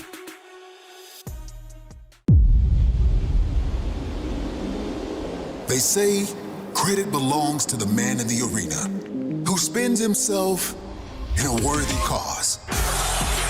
The glory is reserved for the few who, no matter what, answer the call to enter the arena. It echoes out, reverberating across the globe. The only axe to reach the bold, never the timid. The call delivers victory to the deserving and rewards the devoted. For when your time comes, there is only one option. Enter the arena. Fight for the call. Hello everybody and welcome back to the desk. Now we have your bracket for you here of this major, and boy has it been a run for quite a few of our teams here. Unfortunately, NYSL will go home after a 3-0 sweep from Dallas Empire. Empire with that big bounce back after obviously getting 3-0'd by FaZe, which was ridiculous. So the fact that they've managed to keep composure going into a very warm and very feisty New York Subliners after a 3-0 with OpTic yesterday is quite the impressive feat, I must say. We need to look right now at our prize pool though, because obviously there is a lot to play for here in this major. Yeah, you said it right. Oof. That is some serious money on the line here. I mean, gentlemen, I've got to talk to you, Study, Nameless. This means a lot for many reasons. Obviously, the prize pool is absolutely stunning to look at, but the prize coming into this, especially with the rematch of rematches coming into this final now, FaZe versus Empire, is absolutely epic. But let's just talk about how Empire managed to get into this final once again. New York Subliners, this was a match I was not expecting to go 3-0. I thought New York might have had a few matches, few games coming out in the bag there, maybe even a game 5, but it just didn't happen that way. Nameless, what did you notice out of this matchup? What was really standing out to you? Empire were mad. They know that they didn't perform at their top ability in that match versus FaZe. And what do you need for Empire to fry? You need players like Huke, Crim, Shotzzy to turn up and go off. First map, who was it? It was Huke and Crim. Had incredible games. Huke was basically a non-factor versus FaZe in this series. He was going off. So that's fantastic for Empire going into their next series. And even on that last map, you had Shotzzy going off. So they're all firing now. I think it was just sort of like a little warm-up, right? Like getting ready for the big final. Yeah, the guns are definitely warmed up for the Dallas Empire. On the side of NYSL, though, just some slow starts for a couple players. Diamondcon didn't have the best of series. That Search and Destroy goes all the way to around 11. Clayster, he played it to the best of his ability, but iLLeY, being the Search and Destroy GOAT that he is, plays it perfect and just winning that 1v1. Then it goes out to the control all the way to around number 5. You saw the way that Dallas Empire decided to play that last round. They had the kill advantage. They knew that they were going to end on defense, and they just closed it out there. But like Ant said, man, the guns are hot for Dallas Empire right now. Huke had 40 on that first map. Throughout the entire series versus Atlanta FaZe, he had 42 kills. One map, he only had 2 less kills throughout an entire series. So the guys are ready. Hopefully we have a banger series between them two in our final. I mean, it was very interesting to obviously see New York Subliners coming up against a very feisty Dallas Empire. But do you think there was something wrong with the NYSL gameplay coming into that Nameless, or do you think it genuinely was who they matched up against there? Yeah, I mean, I think who they matched up against obviously played a big part in it. But, I mean, some of these guys, they just didn't perform like they did in previous matches. Like Diamondcon, I mean, he's been having incredible series. But, you know, a couple games ago, he had that bummer of a series where we were talking about how he needed to bounce back. Well, it happened again, man. It's just experience at this level to go this far in a loser's bracket and run, man. It's very tough to do it. And at some point, you run out of steam. And I think New York, unfortunately, going up against, you know, a very angry Empire, they just ran out of steam. Weren't able to do it. Stud, before we head on to our championship talk, got anything to say to your boys in New York? Oh, man. It was a Cinderella story. You guys dropped very early into the losers bracket to OpTic, falling all the way to 3-0, and then you beat them yesterday 3-0. To get a top 4 placing at that top 3, you got to be feeling really good, man, especially because you guys only had a month and a half of practice compared to some of these teams. Top 3, great job. Well done. Amazing stuff. Very impressive. Obviously looking forward to this championship matchup right now. Dallas versus FaZe yet again. I mean, it's going to be a tough one, but I just want to quickly focus on FaZe Nameless. Arcitys, we said this right at the beginning of the season. It might have been the best roster pick I've seen so far, and I didn't think the FaZe roster from last season could have got any better, but with Arcitys added on, I'm now 100% certain of this. It is a fact. Names, what do you think about Arcitys as an add-on here? I mean, Arcitys is one of the best players in the game, at times the best AR in the game. You look at this player, and rarely is there a Call of Duty player that checks all the boxes, right? Like, he's disciplined, he's super intelligent in-game, he's a great player, like team player on the squad, like outside of the game. He just brings a lot to the table. He just checks every box, and he's just that great, perfect AR for these guys to have around him, and he's just a great guy overall. Yeah, and also just him stepping up as that leader role. You heard them talk about it throughout those interviews. They just didn't have that player that can step up throughout those crucial moments and just keep everyone at ease, let them all know what they needed to do in that certain situation. And ever since they bring in Arcitys, it's been a totally different team. You could just tell that they're a lot more comfortable. aBeZy said it throughout all those interviews. It's just a great team to work with, and a great leader so far for this team. Well, I'll tell you what, gents, we know what has happened in the past between these two teams, and it has been very touch and go with both of them. So I honestly cannot predict what happens next. So that's why I'm going to ask you guys too. Nameless, what are you thinking this match comes down to, and who are you going to pick? Yeah, I mean, the players are going now. Like, they're firing now on the side of the Dallas Empire. I'm going to go with Empire just because I got to stick to my bracket challenge. I picked them to win the entire thing. I think that they've made the adjustments necessary. You saw them play Crossroads once again. It seems like they're getting better looks at it now, and everybody's going. So I'm going to go Empire. And for me, I'm sticking with Atlanta FaZe, man. I chose them from day one. Their S&D is just too strong. Now they are 8-1 on the season. You saw how they made easy work of Dallas Empire in that map number 2. aBeZy, 14 kills, man. Who was guarding him? He was a magician. I'm going Atlanta. I think it's a tough one because I think also comes into who's feeling good right now? The momentum. We talk about that a lot, and I think sometimes having a little break can be tough, and I think also having momentum going into it can be great, but are you fatigued? That's the other question. This is a best of 9 that we're heading into here. This is a big match. These guys need to have the stamina to continue this run on through, and I think Dallas have definitely found their feet right now. I think York Subliners to them was a fantastic way to bounce back, and I think it's given him the confidence they need.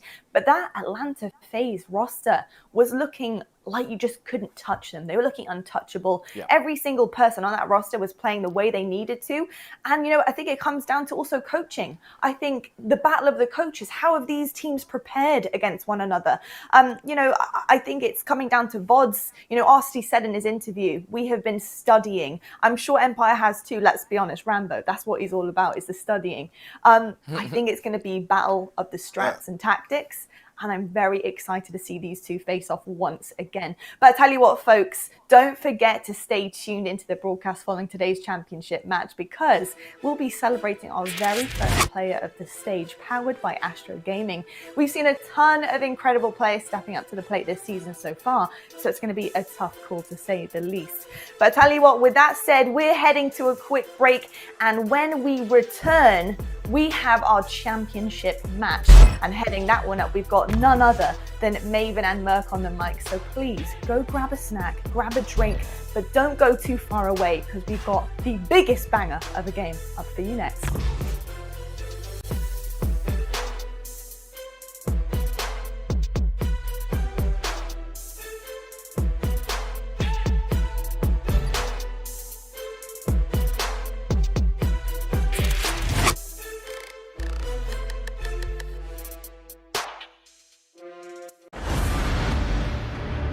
Beyond the veil lies the Shadowlands, where every soul has its place.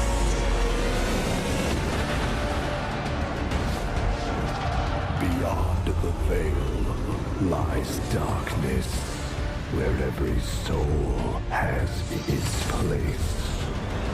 World of Warcraft Shadowlands. Brave the Beyond. Available now.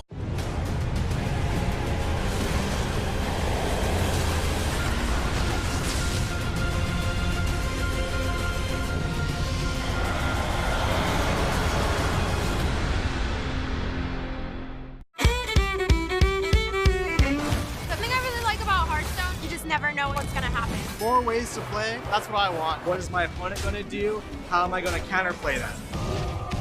Play Hearthstone now!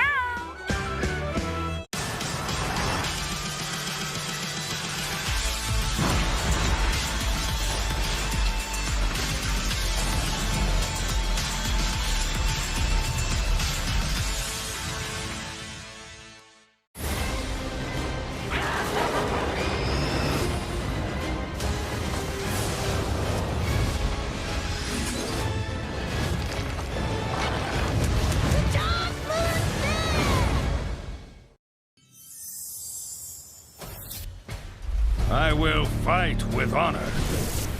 My weapon brings justice.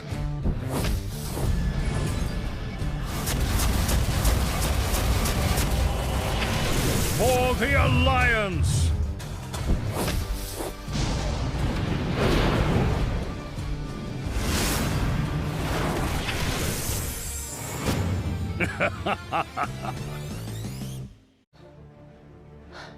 It's time.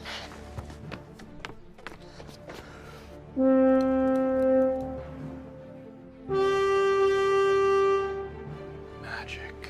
Oh, I'm so in.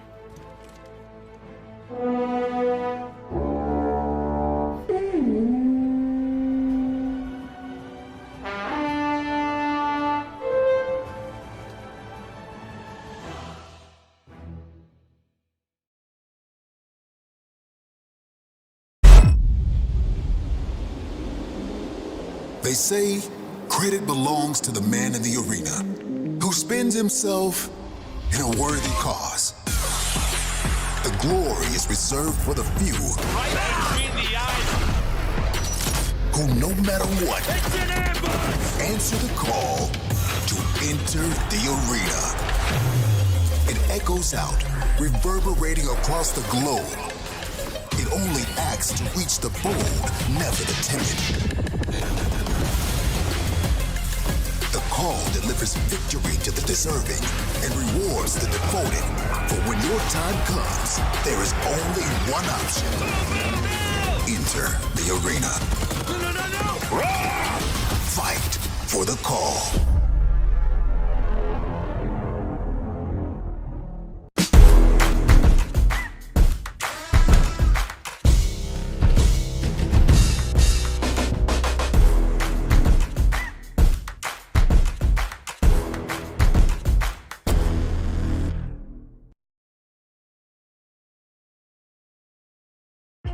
Welcome to the Major 1 final presented by Game Fuel, FaZe, Empire. I'm hoping for an absolute battle.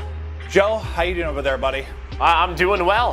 Yeah, I'm hoping for a much better battle than what we saw in the winners final just a couple hours ago. Empire able to bounce on back. Atlanta FaZe, though, their confidence has to be at an all-time high right now. They looked so darn good earlier today. Yeah, they absolutely did. They were firing on all cylinders. You see a shot of the players getting ready there, but our Game Fuel featured player for the match is going to be aBeZy. His search and destroy, that ace, 5 first bloods just taking over. When you talk about a best of 9, you're going to be playing a lot of search and destroy. How are they going to stop him? Well, yeah, that's we're still trying to figure that out. I think everyone else is still trying to figure that out. But I mean, not only was he just so impactful on that Miami, but he did it a little differently. It wasn't all about his aggression. He read the round really well. He used an XM4. He kind of slowed things down. I like what Atlanta FaZe brought to the table on Miami Search and Destroy. And then in the respawns, I mean, him and Simp, they really slowed down Huke. I mean, they destroyed in that first series. But aBeZy, he can do it all. He makes everyone's job, well, easy. Might not be as easy this time. Empire bounced back in a big way. They're warmed up, guns up, ready to go. But looking at his stats right now, overall great. But obviously, the search and destroy stands out massively. 1.34 as the entry guy. That's like, you're hoping your entry guy has around a 1. Why? Because typically when you're the entry guy, you want to get the first one, and then usually you're traded. That's just the way your kind of life goes on. But a 1.34, he's making so many impactful plays after that as well. It's just what makes them so dangerous. And now we'll take a look at the Astro Social soundboard from Atlanta FaZe. And aBeZy, another raise coming your way. Yeah, pay the man. He deserves it, absolutely, with the high level of play he has brought to the table. It's great to see from FaZe. Having a little bit of fun with that. But no, seriously, whatever you're paying him, up that. Yeah, pretty soon, yeah. I mean, yeah, up it, double it, whatever it knows, because you know there's going to be a lot of people that would love to have him on the team. Yeah, well, the two teams left are the two teams I think many expected entering the year. It's going to be, we're all praying that it's nothing like what we saw in the winners bracket final. These teams go toe-to-toe with each other. I know it's familiar faces. I know it's world champions all over the place. But let's meet our squads. We're going to start with Atlanta FaZe. Atlanta, Georgia, you magnificent beast, you. This is 2021, baby, and the 2021 Atlanta FaZe are stacked. We got us a member of the Scuff Team of the Year by the name of Simp. Grabs the bomb, 10 seconds left, and he realizes he can't get to the other side. The other battle-hardened returnees are aBeZy and Cellium. All the way! Cellium! No, he's not even shot down! aBeZy doesn't even need to go fence! Arcitys is here. Can he get the angle over the top? He gets the kill! Arcitys with the 1v2 clutch! Atlanta FaZe. In a league just littered with talent. Stacked squads all over the place, but right now this is the one sitting atop. They made it here through the winner's bracket. They cruised through the winner's bracket final. One more series, Joe. Yeah, one more series. I mean, you know these guys, Arcitys, Cellium, those would be your AR players. Cellium running that flex. Then the Tiny Terrace, aBeZy and Simp, and we were just kind of talking about like what just makes them so special. I don't know if there's really been like a submachine gun duo in like COD history who, you know, you've had some really good ones, but as consistent as these two have been, it is really tough to top. That's why they are just so hard to go up against no matter what. Well, if there's one team that you think maybe can, it's Shotzzy and Huke on the other side of it. So stacked there as well, but they didn't come to play the first time around. Now they get the rebound match. They get the 3-0 victory. They're primed and ready to go. Let's meet the Empire. Dallas Empire have smashed the gates open. Oh no, Huke is in your base. Oh, it's a shot punch. Oh no! Once again, they saved the day. Joe, your tweet during the match was actually insane. What was it? 40 drop map one in the last series from Huke. In the winner's bracket final versus FaZe, he had 42 total kills. That's insane. Yeah, I mean, that just sort of tells you the tale of this first winners final series when they met each other a couple hours ago. But Shotzzy, Crim, iLLeY, and Huke, a stacked roster from top to bottom. I don't think we heard the listening. They didn't bring it the intensity. We heard it the second time. It felt like there was a more urgency. That's what we're looking for. Crim and Huke need to be those leaders in game, and well, they just have to show up. Well, you're starting to talk about how they can win this thing, so let's get right into our game fuel keys to victory, and we'll start it off with Empire. As we go through it, you know, we were chatting through this kind of during the last match, especially once Empire went up 2-0, like what they need to do to maybe come out of this. What was the major things that stood out for you? Well, I mean, they have to slow down the Tiny Terrace. I mean, they were like a 1.3 and a 1.5. Huke had a 0.74, Shotzzy a 0.86. They just have to step up from their first series. It has to be better. The slaying needs to improve from the winners finals to the tournament final to disrupt the flow of FaZe's game. They were outslayed by 39. Game one, it was pretty even, but after that, it was all Atlanta FaZe. Those disruptions, the slaying, that causes that chaos that you're looking for. Bring the intensity in the comms. When we go to a listening, I better hear something different. Yeah, and that's I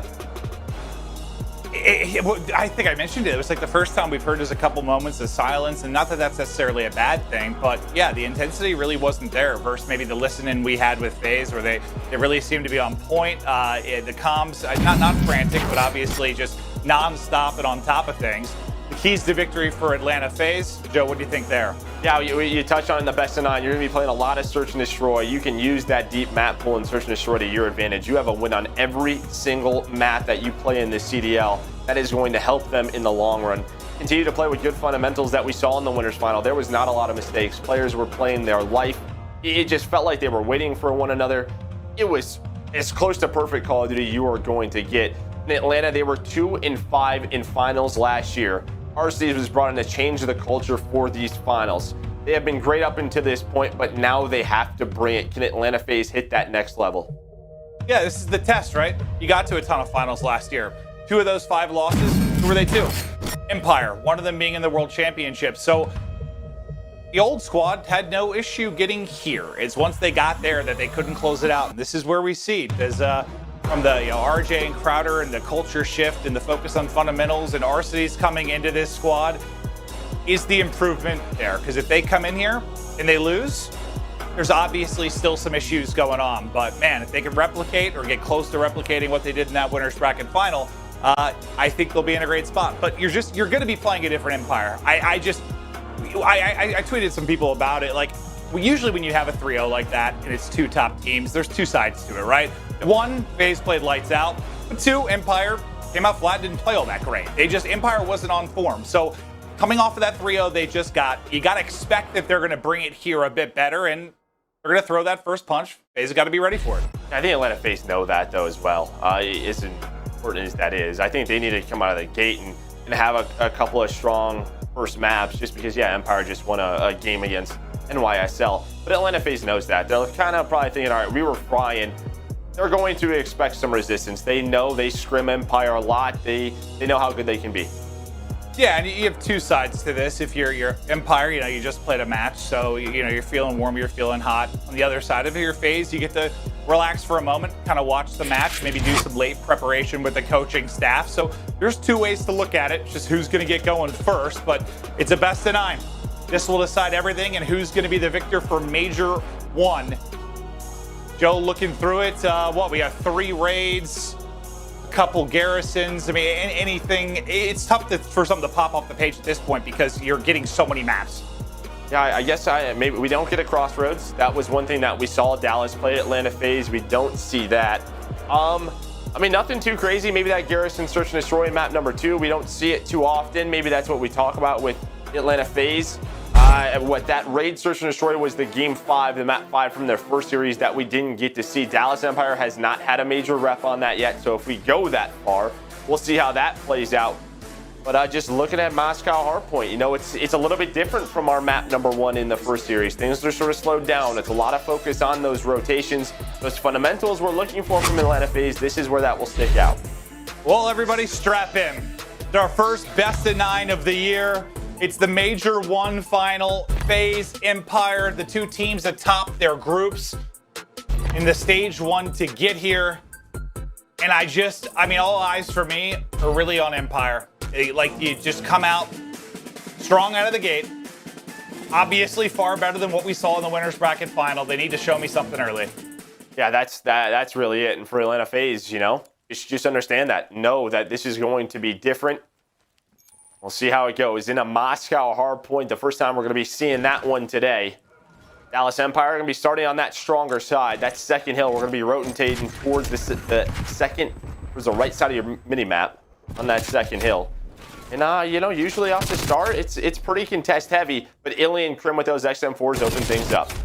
Yeah, I think for your Empire, this is great. You get the strong side to start. You found all the kills. You're starting off well, just get into a rhythm.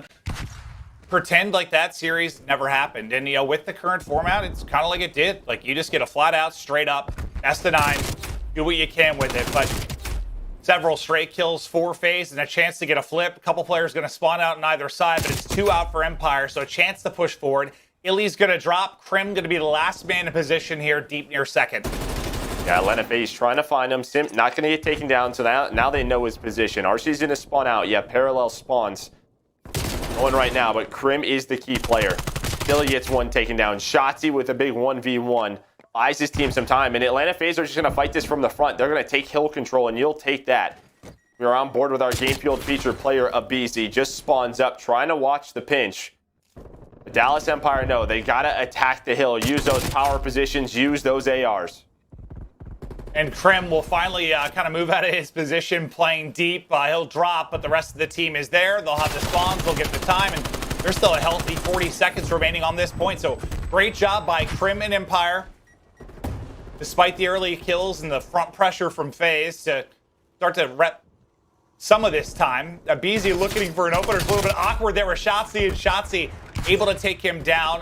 One player from FaZe looks to be rotating early to pick up that street rotation. That's going to be Arcitys, and he's already found one, but in a big spot to kind of stop the flow here from Empire across the map. Yeah, they're trying to find Shotzzy right now. Huke as well. So Shotzi's going to spawn all the way out towards that old hill. Huke's going to spawn out. Okay, so that is job number 1 done, right? Deal with those people trying to sneak behind us and go for that rotation. Now they can get into that setup. Here comes the first team push for Empire. Only down 20 points right now. No real pressure yet. RC's in a very strong position, but they're able to find him. He's going to run away, just play his life. Simp takes down Huke. That's the entry. And this is so far a really good out of Atlanta FaZe. There just hasn't been pressure, but here it comes. You see the spawn for Crim. He's going to be towards the back. Can Atlanta hold on? I want to see if they can hold on. The pressure is coming in. Let's hear it straight from the players. Let's go to an Astro listen-in with FaZe. Library, no bullets, no bullets. Sorry, right there. I just want to move. Oh, Huke, one shot there. One back. On time, Illy. I was Illy.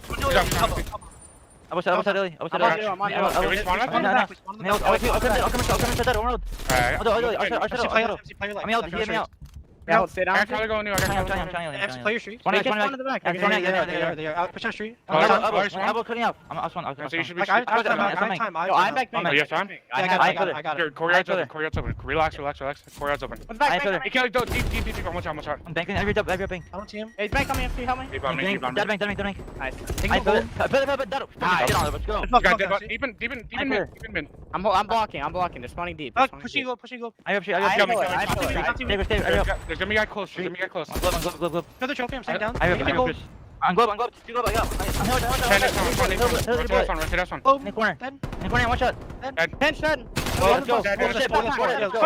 Yo, let's take over this fucking game right here. Take routes. Yeah, I'm going SQs. On the street. Top, kill me street. There's one deep, top street. Window dead.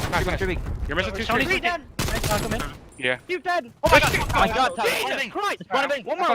One more. They're all street. They're spawning bank down. Oh yeah, you're right. We're looking for Kid Rose. Yo, he's go. And kill me straight. We're missing Glow. You're dead. Nice. Glow dead. Yo, I'm going right. MC, I'm going right. I'm trying to get Eskies. I'll tell you when I got it. Eskies, beat me there. I need one on their side hill. I just want street. Nothing glow. I'm trying to get right, guys. I'll tell you what, Joe, as much as I love the gas and the crazy aBeZy play and, Simp telling me to get going, there was one moment that stuck out for me early. They were speaking really fast, maybe a little frantic, and at one point, guess who it was? Arcitys just said, relax. You need to slow down a little bit. You could hear the frantic comms, and that's where they're going to need him.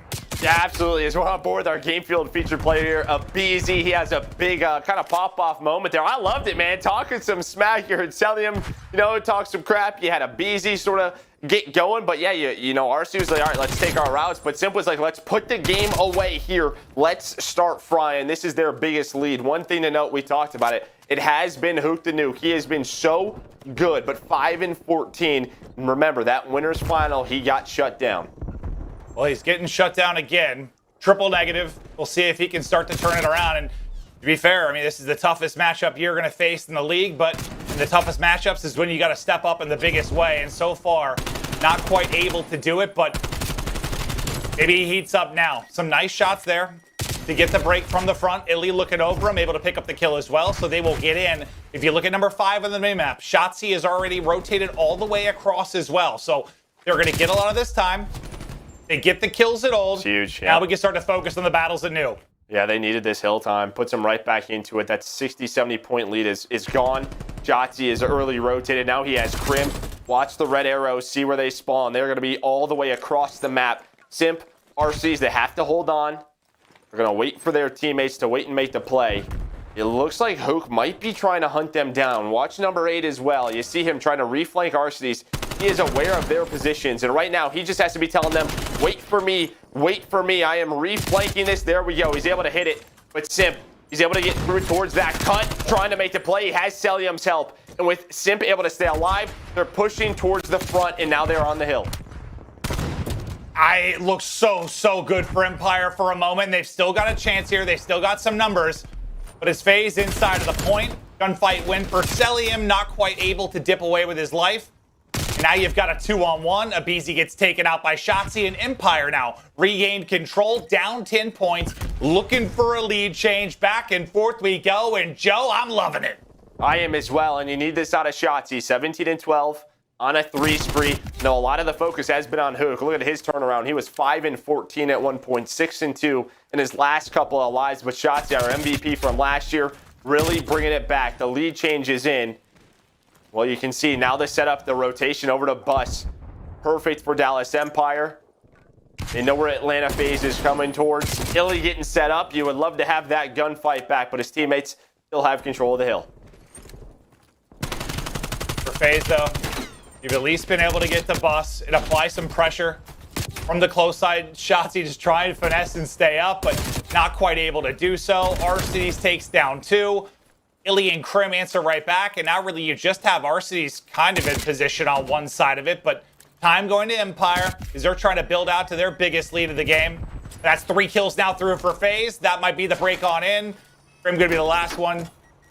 Just trying to hold on. Yeah, this is what Atlanta FaZe was so good at last year, is breaking those setups. They find a couple of openings, able to do it again, and now you have 3 dead. aBeZy spotted the 4th, so they can get set up at this first hill. They can control spawns for second. An opportunity to retake that lead. Simp knows the pressure is coming. Shotzzy on the hill, but Simp so fast, able to re-snap and take him down.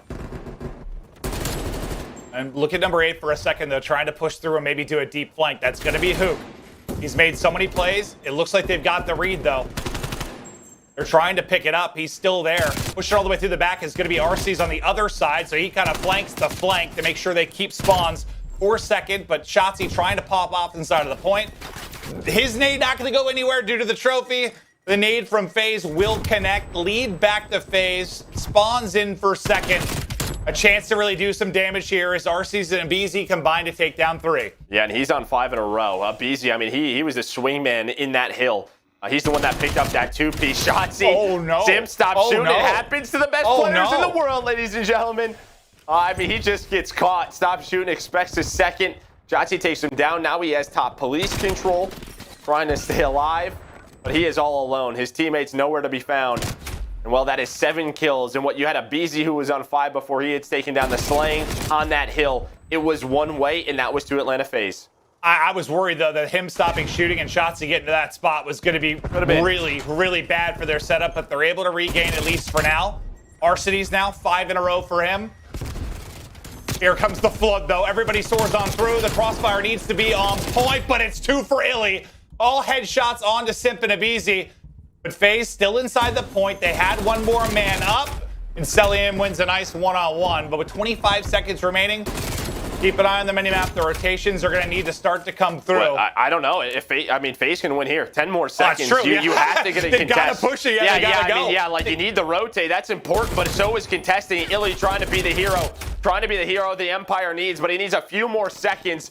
The pushes here. Yeah, aBeZy's already rotated. Yeah. That should do it. You're going to get the last couple of seconds. aBeZy with the heads-up play. He is throwing a coin into that fountain, wishing for a Major 1 victory here. Yeah, I was just staring at that side of the minimap. I saw aBeZy off to the races, and yeah, you're right. I mean, they could have won it there. So Empire, they've got to focus on that, not to lose it there. But the big one-on-one on the other side of the map is aBeZy, the Game Fuel featured player, aBeZy, and you saw this during the Astra listen-in.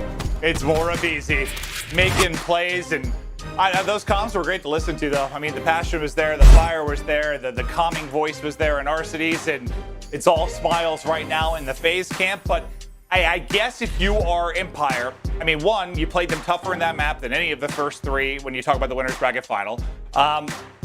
Composure-wise, they look good. I mean, Huke's smiling, Crim's laughing. Like, they seem to be in an okay place mentally there. Not a ton of frustration. And Huke started really slow. 5 and 15. He started to get into a rhythm a little bit later into the game. Hopefully he can carry that into the rest of the series. Yeah, just taking a look. Maybe that's the one thing. He finishes 13 and 25. Now, I will say, listen, as a sub, this is a very difficult map at times. I know that, like, even with aBeZy, who had a couple of moments, he still finishes negative. Not easy at all to be a 74U on Moscow at times. I mean, it was pretty close. It was right, 175 around 175. It was really that first hill into the rotation of the second. I mean, it was that 5 spree from aBeZy, a 5 spree from Arcitys. It was the slaying at that specific moment as we got to our 3rd set of hills on hill number 1. That was the difference maker. Absolutely. Dude, I really thought for a second, though, man, with Simp stopping shooting, you said we've all been there. I'm sure it happened to your career. Heck, for casual players, you do it sometimes. I was worried it was disaster, but they're able to hold on in Major 1 final. It is FaZe up 1-0. We'll be right back. Search coming up.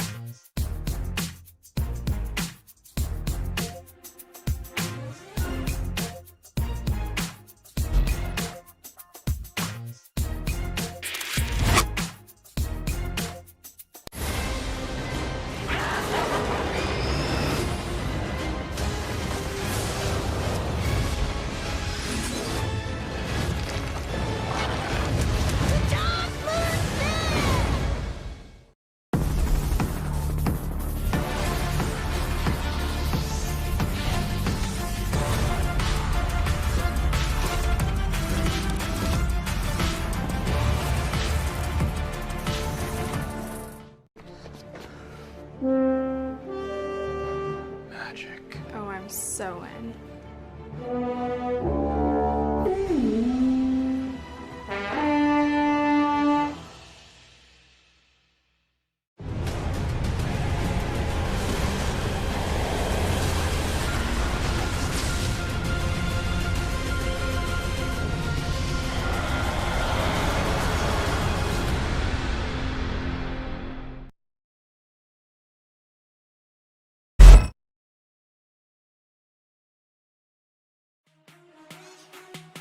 The Call of Duty League is brought to you by Game Fuel. Celebrate the major by purchasing a case of Game Fuel to earn a free CDL team pack. Visit gamefuel.com/CDL for more info. Tournament audio and team listenings are powered by Astro Gaming, the official headset and mix amp of the Call of Duty League.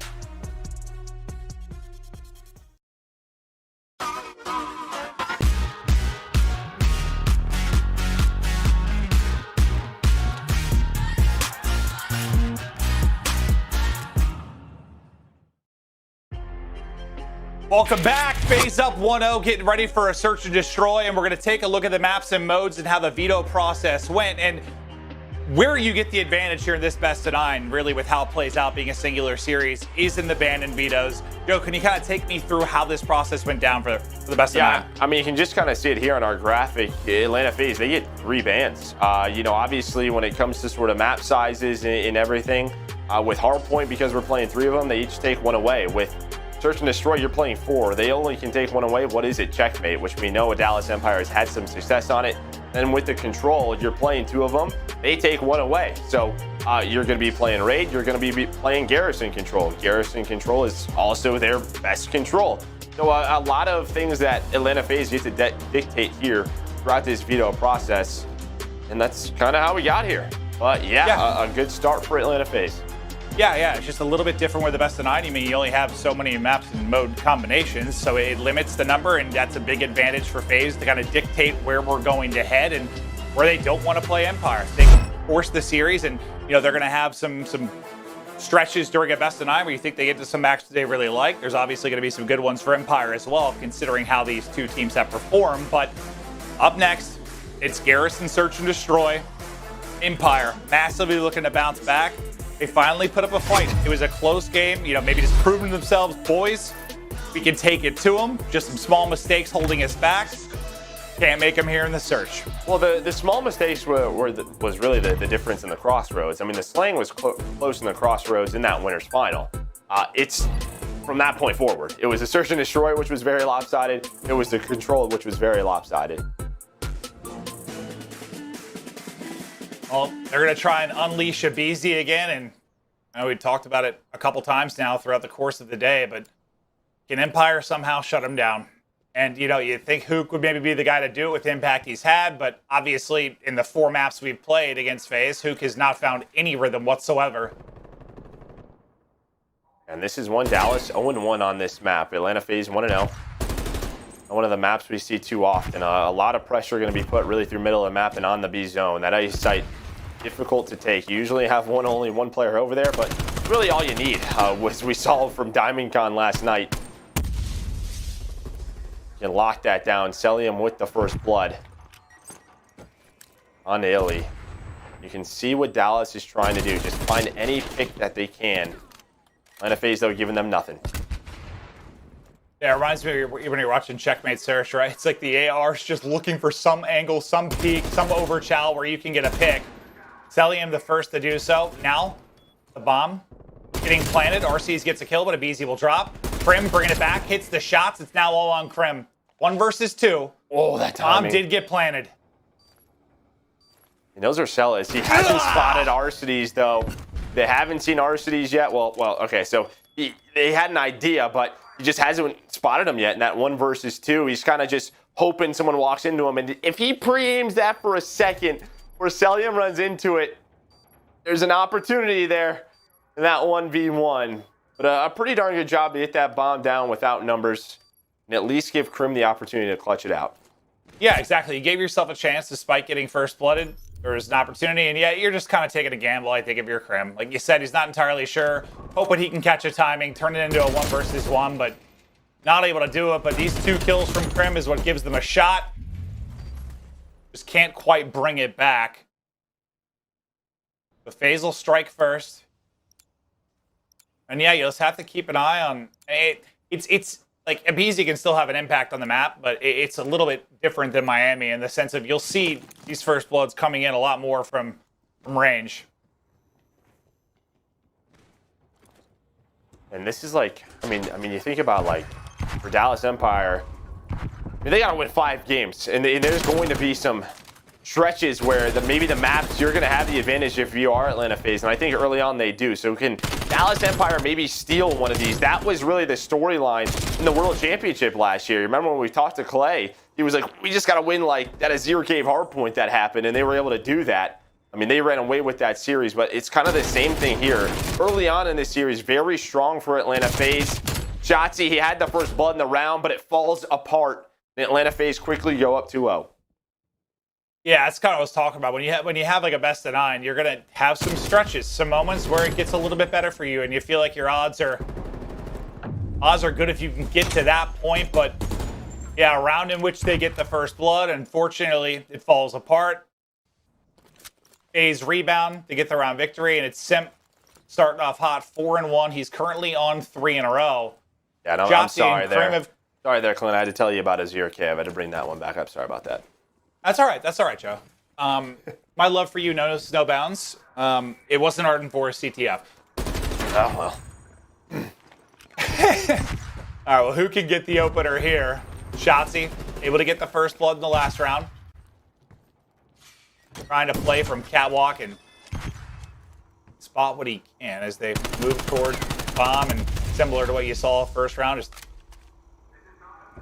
taking out the explosives. Arcitys, though, there's the first blood. Shotzzy still looking for the angle. That's crisp. That's clean. He hits the shots. Now we'll work the plant. 3 versus 3.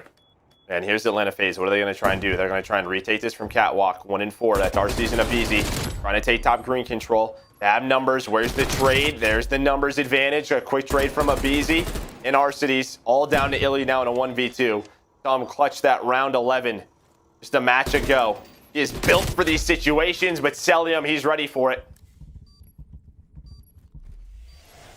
He wins the gunfight. They win another round and now go up 3-0. And, you know, you were talking about the trades, and we were casting, what was it? It was Empire versus Røkkr on this particular map. And, you know, most of the time when we saw rounds fall apart, it was when someone was able to get, you know, the double before the trade in a 3 versus 3 or whatever the scenario might be. We saw it so many times. I mean, it was Empire that were victims to it. But here, just a little bit more efficient out of FaZe. And Cellium with the big one-on-one at the end. They take the round, and well, so far, what was it? 6-2 in the search from the winners bracket final. Now up 3-0. I mean, search-wise, it is just all FaZe. Yeah, this is just where they've been dominated, playing their numbers, even when they don't have numbers, bringing it back. Arcitys 4-0. He's still got a lot of work to do, maybe to earn some streaks, but it's not like they need him right now.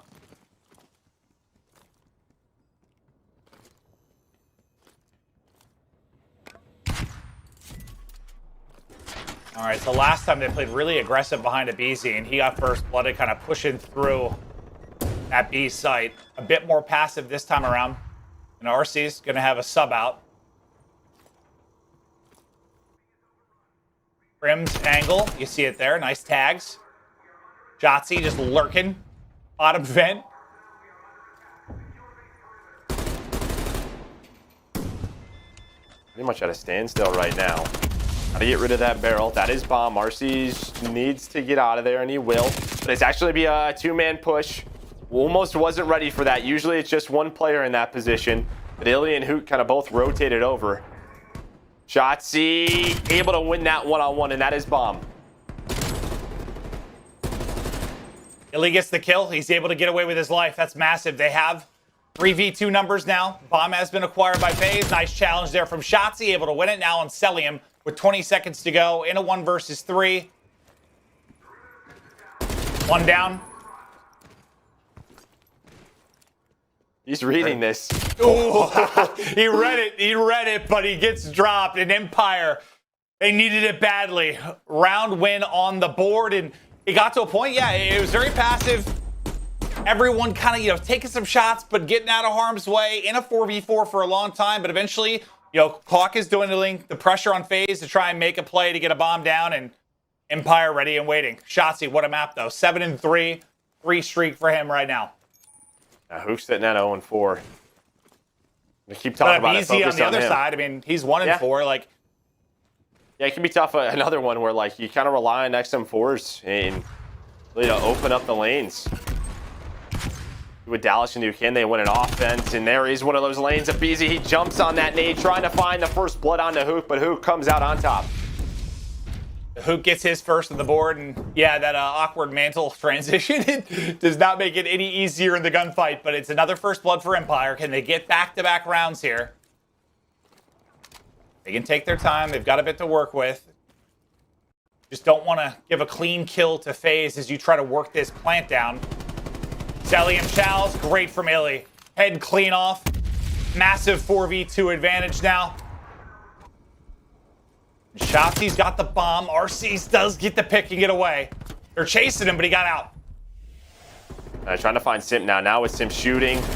iLLeY, he's going to rotate in, and iLLeY, a great round for him, watching over Shotzzy, because blowing up that barrel, it's almost like there's another defender on the map at times, because he can't go for the plant. So you saw Shotzzy's like, he's got to put a half a clip into that barrel. And then Cellium's like, okay, if I can time this, I might be able to get 2 kills out of this, but he overpeaks. iLLeY, he shuts the round down. Nice rotation. He's on 4 in a row.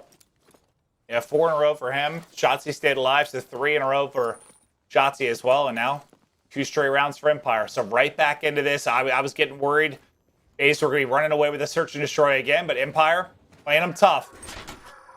Shotzzy trophy out and back to his spot right around vent. You'll see him finessing around this area more often than not. Now, the last time they challenged this, they just sent 1. At one point, you wonder if they're going to have a double hit. If Shotzzy will be ready. Oh, that stuck him? Oh, he stuck him. He stuck him. Frame able to hit the nade. aBeZy out of the picture.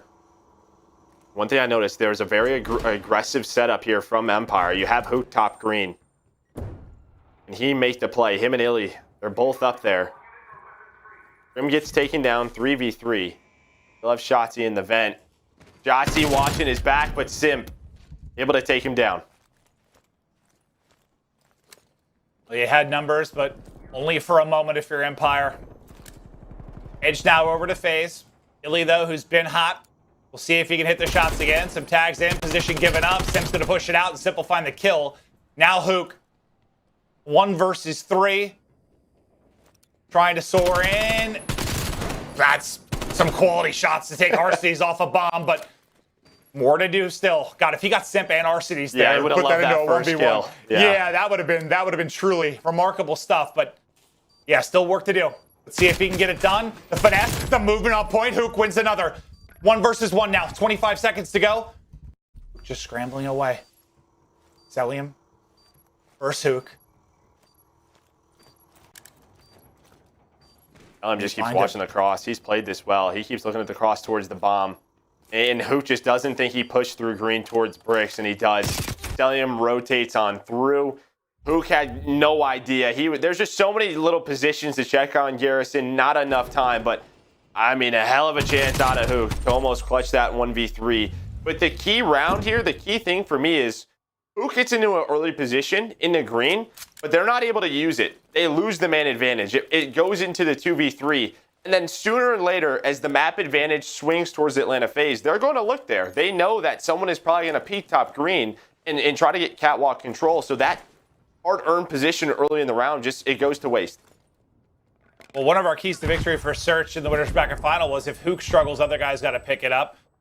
I mean, but on the other side, like aBeZy is struggling and everyone else is picking up the slack. He's 1-6 and you're at 4-2, and that is, well, an example of a good Search team. Yeah, you just need those SM4s on this map, right? I mean, when you had the 2-round swing, who was it? It was iLLeY, who had 4 in a row. You know, Cellium's had a couple of key rounds, Arcitys as well. They keep this 2-round advantage. They force Empire to try to win another offense, which is difficult to do.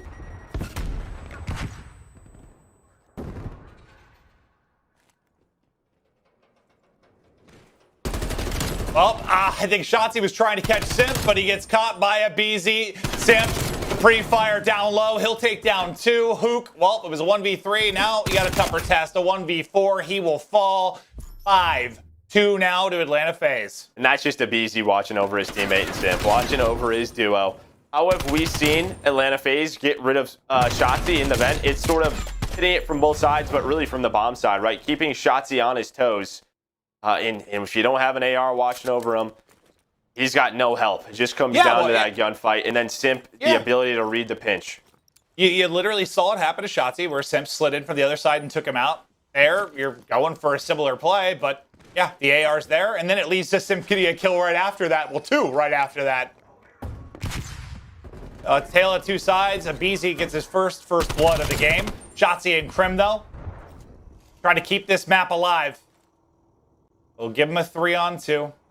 aBeZy and Cellium, the last 2 remaining. Shotzzy still just hanging out down low in vents. And, you love to get a pick there to try and make it a 2-on-2. Oh, second one. There it is. Okay, so he does get the pick. Now 2 versus 2. Still just under a minute to go. aBeZy's got the read. Oh my God, they're both so weak. Shotzzy just keeps shooting. Now it's a 1 versus 1. Cellium versus Shotzzy, and Cellium just got eyes. What's the timing like, though? What's the timing like? Sally's gonna spot him. Shots are in. Now it's on Shotzzy to try to finesse. He's trying. He's scrambling away. Cellium is on the hunt. He goes underneath. 25 seconds to go. Shotzzy's gonna hold it. Cell on the other side of him. He's right behind him. He's right behind him. Shotzzy. Does he check it? Cell just waiting to see if maybe he can catch it, and Shotzzy gets the angle, wins the 1-on-1, and keeps Empire alive in the game 2. I mean, that was just that gunfight onto aBeZy to keep pre-firing it. You saw what aBeZy was trying to do. He was trying to chuck a Semtex down there. Cellium makes this around, though. Huke maybe a little bit of an overpeak. He shouldn't have forced his teammates into this situation, but there's that catwalk position. Great shots for Cellium. The timings, I mean, if he doesn't shoot there, right when he crosses towards that back shed, maybe he can flank it, clutch the round out. But Shotzzy, we've seen him in the past struggle on this map, but not this time. Up to 10 kills. He is on one right now, and he's got to continue this pace if they're going to pull it off. They need 4 straight rounds to get the W. 1 part done. 3 more to go. As they'll try to find the opening for this first pick. They'll the stack defensively. 4-8 for FaZe. Crim trying to back down aBeZy. And you don't have Simp playing underneath this time around. Cellium looking for the angle. And aBeZy still just shoulder. What can I find? More damage in, but for now, still stays alive. Just back and forth he goes. And they really haven't played many of rounds in the vent. Has been Cellium and aBeZy just controlling the positions they have. There we go. There's the take now. So they know they're down a man. They're going to try and work outside of cap. But look at Dallas Empire. They were ready for it. But iLLeY, he's going to get taken down from a nice angle from Arcitys. And he just plays his life. They don't even have the bomb down yet. Now Shotzzy going to go for this plant.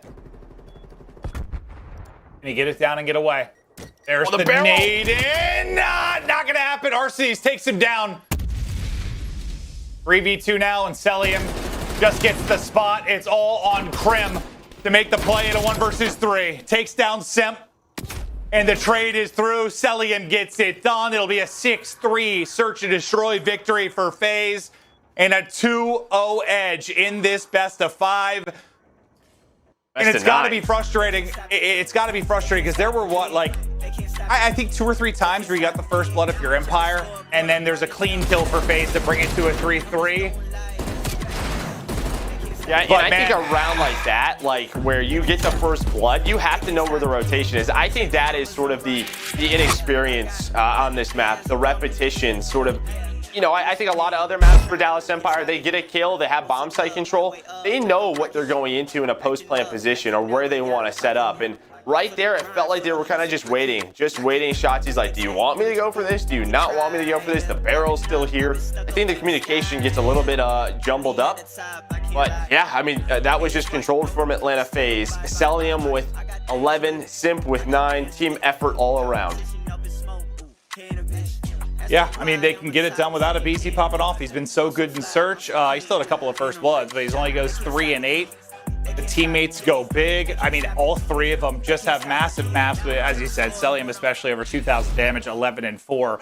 A great job there from him. But we're going to take a look at the U.S. Army tactical play. It's going to be the tiny pairs and Simp and aBeZy making plays to keep them in this game and take the 2-0 edge. Let's take a look at the round. Yeah, this is where, I mean, you just have aBeZy watching over his teammate. Well, he's like, don't worry, I got your back. And now it's on the Simp. Simp comes up. There's trying to be a quick trade from iLLeY. And just the pre-fire right here. He knows that pinch is coming. They're trying to take him down, but they dominate this area. They dominated that B-bomb site. Shotzzy, man, he was trying to do it all. The guy put up a bomb, but just not enough to get the map victory. Empire now, you're in trouble. It is 5 straight map losses to this FaZe team. You gotta muster up something. They're a championship caliber team. They won the entire thing last year. They won the world championship. If anyone's gonna bring it back from the brink of destruction, you feel like it's gotta be Empire. But this next map, man, it is everything. You cannot go down 0-3. They've got to take it. They've got to win it. All eyes on Empire. We'll continue the series after this quick break.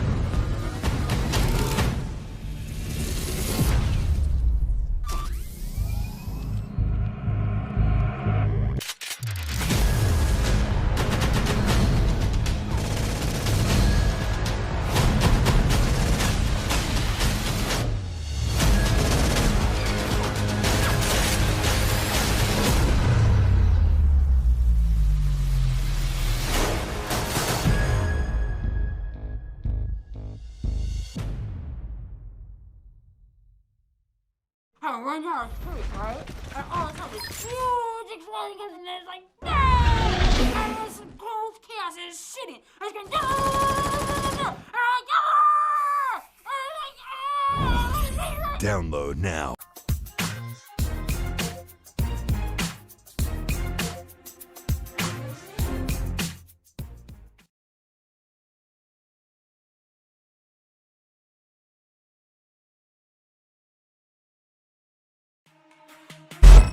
The Call of Duty League is presented by T-Mobile, now America's largest and fastest 5G network. Set your sights on the competition with T-Mobile, the leader in 5G. Do you want to help influence the future of the Call of Duty League? Join the Call of Duty League Recon Corps and share your feedback on everything from league matches and teams to sponsors and brand partners. So you've got a chance to get involved. Obviously, you know, for the CDL, for the Call of Duty League and the franchise system, it's new, it's fresh. There's going to be a lot of growing, a lot of changes, and yeah, we want your feedback, so you have a chance to give it there. But focus now back to our first major final. We're taking a look at the quick scope right now, and I mean the search from FaZe. What can you say, Joe? It's really good. 9-1. That's about it. Again, they have a win on every single map, so a lot of repetition. You don't ever feel like, what are they doing, right? They know exactly how they want to retake bomb sites, set up and post plans. They're just simply on point in that game mode. We're going to take a look at stats for a couple of duos, basically. Thinking about your main AR and then kind of your sub superstars and how they've matched up so far in this matchup. And well, it's pretty obvious when you take a look at the numbers. One of your first keys to victory for FaZe in the Winners Bracket Final was Simp needs to match Huke. I don't know if matching is the word I would use for what's been happening. No, listen, it's not good right now. Can he turn around? Absolutely. But it's always tough because I know this makes Huke, like, look at a tough spot. The guy's been an MVP level player this year, absolutely. But what Atlanta FaZe is doing is unreal. I mean, you see Arcitys and Simp there. We've talked about aBeZy and his impact. You just had Cellium drop 11. They are all playing at such a high level. And yeah, I mean, Arcitys and Simp, obviously they have the advantage over Crim and Huke right now. Well, Huke on your screen right now. We'll see if the young man can get it dialed in. Help put the squad on his back to fire back within this series, but you're in a hole. You're down 0-2 in this best of 9. First to 5 map wins will take the first place $200,000 prize pool. A reminder of our maps and modes and how the veto process went.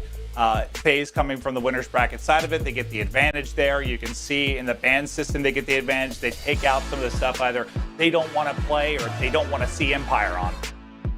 Yeah, right. Where, you know, sort of kind of where do we want to play early on in this series? And Moscow and Garrison, we just kind of saw it. It can slow players like aBeZy and Huke down, but Atlanta FaZe, they take advantage of that. Now you're going to a Garrison control, and this is an opportunity, I think, maybe to get those guns going. Like, this is where we have to see a better Huke.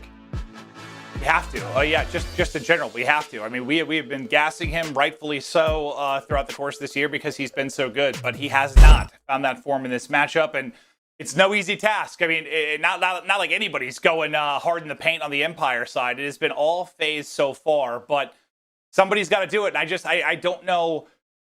I don't know how you do it because you've just been, for the most part, you've been smoked. I know there have been a couple of close maps. You think about the map ones from both series, but outside of that, like what do you think the comps are like right now for Empire? Like, how do you get something going? I think it just comes from a big round, a map win. I think, you know, we looked at the key to victory. I think slaying. Like, you just have to make things a little bit more chaotic for Atlanta FaZe. Put yourself in some positions. And, yeah, again, the map ones, they were there. But in those key moments, that's when FaZe went on those sprees, right? Just multiple times. So finding the kills at the right time, shutting those rounds down. Absolutely. Well, we are hearing, unfortunately, I believe there's a controller issue for one of the players. So we're waiting to get that resolved before we hop into the map 3. So I'll halt to the final for just a moment until we get that figured out. I'm sure we got a replacement coming in or figuring out what's going on. But controller issue, be back as quickly as we can. Don't go anywhere.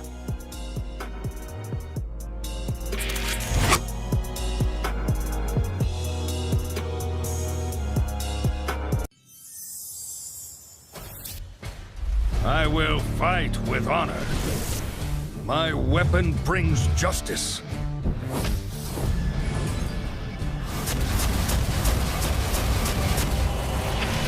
For the Alliance!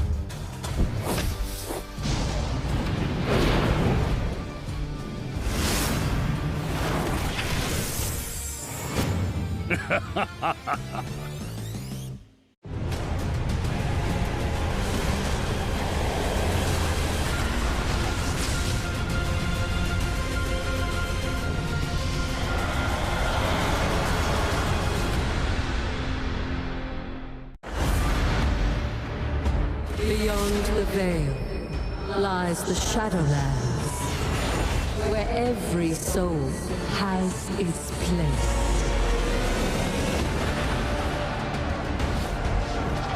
Beyond the veil lies darkness, where every soul has its place. World of Warcraft Shadowlands. Brave the Beyond. Available now.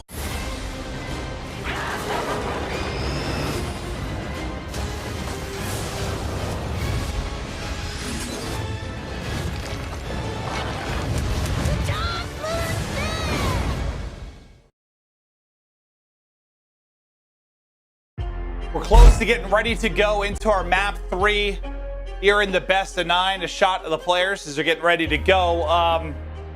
Just kind of back to what we were talking about, how Empire are going to get rolling in this. I mean, you know, we touched on the fact that FaZe roster last year were, what, 2 finals wins, 5 finals losses. They struggled there. And Arcitys, you know, kind of comes in to maybe fix this, and there's a culture shift with the team, but you got to test them at least, right? Like, you got to get a map win on the board, see how they rebound to a loss, at least push them to the brink. Because so far it's been smooth sailing, and when, you know, we were winning map after map, now 5 in a row for FaZe, it doesn't really matter. Like, they just have to be tested. Empire they got to get one map, one on the board. They got to. Yeah, they got to slow things down. They got to, you know, it's just what it is. Atlanta FaZe is, I mean, they're frying. They're breaking the setups, and you know, I guess maybe at times in Call of Duty, a way to sort of make it feel like you're playing at a faster rate than really what you are is really behind playing. You know, kind of putting the opponents in a tough position time and time again. But that's sort of the difficult part, is you have to beat some of these guys in 1v1 gunfights, and they just haven't been able to do that. And I'm gonna, you know, I guess if you look at what's coming up next in Garrison Control, at least you have more repetitions. I think Atlanta FaZe is 3-1, Dallas Empire is 2-1. So I think you're going to a map now where you're feeling a little bit more comfortable. Certainly, and God, yeah, we'll see. We'll see how it plays out. I think if you're Empire, I guess my thought is, you know, if this was a best of 5, right? If you're down 0-2, yes, we've seen some reverse sweeps, but it's a terrifying hole to be in. It's not as bad here in the sense of, like, it's a best of 9. You have to win 5 maps. So 0-2, I guess, doesn't look as scary there. It's like one positive you can take away from it. But obviously, map by map, that hole gets a little bit deeper. But you're by no means, no stretch out of this series yet. It's just tough to look at the positives considering, you know, these first 2 maps and the winner's bracket final. Well, that's what I was going to say. They've already lost 5, actually. And yeah, so it is 5 mods now. Like, they just haven't been able to get anything going, even on their map picks in the first best of 5. So, yeah, it's tough. It feels like it's getting away from them. I guess this is where you look for, like, you know, you have Crim on your team. He's been in some situations before where he's had to come from the losers bracket and win a final. He's got to be that vocal leader. They got to take these breaks when they can and just try to mentally reset.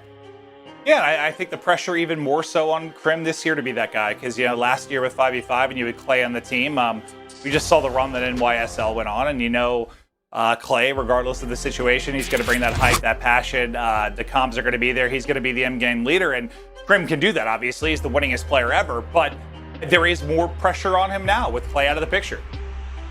100%, but I think so, but also, I mean, we've heard like Huke in the comms. I think they've built a system. Like, I think he will help them because we've gone from 5v5 to 4v4, and, you know, maybe the pace slows down a bit and he can try to explain to these guys. But the system that they've built, especially last year, and that culture will stay there. That system, the Dallas Empire culture, is there. You know, you have Rambo to help him out. A little bit different for Clay because he's got to set it up all by himself again. Absolutely. No, you're absolutely true. They're very different scenarios. I'm more to spent the fact that, you know, he's not there anymore, I think. But you're right. When we do go to the listen-in sometimes, it surprises sometimes how vocal Huke is, especially with the numbers he's putting up, because sometimes when we've seen individual superstars and they're really frying on the map, they usually don't have the most comms because they're just locked in, dialed in. They're worried about their individual gunfight, just going at it. But he's had the ability to do both. I just think maybe right now it's maybe a little bit harder for him to do both, just considering the matchup. Yeah, 100%. It sounds like we're getting game number 3 underway. So Garrison Control, again, Dallas Empire, a solid control map for them. They're sitting at 2-1, but Atlanta FaZe 3-1. And we just saw Garrison. You're going to be looking at those XM4s. So Arcitys, Cellium going up against iLLeY and Crim, who can win the matchups to allow players like aBeZy, Simp, Shotzzy, and Huke to sort of get into breaks and cause mayhem. We'll keep an eye on that battle throughout the course of it, but yeah, I see we're joining the match now, so should be ready to go here in just a moment. Can FaZe keep on rolling? Or did Empire get rolling back into this? Actually, I was just informed that unfortunately I think there was a connectivity issue for one of the players, so I believe we are waiting another minute here to get rolling back into it. So apologies again for the delay. We're trying to get in. It's a best of 9. It's going to be a long evening ahead of us. We want to get to the matches as badly as you guys do. Just unfortunately, it's going to take another minute. Yeah, Maven is doing everything he can. He basically has 6 hands. He's controlling the lobby. He's doing all this over here on social. The man can do it all. I'm very talented. We'll be back as quickly as we can. Sorry for the delays. Be right back after this break.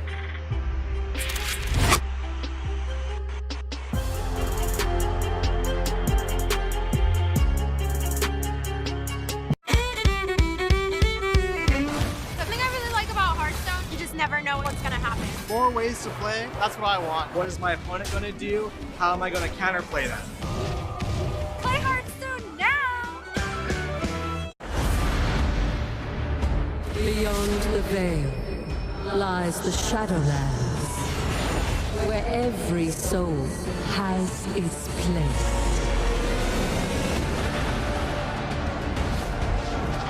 Beyond the veil lies darkness, where every soul has its place. World of Warcraft Shadowlands. Brave the Beyond. Available now.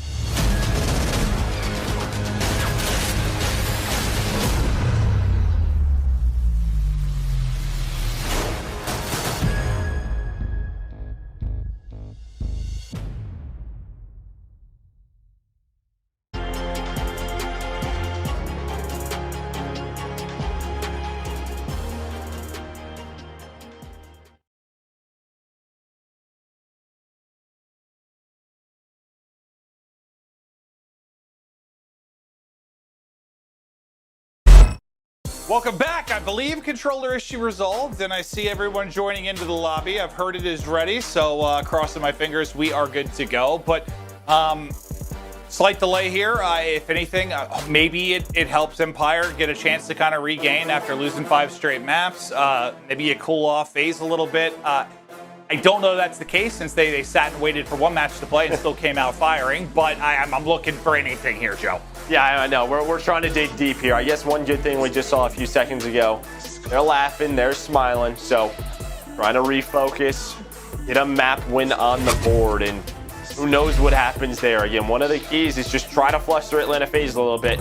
Try to make them to make those mistakes and take advantage of it. There's those records once again.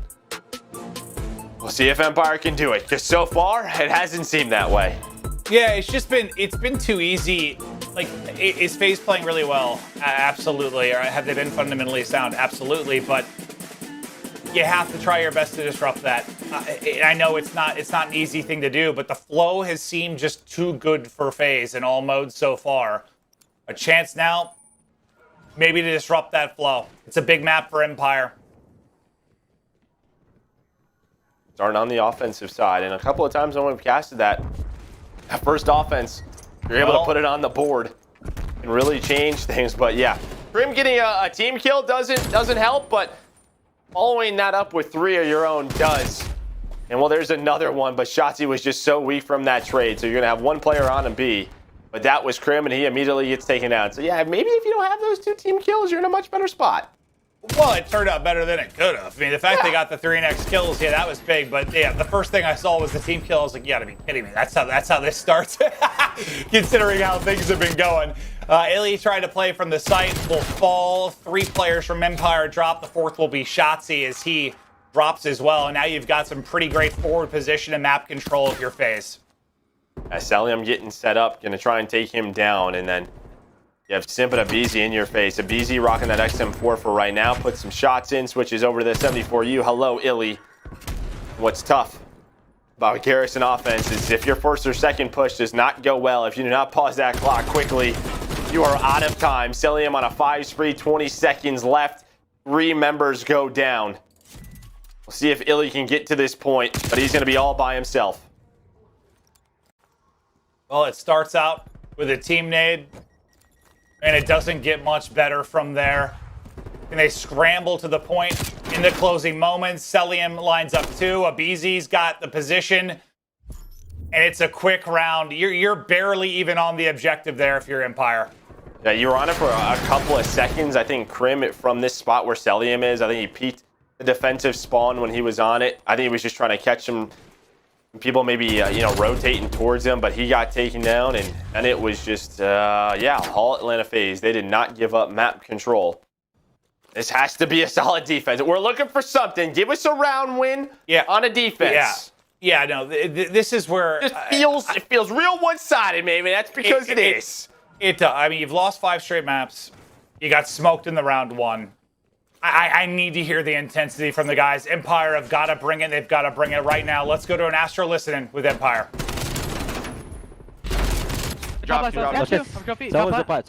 One guy's a plat. They're plat. Last guy. We got him both. Last guy. Yo, he's still there. One shot. Weak. One shot now. I'm ignoring I him. have all pipes. Okay. I'm looking big doing shit. Yeah, he's still plat. One's bottom floating dead. Right side plat. Needed it? Yeah. I'm flying at plat. Do it. Plat, one bullet. One bullet. He's small. So. He's close to streets, I believe. Yeah. Oh, one's back left. Yeah, he's close to streets. I got one big door. 3 went left. 3 went left. Floating hurt. Cell plat dead. All dead. I'm this one. We missed it. It's aBeZy. Back right. Oh, yeah, don't die. Stagger, guys. Yo, garage. He's going deep left. He's going small as well. I don't think he knows that. Yeah, deep left. Got one. You're going to be piped. Bottom mid. Bottom mid, I don't see him. Yeah, BZ one bullet, bottom mid. He ran underground. I don't see him underground. Yo, he's mid. One shot flat. Heavy play kills, 13 seconds. Yeah. Slow down. Victor. Well, you're answering back with a great defense so far for your Empire, Joe. Yeah, you absolutely are, and I loved hearing that from iLLeY. Just said stagger their push. They went 2 down when they had map control. He's like, just get 1 or 2. Make them slow it down. There's that defensive round win we were looking for. They don't let Atlanta FaZe take control of this map. And you're just seeing how difficult it could be on offense on Garrison. Yeah, in a lot of ways, they were similar, right? Like, you get a 3 or 4 down situation from the defensive side. You're able to push up and apply pressure to the offensive spawn, and it's just takes so much time to get out of that position. So well played defensively from both teams. We'll see who can improve on offense first. But you heard it there towards the end of the list, and I think they're just playing kills. They want kills. You have the most kills after 4 rounds. You get that 5th round defense, which can be so important on maps like Garrison, on Checkmate. Both teams going to be playing for that if we even go that far. If Dallas can try to make this one a little bit closer on offense.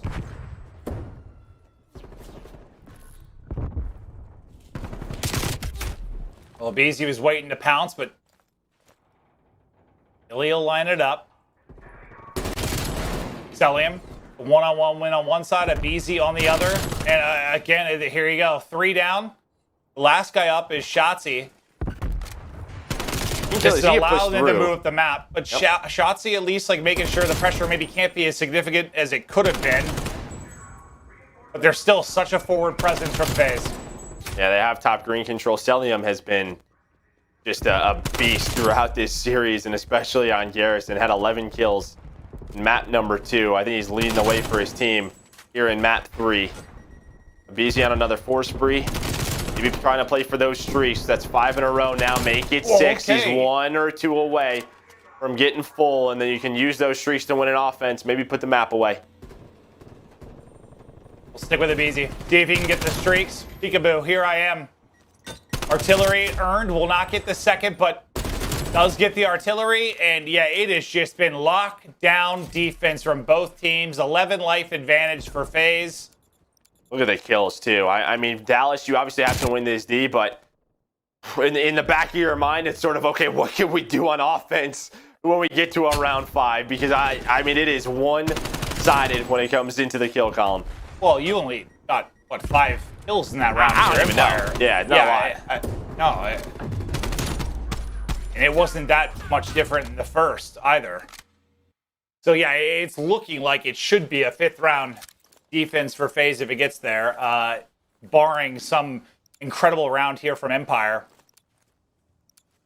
where they just completely torch them. But yeah, I just don't know how doable it is. And if it is a 5th round defense for FaZe and you have that streak to work with, that just one more tool in the kit. Temp even has 5 in a row. I mean, he has the opportunity maybe to earn some more. Trying to spot what he can spot. Maybe with how slow they're playing, Dallas know this. Huke, he's going to win a big one.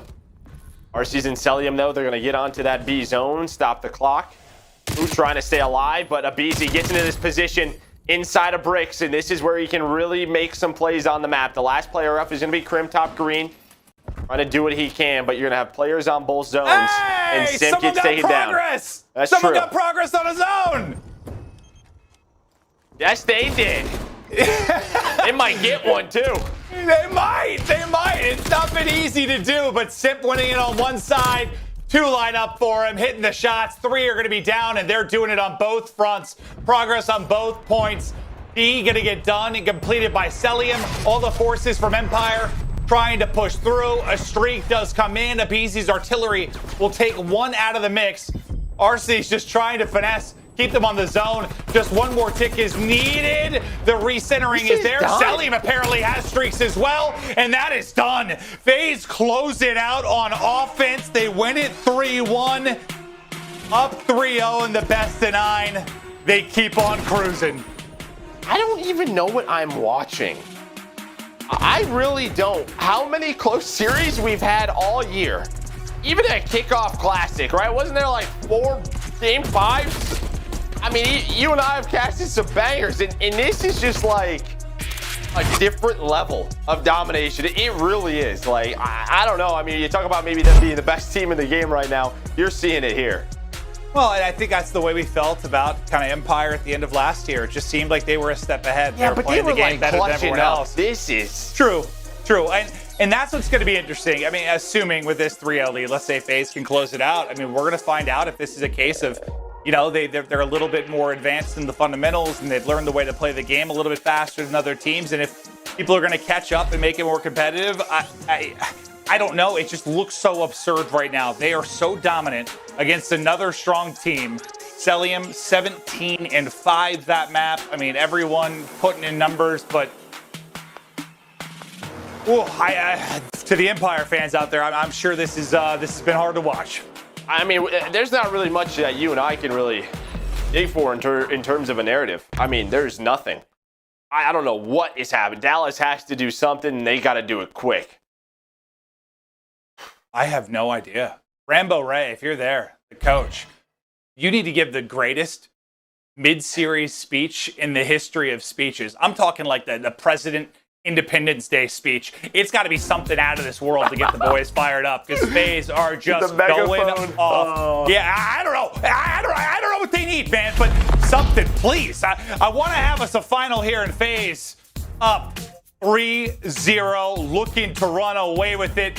We continue on after the break.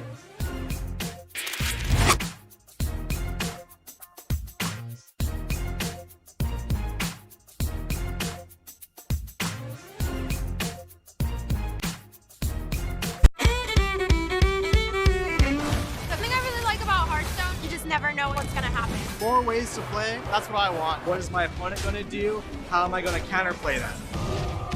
Play Hearthstone now!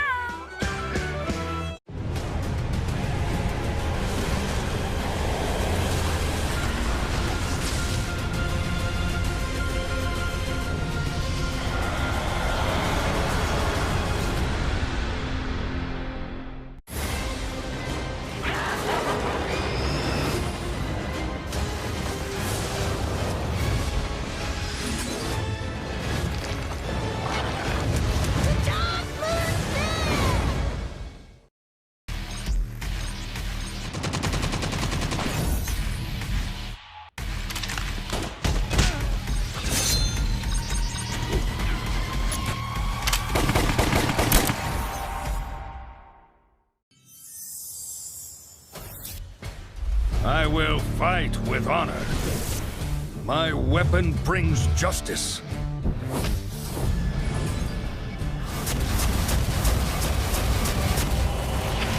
For the Alliance!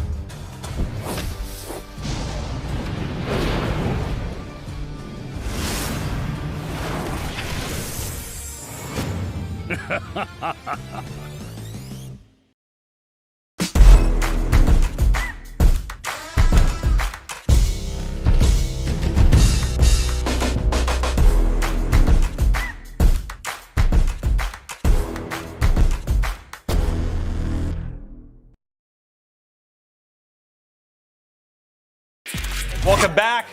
The Major 1 final. We're going to take a look at some of the overall KD ranks and where these players sit. And, well, everyone's been performing. I mean, the one guy that I think you talked about a couple days ago needed to maybe step up, even though they're winning, was Arcitys. And I think he's been improving massively over this stretch of the weekend. Yeah, no, I mean, in terms of his Major KD, this is probably over the stage. It's a little bit different. Yeah.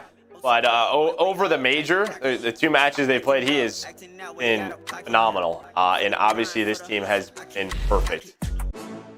You know, it's there's been nights where whether we're recording our Hard Points podcast or I've streamed at night and played with Crowder, like as he's fresh, you know, the coach of FaZe, fresh coming off of scrims, and he's just pissed at times. He's like, I'm tired of these kids bullshit. Like, he goes off on a rant to me about how he's just hammering the fundamentals and he won't take any crap in scrims. Like, when they start to goof off, like last year, he said the comms will get really lazy and the practice wouldn't be as serious as it needed to be. Like, they have really, really worked hard to hammer that in, and it's showing.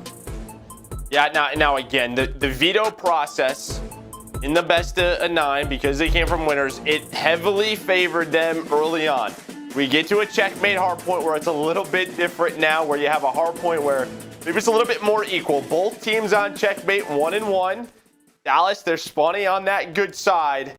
Is this the one? I'm going for it, maybe. Is this it?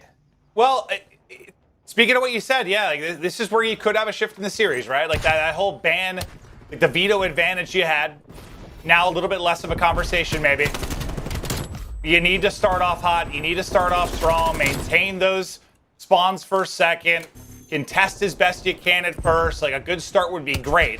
You still have Arcitys, though, like, already lurking towards the second hard point, just trying to get a crossfire in.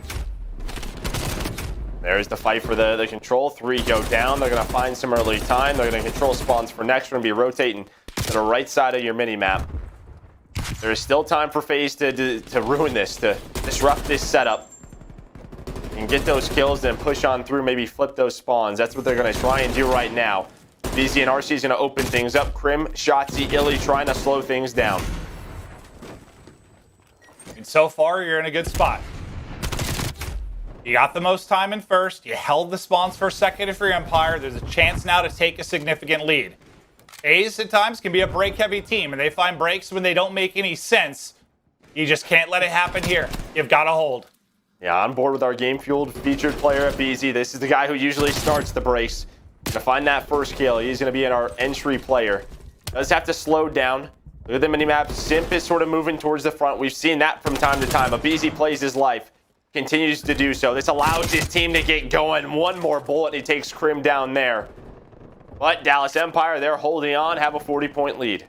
There you go. This is what you needed. Great start from Empire. They'll lock down all the time there at second, and they're going to get up to what, like a 70 or so point advantage. Perfect from them out the gate with the good side spawn. But now we get the 3rd and 4th, where obviously you can swing back toward FaZe's side, but you couldn't ask for much more right now if you're Empire, at least through the first 2 points. No, that's exactly what you needed. Everybody playing well right now on this map. Blowing Simp down. And that's what is sort of different with checkmate. I think in more traditional maps, usually you follow a sort of money hill up by another money hill. Right? If you look at like a raid or a Moscow, it's different here. You go from 1 and 2 to 3, where it's very contest heavy. It's hard to get a clean hit. Well, Huke just got 2 big kills though on the other side of the map. He gets 2 big ones. He flips the spawns. Huke maybe now heating up. That's going to be 4 in a row for him. 8 and 4. Spawns on the left side now for Empire. Time inside the point, and you've only got 10 points on the board if you're FaZe. Empire, finally, some life. Doing a fantastic job. They're getting this scrap time, controlling the tempo, and this is what I needed. You needed that slaying. You see that kill feed. When you're slaying this way, you get the setups you want. Makes the game feel a lot quicker for the opposing team. Like, they kind of have to go iLLeY on a 5 spree. You saw him before this map started. It felt like he was giving a speech. He was trying to fire everybody up. Shotzzy gets taken out, but up to a 130-point lead. They're blowing it wide open. This is exactly what they needed. The gun's getting hot. They close out this map and give us a series. Still a ton of time to go, but the lead is just massive right now for Empire. FaZe will finally get into the point. Like literally through what, 3.5 hard points. They had like 10 points. So finally, you're getting something going. But yeah, the slang, which you put in the key to victory, like it's just got to be there. It's got to be better, disrupt the flow, and they're doing it right now. Simp, who has been just an MVP form, especially in this matchup and well all year long, 3-11. So Simp getting smoked. That's what you want to see if you're an Empire fan. And everybody else on the other side of it, they're getting it rolling. Yeah, but this is where Atlanta FaZe can get back into it. We're going to the 5th hill. Still on this first rotation. Start to earn some time. Atlanta FaZe, they're able to flip those spawns into 4th, but iLLeY hanging on. He's got the help of Huke, who's able to push on up. So nobody's really been able to get on the hill from Atlanta FaZe. Huke doing a fantastic job, but Simp and aBeZy going to slow things down. Arcitys was on that 5 spree, but he's immediately traded. And you'll take this if you're Dallas. You don't have the spawns, but you've already wasted 20 of their seconds. Yeah, it kept them out of the point for the most part. A team kill, I think, gets another player out of the hard point. So, yeah, they've made it scrappy in that ease that it's looked like at times in the various modes. It has not been there for FaZe. Spot on from Empire. They break through the front. Simp trying to hold on through the backside, but they've maintained this 100-point lead. We'll get ready to get into our second set of rotations, and Empire still holding on to that right side of the map. They're in a good spot to put this game away. Yeah, this has to be a hill for Atlanta FaZe. We're going to get early control. aBeZy and Cellium get that trade. They're inside of it. They're down 100 points. An opportunity, though. We've seen a lot of big swings on Checkmate, and it's because of these next 2 hills. Cellium still controlling the plane with his teammates. iLLeY trying to work the opposite side on another streak, up to 16 and 10. Now he's on the contest. Keep the contest, keep the spawns, because they did so well in the opening of this game. iLLeY getting damage into just about everybody, but not finishing the kills. The finisher, though, it's going to be Shotzzy. He'll take down 2. Little bait and switch with Huke, and 3 fall. There's the full clearance. 20 seconds left on the hard point. And again, pristine position for Empire. You don't have anybody on the time right now. Shotzzy's playing a bit of a lurk role. Just doesn't want them to get a lot of in-map position for while we go in a second. I'm going to pick that on up, and there we go. They slow that push down. With 5 seconds left, they're going to be spawning all the way out on the opposite side.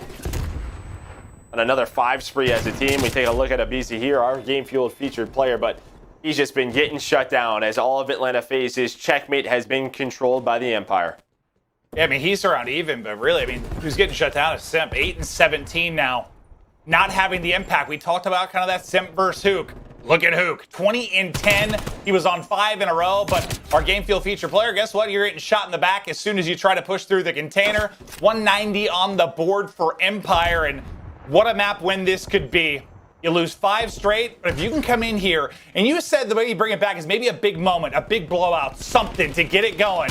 They've got the blowout in the cards right now, but a couple players do spawn out from Empire, a chance to break on in for FaZe.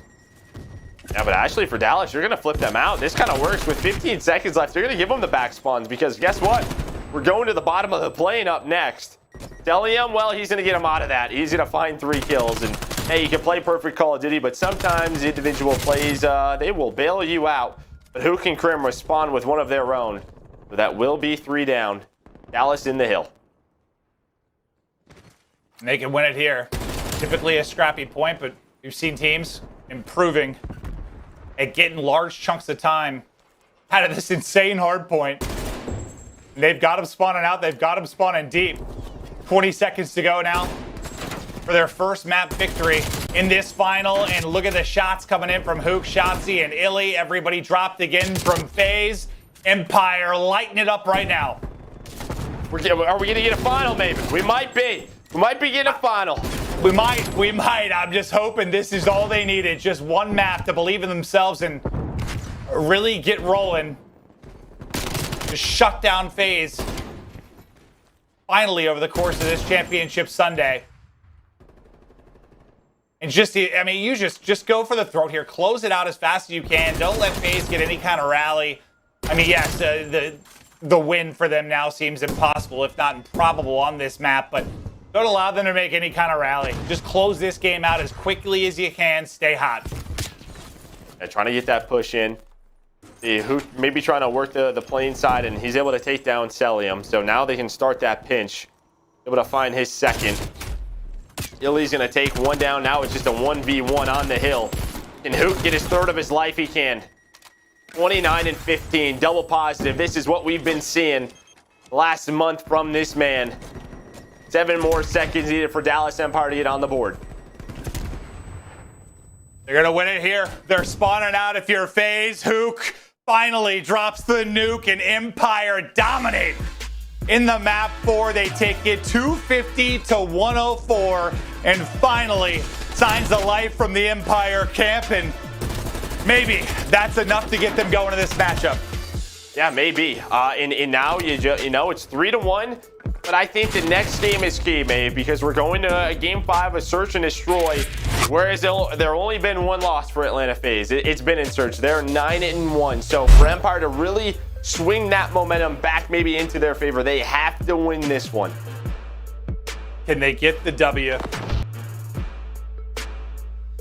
Shot of Crim. You got to be feeling a little bit better now. I mean, it's still a long road ahead of you, obviously. You need to win 4 straight maps, or 4 more maps, but you get 1 done, and that just has to be massive. And what I was saying, like, what, a map or 2 ago, like, it's just you gotta at least test base. You gotta beat them once and test them, make them show some resilience, some ability to bounce back, and now you do just that. It is a blowout, and look at the numbers coming out of the Empire side of it.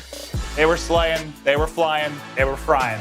And that's what we've seen. It's balanced effort. Everybody with over 20, everyone around 4,000 damage. Putting the work in, they controlled it right from the get-go. The only time that might get a little bit scary for Dallas Empire is if they lose like that first setup, right? And that, you know, maybe it's a tied game after the first 3 hills, but it wasn't. They kept control, had the spawn side that they wanted. They got 2 hills in a row, and there we go. You see it at our Astro social soundboard. Dallas is like regaining. Atlanta FaZe is like, hey, what's going on here? Yeah, I think that's how all of us were feeling. But what a map victory it was. And I think just the way in which they won it, if it was a nail-biting finish or a close match, it's a little bit different. But you come out and you fry. And Huke is just like, all right, I can do this against FaZe. He goes double positive and completely dominates the map. But Joe, you're absolutely spot on. This 5th map, the Search and Destroy, huge for Empire. Can they keep it going? Can they give us an incredible final? We'll find out after the break.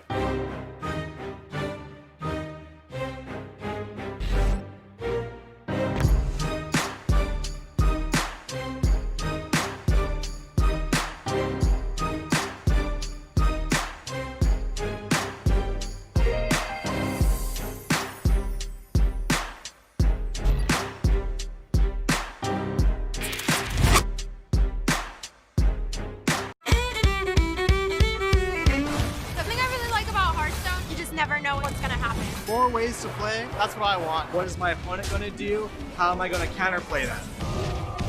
Play Hearthstone now!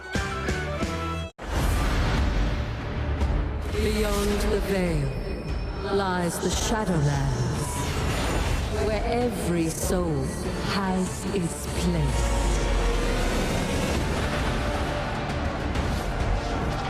Beyond the veil lies darkness, where every soul has its place. World of Warcraft Shadowlands. Brave the Beyond. Available now. I will fight with honor. My weapon brings justice.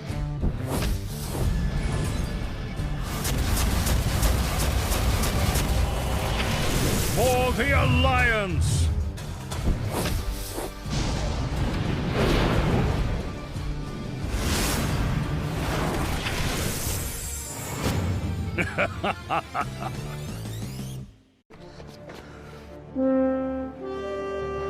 Magic. Oh, I'm so in.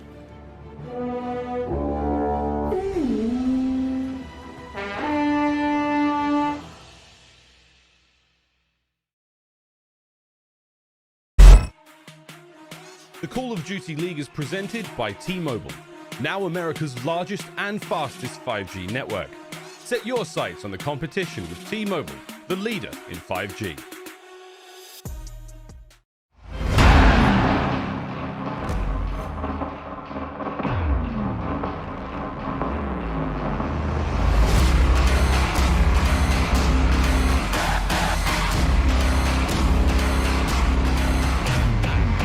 2021 season with a statement after 3-0 over the LA Thieves.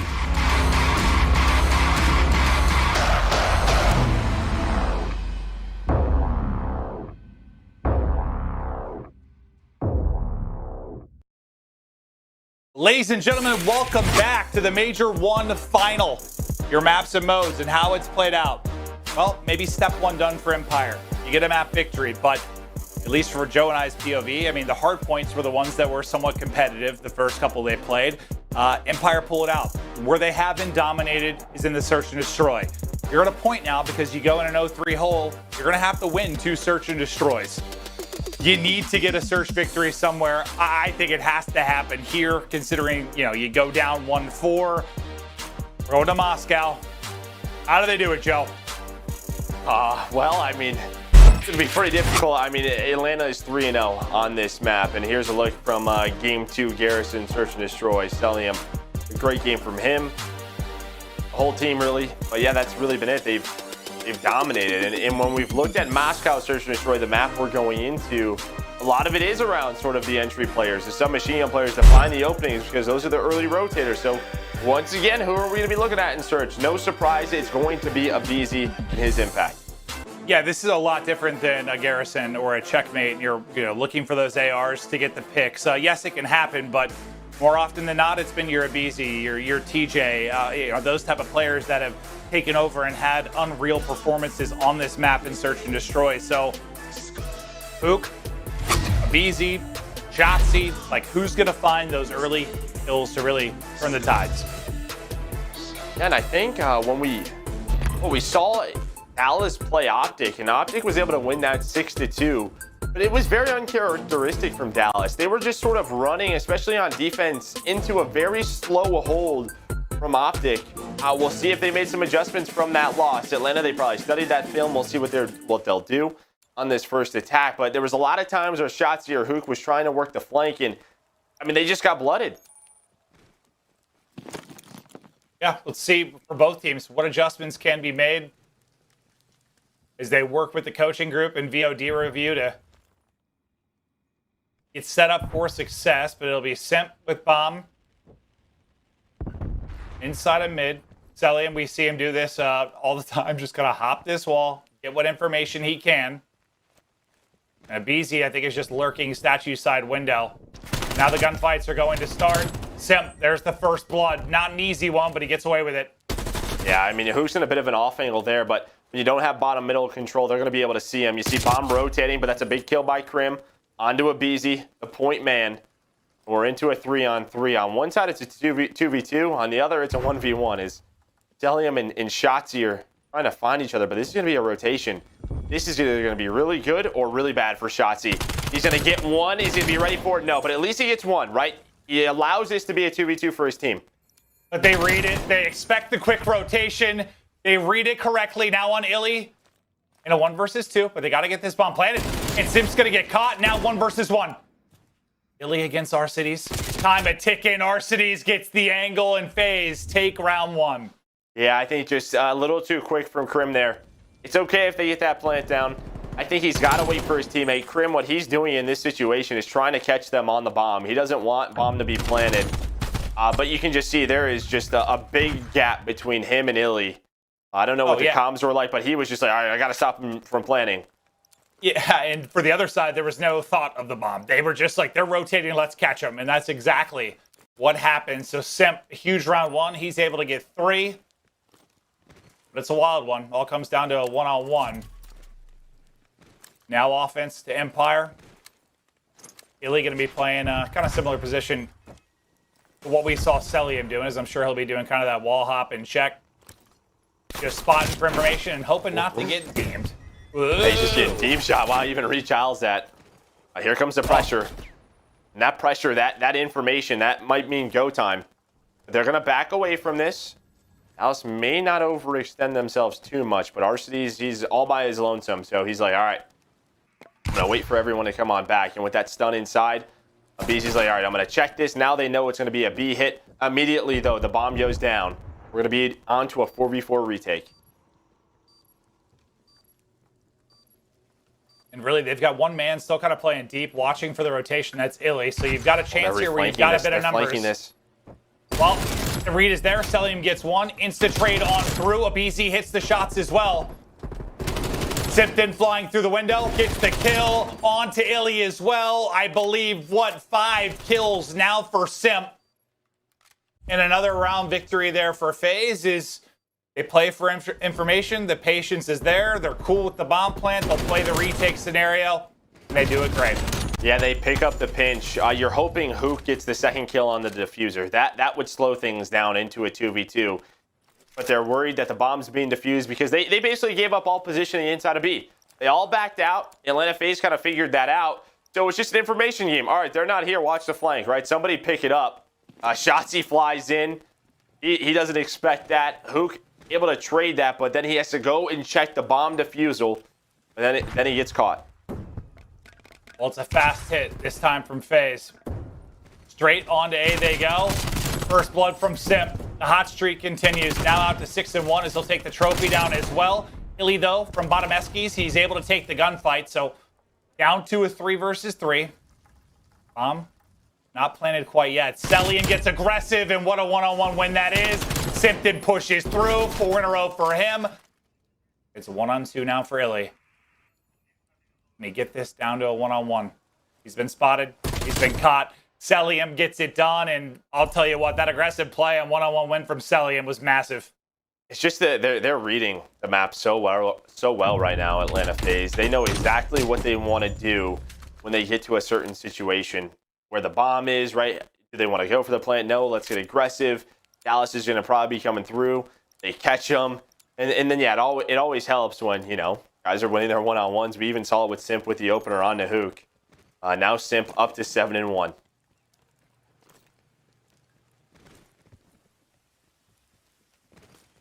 This is just where you've been dominated throughout the matchup is in the search.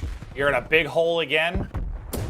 You need a round win, and aBeZy not going to let it happen. First blood in, second one drops, all onto Crim so quickly, and Simp is just going to be soaring towards him. Bye-bye, Crim. Simp gets another one.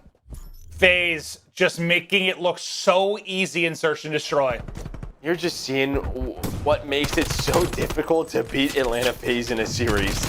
They don't really have a weakness. If they had a weakness, it was their mistakes last year in respawns. In Search and Destroy right now, they are a step ahead. Whatever this team is doing, other teams need to figure it out with their preparation because they are just on point.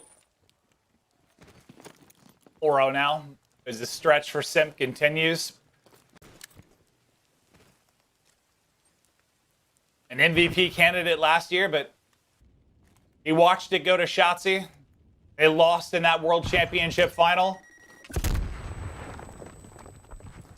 Now just trying to punish him. But Huke, what can he do? Kind of playing from this brick side, looking for an opener. And you've got the stack there at A. If you're Empire, their full rotation is starting to come in, I think, from FaZe. It looks like they're going to go for this hit. Yeah, both players, aBeZy and iLLeY, kind of the island players, trying to see if there's anything on the flank. But as you said, it's all going to be A. Shotzy's going to be the first man up. Maybe they just want Dallas Empire to overthink, to think that they're going to rotate to B. But iLLeY's locking that down. iLLeY is making sure. iLLeY spots one. Okay, so iLLeY spots aBeZy. You see what that does to Crim. Crim's like, should I help them? Should I not? He kind of stutters, and this opens up a flank. aBeZy finds it. Look at this read again. There's the first one. They have 15 seconds left, though. They have to go. They have to work the bomb plant. iLLeY, they avoid him entirely, and he was the man on the island. He's still the man on the island in a 1v4.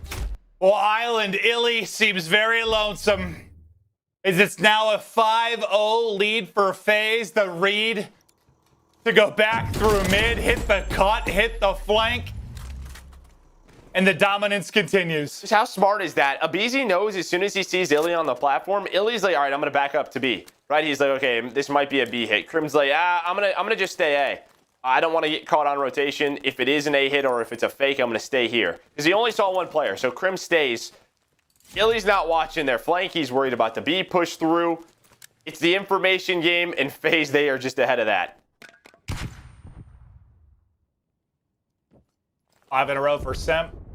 4 in a row for aBeZy. Tiny, Tear, Dominance. Here in our 5th map of this best of 9. Now, can they find a round? They will inch forward, try to get this bomb down. Shotzzy will go for the plant, but here comes FaZe. And they'll have a 4-on-3 for a second because Crim. Oh, I think aBeZy got up again. Okay, no, there was a timing there where he got up, but the nade connects. He still finds a kill. This will start off the skirmish towards A. But here goes the rest of the skirmish. iLLeY, nice shots. Able to get a pick. Puts them into a 3 versus 2. Huke adds on to that. Cellium now, 1 versus 3. Can't get out. An Empire, they'll get around. They get around.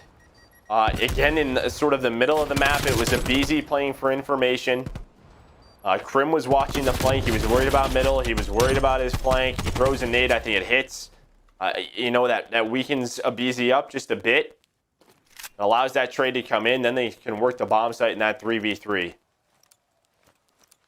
One round at a time. And it's been so fun to watch Atlanta FaZe. They kind of had a mid to A. Then they slowed things down. They went to B. Right? And then that last round, they just like kind of completely stopped until the final 20 seconds or so. This time they go right back to A. It's another fast hit.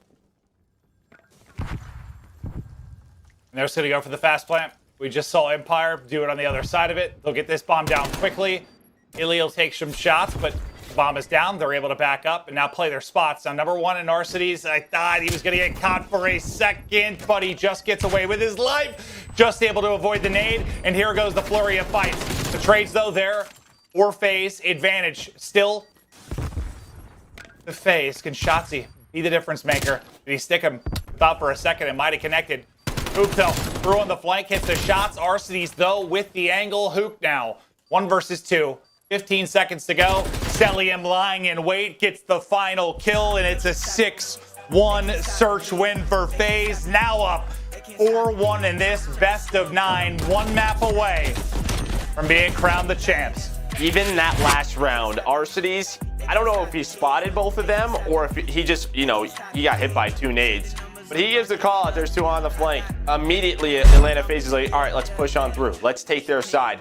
They get the 2 kills. They give themselves the man advantage. I'll tell you what, babe, there is no better feeling in the world than sort of out-reading a team in search and destroy. And Atlanta FaZe has been doing a ton of that. Yeah, they really have. No, I wasn't even like looking at the gunfights about to go down the bomb. I was just watching Arcitys' arrow. Okay, I saw the two flying at him. I was like, he's gonna get caught. I was just thinking it the whole time, but he gets out. Just barely gets out with like 60 HP as they soar at him. Simp, 9 and 3 out of him. But yeah, the information game, the mind games. FaZe, every advantage. They are just clearly the better search team right now. 1,000%. It's was it 10-1 now is their search and destroy record. And they just have such a good idea of exactly what they want to do on the map. It's their only loss. It's the Toronto Ultra loss on Raid, where the one time it was like, man, they kind of got outplayed.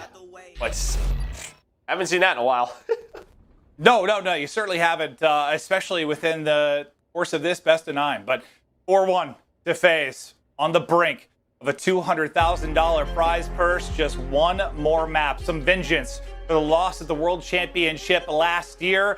The series continues on. It's a best of 9. Maybe some life still in Empire. We'll find out after the break.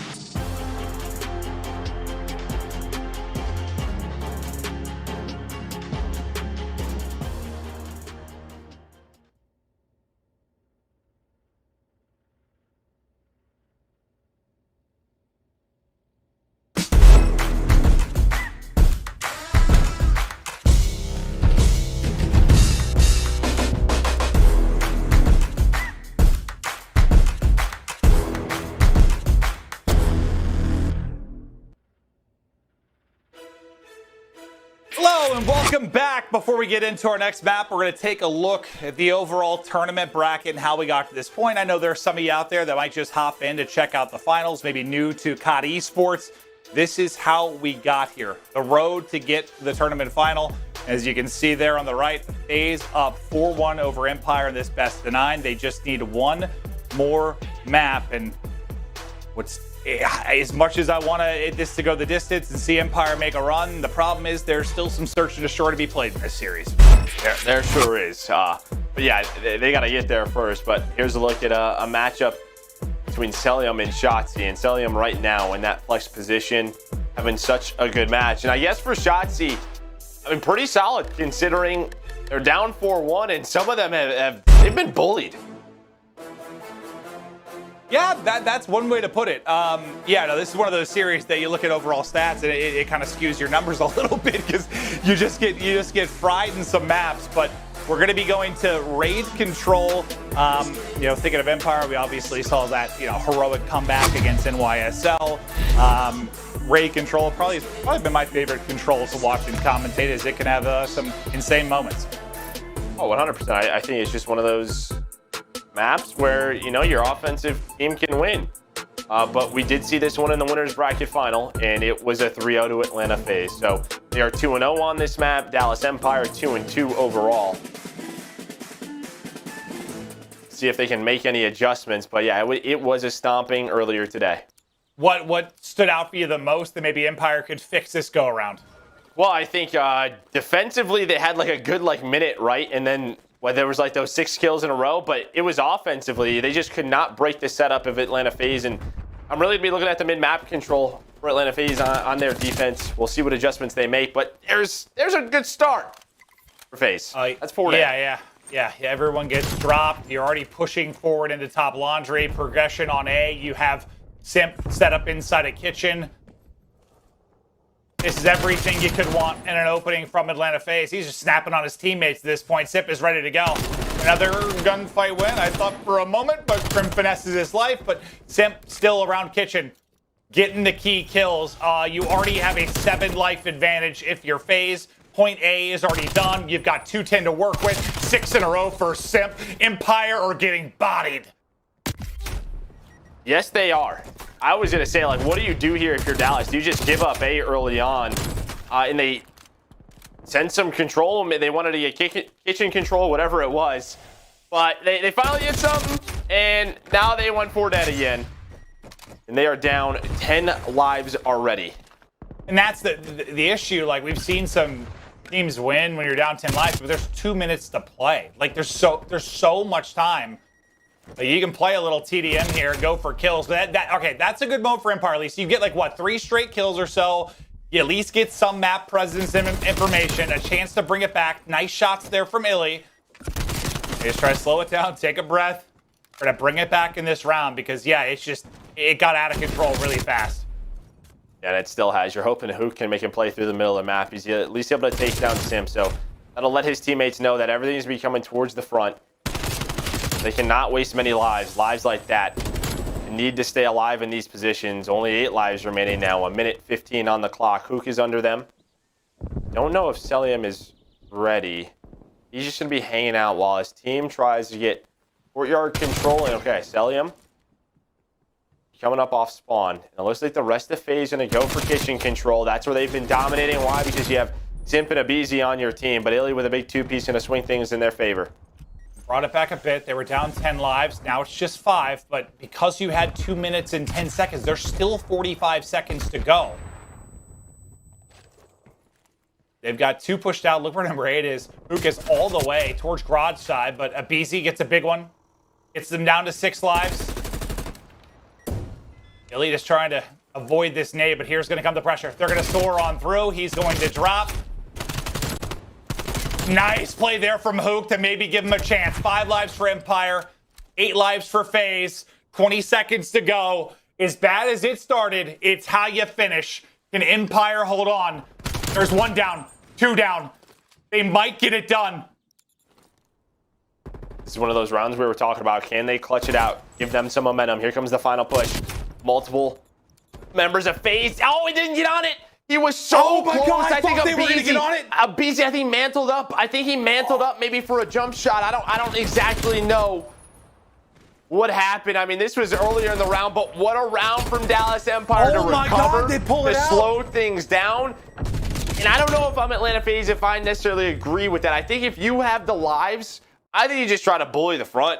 Just get your trades out, because they took, what, like 2 pushes through middle, 1 all the way towards back laundry. It just took too much time off the clock. Yeah, I guess I just thought the whole time he had so much time that eventually it was going to come down to lives, but Empire did enough, made enough plays to keep them in it till the final seconds. And yeah, I thought FaZe was going to get on the point too, but they don't. And Empire, what a clutch, just considering how horrific that started. A massive defensive hold now from Empire. Just unreal scenes from the Empire side, and they're finding kills in rhythm now. Let's go to an Astro listen-in with Dallas Empire. You saw that he's streaming top right, Porter. One guy's gonna be pillaged. Yo, right back. Ramp to the top. Yo, outer, blue van. There's 2. There's two there. Yeah, I got one on me. Got him. That's 2. Should we go beef? Let's go. Control kitchen. Yeah, go. Kitchen. Yeah. Wait, yo, I'm gonna go around. Oh yeah. We're already 3 kitchen. You guys can go. I'll hold this. He's underneath money right. My pinch. He's underneath me on top. Nothing on the rock. Yeah, let's go. I'm shouldering. Nothing L. Oh, you might be close right. Maybe close right. No, nothing. They gave it up. Yeah, they gave it up. Where is he? Underneath. They're gonna be repinching. Yeah, top pool and bottom pool. They're all over pool. Okay. Alright, I'm gonna slow play these guys. One guy's basketball. Yeah, basketball. On time, aBeZy. A little weak. aLLeY, one low. We're so alive in kills. We're good. I'm saying a lot of time. Yo, aBeZy, Elden. Good job, Ender. Keep it up. He's back basketball. 2 back basketball right now. I need a top pool. Yeah, we look into clear top pool. I'm looking bottom. I'm holding mid. I'm waiting for Middle you map. guys. Wait, let's go. Wait, hold up. I'm not here. He's there. I'm taking that map. Top. Top right in kitchen. He's on the ledge. Oh my God. Tiki. Yo, that's gonna be kitchen on me. Yo, come pull down. Yeah. There's gonna be a guy kitchen. Yeah, I gotta. Coming off of that hot and insane round 1, Empire trying to do it, and it's Huke going off again. That's going to be everybody dead and onto the point. This could be a moment to take a 2-0 edge as Huke just tries to push through. Finesse as long as he can. The fact he takes down 1 is massive. They're still in position. Yeah, he's just hoping to get to that corner before those spawns come in. He's able to stop that clock. They still have the life advantage. aLLeY wins another one-on-one, so he's gonna again pause it. Allow his team to push up. Huke already off spawn. You have 1 player inside a kitchen. That's Shotzzy trying to get money room control. You would have loved that, but aBeZy takes him down. Almost to your second tick. Still going slow, and now with multiple dead, they might stack this. iLLeY is gonna read this, and this should be a round win. Dallas Empire with that clutch up in round number 1, take a 2-0 edge. Here we go, Empire. Back-to-back rounds.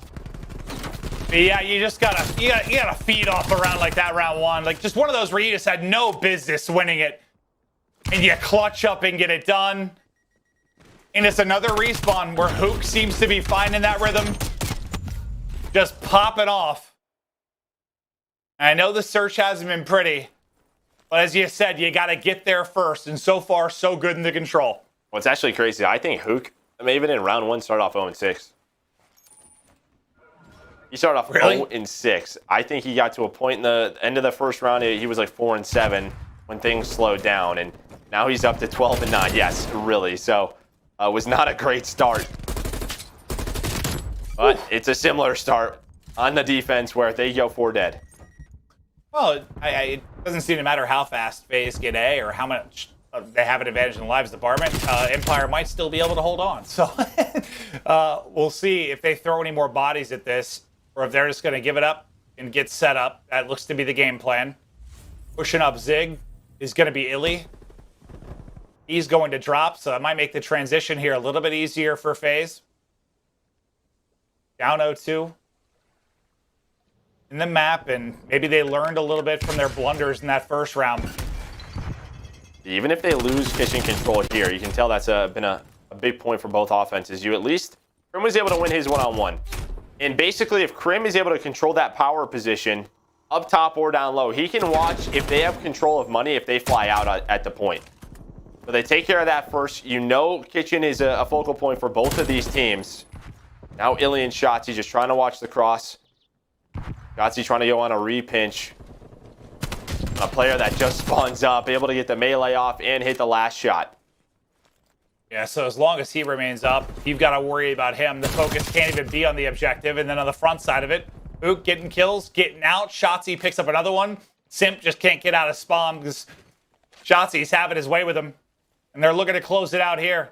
They got 3-0'd last time they played this, looking to answer with a 3-0 of their own. And it's Huke's turn now to lurk. Spawn side Arcitys picks it up though. Lives-wise, minor advantage for Empire, but we're under a minute left to play.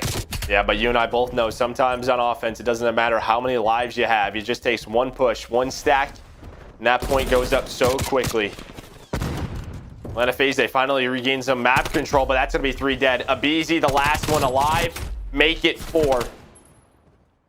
Only 35 seconds left. Simp just trying to get across the map. And maybe they won't expect him here to be in this position already. He might have found an opening. I think he did, but unfortunately, his teammates are all dying. So we'll see how much it actually ends up mattering. 20 seconds to go. He takes some shots. Now position given up. Crim able to snap out of Tiki. Very little time to go, and everybody coming off a spawn. Just got to hold for 10 more seconds here. Huke, 5 in a row. The Chow in as well. 20 and 14 from Huke. 22 on the board from iLLeY. 1 player left, maybe with a chance to get on it. Not going to happen. Empire 3-0 in the control. And it's all about that round 1. It reminds me of just a kind of a miracle round. They pull off against somebody like NYSL and they get hot behind that. Just insane stuff out of Empire as they're able to take another respawn of the series. Now overall in the best of 9, it's 4-2 to FaZe. Yeah, and that's one of those rounds where, you know, for Atlanta FaZe, that's just one of the rounds that we've talked about. They can't make those mistakes in these sort of situations because that does shift momentum. Getting that much time, having a 10 life advantage, that to me, you just have to, I don't know, either play TDM sometime or I don't know exactly what it is, but they need to secure that into a win. And as you said, after that point, it was all Dallas Empire. Yeah, I guess it's just, you know, you feel like kind of how I felt when I was casting. Like you have so much time that you can play slow and look for picks. But yeah, I think what you were saying, just if you play a little bit more aggressive and play the trade game, I mean, as long as you're trading efficiently and finding kills, I mean, eventually you're just going to kind of bleed out the side of Empire. But it lasts so long, the pace isn't there. You end up running out of time and you can't get on the point. It's just incredible hold from Empire. The defensive wall is there as they're still trying to maintain the throne, man. Get this major victory. So much still yet to do, but a fantastic map there. Yeah, absolutely. And there's iLLeY, 22 and 16. And a few times you and I have casted iLLeY on this map, and it hasn't been the best for him. His team has been able to clutch up, but stats-wise, it feels like maybe his pacing has been off on this map. Slows it down maybe a little bit right there. 22 and 16, a big game for him. Yeah, a much needed big game from him. You know, you said Huke started 0-6 and he really started to get it going. Crim was making plays. I feel like he has a clutch moment every single time we watch Raid Control. There's one moment where he's going to step up and, well, he's the winningest player in COD history for a reason. But more life in Empire. They're staying in the series, but still, just one more map victory needed for FaZe. We continue on after the break.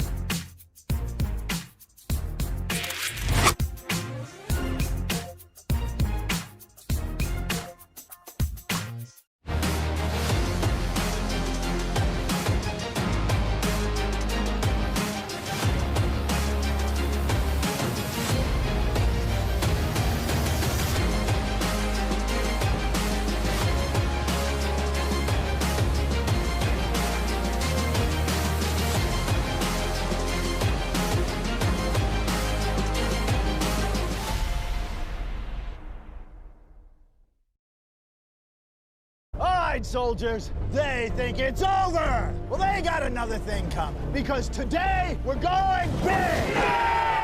Zaxby's new signature sandwich with Zax sauce or new spicy Zax sauce. Only at Zaxby's.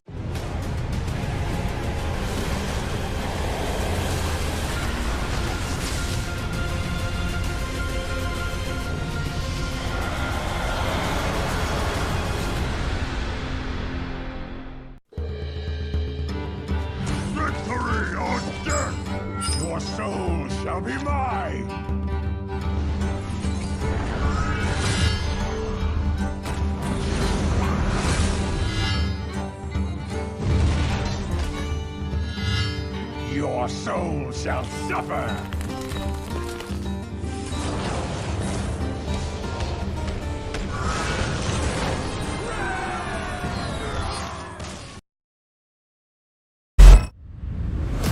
The game has turned on its head. Run! Run! Get onto the point! Cellium finds himself 2 more. Oh, baby! Absolutely slayed. What a magnificent comeback from Atlanta.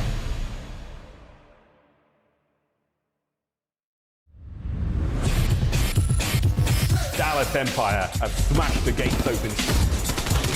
Oh no, Huke is in, you mate. Oh, it's a shot punch. Oh no! Once again, they saved the day.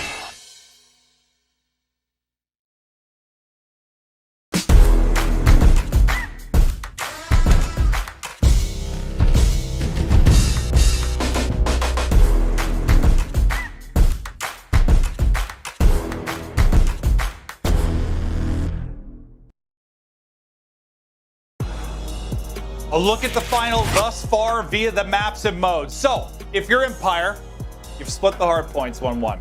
You've split the control 1-1.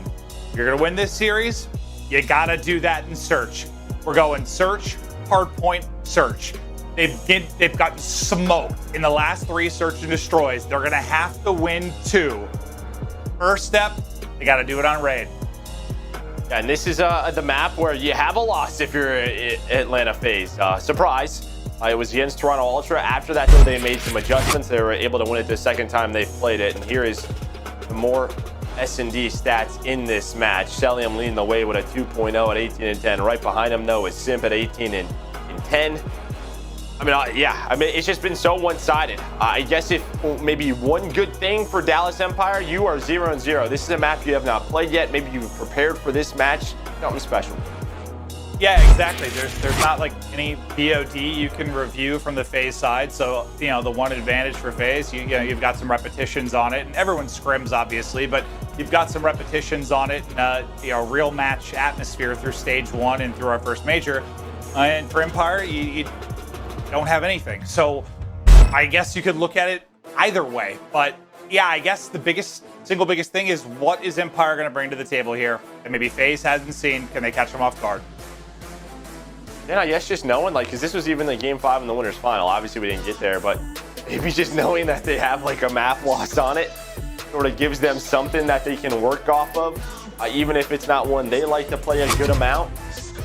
Just trying to find anything, man. Just trying to find anything. You just got to win searches. You got to do it.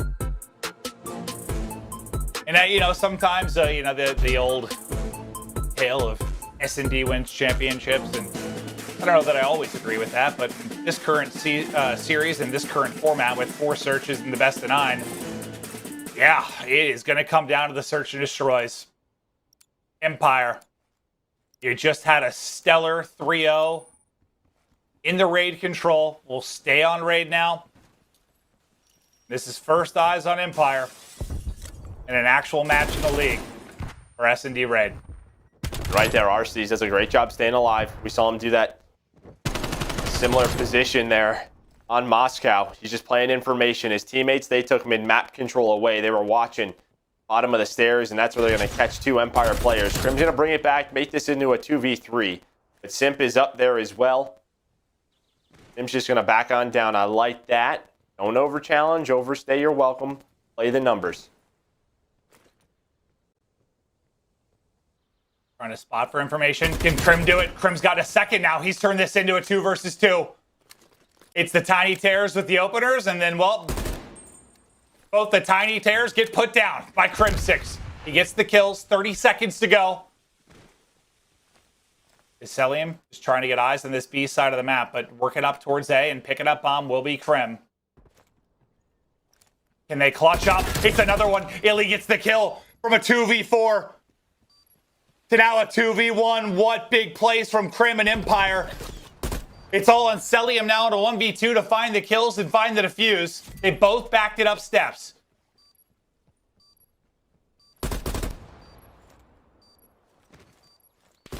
and they'll drop them. They'll drop them. The 2v4 through for Empire. It's all Crim to bring it back. And it just feels like the control, like the opening round, you have it in the bag. If you're FaZe, you let it slip away. What a clutch performance there from Crim and Empire. Yeah, you know I hate rounds like that. That's just one of those plays where even like Simp shouldering Kitchen, there's just no need. I mean, just play back-to-back and you have Cellium sit and ring. They can plant the bomb. It is not the worst thing in the world if they plant it. You have a good idea of where they're going to be when they plant, and then you can just use your man advantage to retake it. Simp does find another first blood. They're going to try and work this A bomb site quick. iLLeY, though, trying to find the player on the bomb. Knows he's in this position. Arcity's trying to check it. Cellium looking over him. iLLeY's just going to fly out and catch him. I thought he'd get caught on the cross, but the fact he gets the kill, gets away with his life. aBeZy challenges. He does take one down, but the trade in from iLLeY. Now 2 in the round. 2 versus 2. Bomb down on the site. Both players apartment side from FaZe. Look at this angle here from Crim. Trying to spot him top. But working all the way around. All the way around is going to be Simp. And it pays off. He's able to catch Crim. iLLeY going to be last alive. This would be a 1v2. And for the ace, if he can pull it off. Gets him weak, but can't finish it. And there comes the chow from the outside. He will drop and FaZe. They get back-to-back first bloods. This time with advantage, they're able to take the round. Yeah, Crim taking those shots, right? It's like, I know it's great if you get that pick, but Cellium's going to play that safe.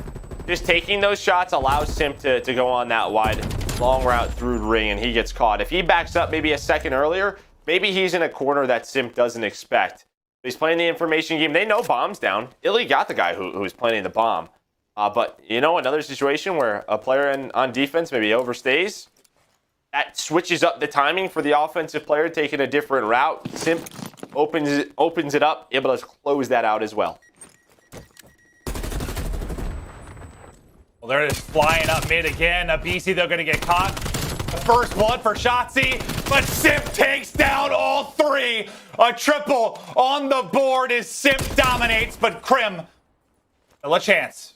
Simple drop, and now 1v2. What can Crim do? What magic can he muster? He spots Arcity's top laundry. Cellium eyes on as well. The shot's not there. Arcitys takes him down, and Simp's triple gives FaZe the round. Yeah, they all line up. aBeZy gets shots into multiple, but he gets taken down and just finds the angle. Oh. Finds the angle, gets the collat, and then challenges iLLeY. He knows one of his shots should have hit him. The confidence for Simp right there. What's he up to now? 5 or 6 kills on the map? It's 6. Yeah, I mean, aBeZy throws his body and some bullets in front, and to clean it all up is Simp. This is why they may be the greatest sub-duo in history of Call of Duty esports. The guys are insane. 2-1 now to FaZe. They take this map. They take the major. iLLeY made some huge plays defensively last time around, but they couldn't get the round win. It's a little bit different. The one player is Simp, who's kind of playing on an island. And it's all down to Simp. They're going to know. They're going to know he's going to be working a flank. Crim, what time is he going to get? He's going to get caught. Where is Huke on the trade? Huke's trying to work on up. I think he's going to hear him, though. He's going to hear him. There's the gunfight, and Simp closes out another one. Simp with the 1v2. The nade on the bomb to make sure he's not on it. The gunfight wins. Simp is on a tear. The man cannot be stopped. And that was a great counter for Empire. They all just go down towards the middle of the stairs. You have that team kill that comes in. It's going to happen when you're stacked like that, but they get the man advantage. They get the 1 versus 2. Crim gets caught mantling into money. It's one of those, you just maybe hold it for, it's COD timing. COD timing at its best. If he holds that window for 1 more second, they probably win the round. First blood or aBeZy, I think. Him and Simp have basically combined for all of them for the FaZe side. Empire grouping up towards apartment, just looking for any opening, but nobody's home for FaZe. We'll see if this time they play a little more passive, allow the bomb to get down and play the retake. Nice shots. aBeZy with his second in the round. Now 4v2 advantage. Yeah, you can see the way they're playing it. And Cellium just making sure nobody rotates through B or through pillars. He's watching over aBeZy. You have Simp playing inside of money. aBeZy's going to hear that. The jump shot with the 74U. iLLeY is tagged up. Simp's coming through pillars. He wants another one. And if you take away that clutch in round 1 by Dallas, this is another perfect search. I mean, what has it been? Like 6-2, 6-1, 6. I don't know off the top of my head, but it's just been absolute dominance in search and destroy. 9-2 from Simp, 6-4 from aBeZy. aBeZy with 3 in that round to close it out. And while Empire have had their backs against the wall the entire series, they do here in this search. As aBeZy looks for another opener. Shotzzy gets away. An all-A from Atlanta FaZe. This time a little bit slower. Maybe trying to see if they could force someone on the flank. You see Simp's waiting for it, but there's nobody there. aBeZy working up towards the bomb. Arcity's following behind him. Gonna work his way on up. Trophy's gonna go down. Bomb being planted. A nice nade. We give them a timing. Grim is just making sure nothing works the middle of the map. He's gonna have to rotate on over. We're into a 4v4, and this is a tough retake for Dallas Empire due to Cellium's position. Yeah, you desperately need a pick in numbers here. Already so much time off the clock. Shotzzy trying to surge on forward. aBeZy's weak, but playing his life. He'll chow out. The trade is there. Cellium and Arcitys both through on the kill feed. It's on Crim and iLLeY. The time is dwindling. They both line up. FaZe again, get it done. One more round. And Simp, he's watching. He's under Cellium for majority of that round, watching the flank. Cellium's looking over his teammates. He's looking over money. He's looking over Bull, and he's just making sure that nobody flies on out from that cutout. So as soon as Simp is like, all right, there's nobody on the flank, he's like, all right, I'm going to go up through middle. You know, all the pressure is coming from middle of the stairs and towards pool. And he's like, I'm just going to lurk. They don't know where I'm at. I haven't shown myself. Up to 11. They get aggressive up in map, and Huke and Shotzzy. This time they get the kills. Everybody on FaZe getting smoke. Arcitys, he's going to go explore the outside of the map, and we'll end that round fast as Empire gets round 2 on the board. They finally try to take min-map away from Atlanta FaZe. There's the adjustment. It's just, is it a little too late, right? Because it's just been aBeZy and Simp inside a courtyard, pillars, stairs. That's what they've really been controlling on their defenses. They counter it. Can they keep it up? I mean, I feel like we've said this every search. Like, Empire have to rip off 5 rounds in a row, 4 rounds in a row. Like, they have to do something ludicrous to get it done. But, yeah, you like to see the adjustment. Just can they continue to make those plays? Well, there is that min-map control. And guess what? iLLeY gets taken down. I just feel like if you're going to give that up, you cannot get picked. At that moment, you're basically playing 4v4 retakes. You're just separated now. They find the openings. Here comes the rotations. It's happening again. Hello. It is all down to Crim. 12-3 as Simp. Well, maybe a little vengeance for the loss at the World Championship last year. Some extra love onto the members as Crim is getting swarmed, hunted, and he will drop FaZe. They dominate the search and destroys. They're flawless on the map. And that was just a clinic in search, Joe. Yeah, that is one way to put it. Their search and destroy was just so good this entire tournament. I mean, it's got to be like 18 in this final alone, like 18 to, I don't know, 4 or 5, maybe 6. It was not close. And again, even like the round we saw that Dallas was able to win, it was, I mean, Atlanta FaZe kind of threw it. They threw their numbers away. It was an individual play out of Crim. But Atlanta FaZe, as you said, they captured the first major. Congratulations, as Atlanta FaZe are your Major 1 champions. They'll take home their share of that $200,000 first place prize, and the man they brought in to help them close out these finals, it's Arcitys. And well, Joe, so far, so good. So far, so good. Not a lot of mistakes in the respawns. I think you saw maybe in that checkmate hardpoint, in that raid control, you know, a couple. I think if you look at raid control in their first round, besides that, they did what they had to do. They had their advantages in their maps. They won the maps they had to. With the search and destroy, I mean, that was just so clean for them. Everybody's going to be watching these maps. What are they doing differently, trying to figure them out? Yeah, because it seems like FaZe is ahead of the pack maybe right now in general, but where it really stands out is, yes, it's the search. So teams have got to try to close the gap. Watch the VOD, learn from what they're doing right. We see that every year over the course of Call of Duty Esports is someone leads the pack in search early. People kind of adapt and learn based off of what they're doing, and that's now the test for every other squad in this CDL, but they do it. They go undefeated through stage 1. They take the championship. And a look at the stats is Simp, aBeZy. Look at the damage combined from those two and the kills they put up on the board. Unreal stuff from the Tiny Terrors. That's just what's going to make them so difficult to beat. It's what made them difficult to beat last year. They have the talent to win respawns, but their search and destroy has always been fantastic. We've seen Simp and aBeZy, Cellium and Arcitys, no matter the game, the team, their search and destroys have always been stellar. Well, so I just think if you look at that Dallas Empire team from last year, that's where they were able to match them. But in this first major, they did not. And it really felt like as good as a team as they are at search and destroy, like at least today, most of the map wins was like one person kind of frying. Like, yeah, the map there from Simp, yeah, the one where aBeZy just crushed, yeah, the Cellium map in Garrison where he dominated. Like, I know it's a team effort, but like there was one individual just taking over a map. Somebody stepped up when they needed to. In the search, they have set the bar, and they've set the bar high for the rest of the teams in the league. Yeah, they have.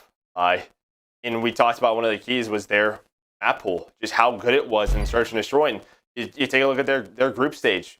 The fact is they played every single search and destroy. They got a repetition. They were confident in their skills and their abilities to basically say, play us on whatever. We're down for it. We're okay with it. It has paid off here. It certainly has just unbelievable stuff. And before we get ready for the desk to break stuff down and get to interviews, I do want to take a look at the scuff play of the game. It's going to be Simp. He dropped the bomb on the map. He was popping off and maybe using aBeZy as a little bit of bait here to get some damage in. But then Simp, he's hitting the shots. And this is just what they did, what they really I thought this was the round where all three lined up. Sorry. I didn't know what happened here. This was the 1v2. I mean, Dallas throw a good counter. They throw a good counter towards middle of the stairs, but it's right here. If Crim just holds that, maybe he could find that kill. I think he's thinking he's going to be top of the stairs, checking for the defuse, and then it just puts Huke into a tough spot. He's going to hear him mantling and sliding.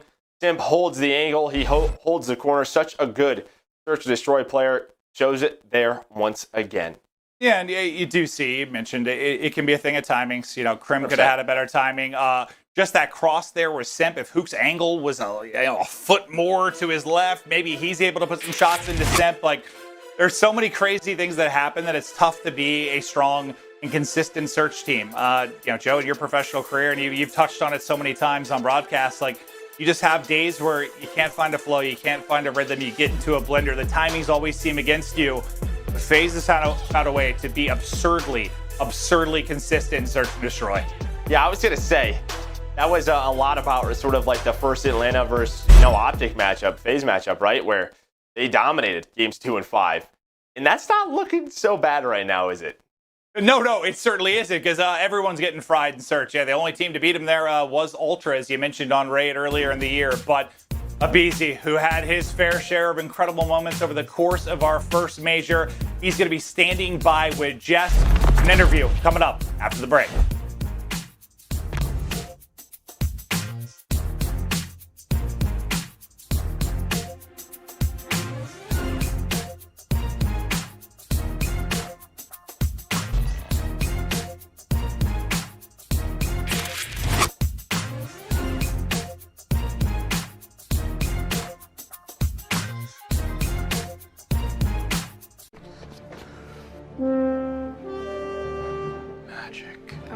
so in.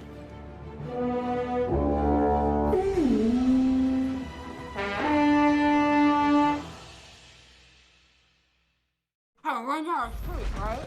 And all of a sudden, huge explosion comes in, and it's like, no! And there's some cold chaos and it's shitting. I was going, no!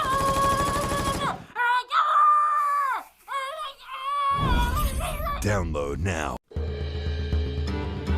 Victory or death! Your soul shall be mine!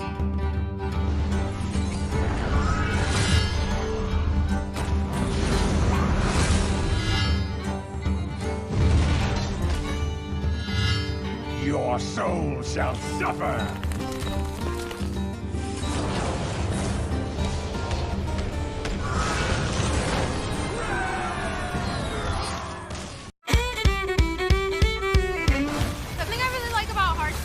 Never know what's gonna happen. More ways to play, that's what I want. What is my opponent gonna do? How am I gonna counterplay that? Play Hearthstone now!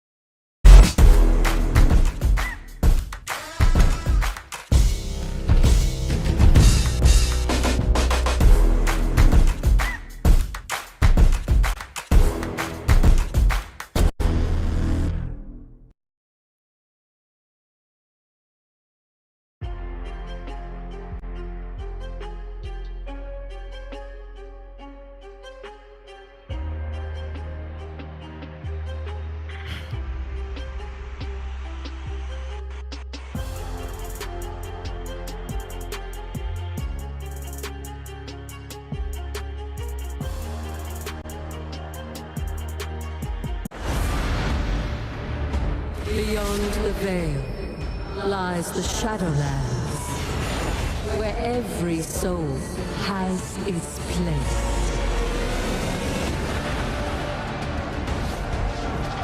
Beyond the veil lies darkness, where every soul has its place. World of Warcraft Shadowlands. Brave the Beyond. Available now. Magic. Oh, I'm so in.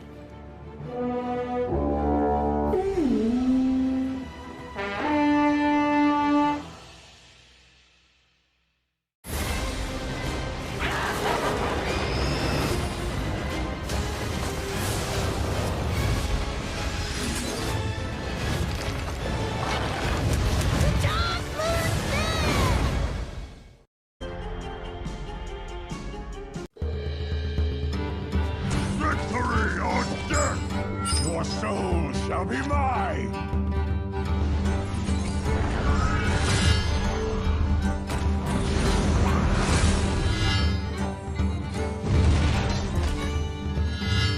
Your soul shall suffer!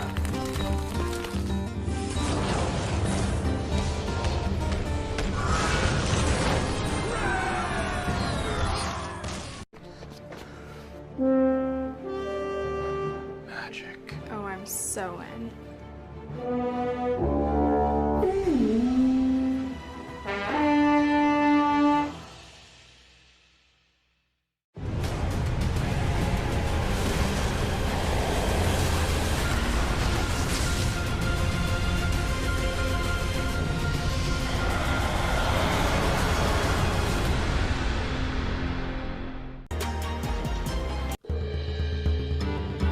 Victory or death! Your soul shall be mine!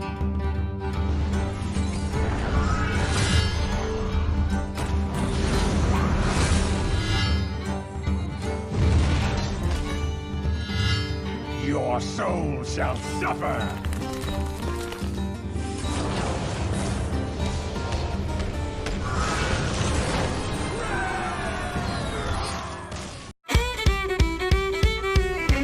Something I really like about Hearthstone, you just never know what's gonna happen. More ways to play, that's what I want. What is my opponent gonna do? How am I gonna counterplay that? Play Hearthstone now!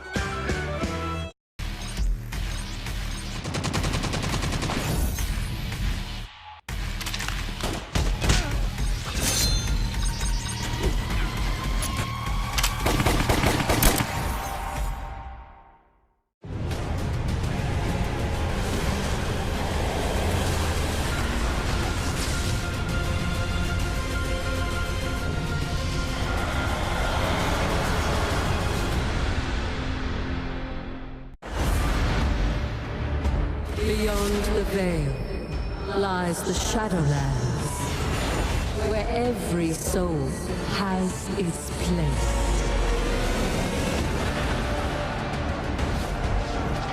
Beyond the veil lies darkness, where every soul has its place. World of Warcraft Shadowlands. Brave the Beyond. Available now.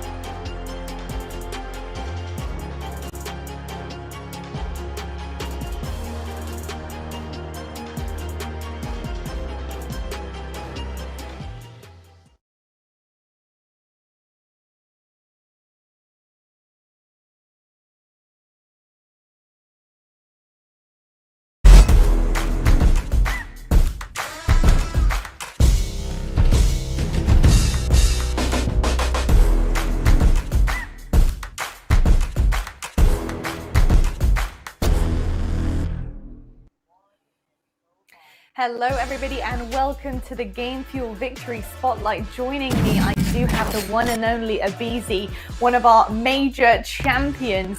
Hey, I gotta say, aBeZy, this was a wild best of 9 final for us to watch, and you guys did it with such expert execution. I've never seen anything like it. Talk to me about the game plan coming up against Empire once again, but obviously in this best of 9.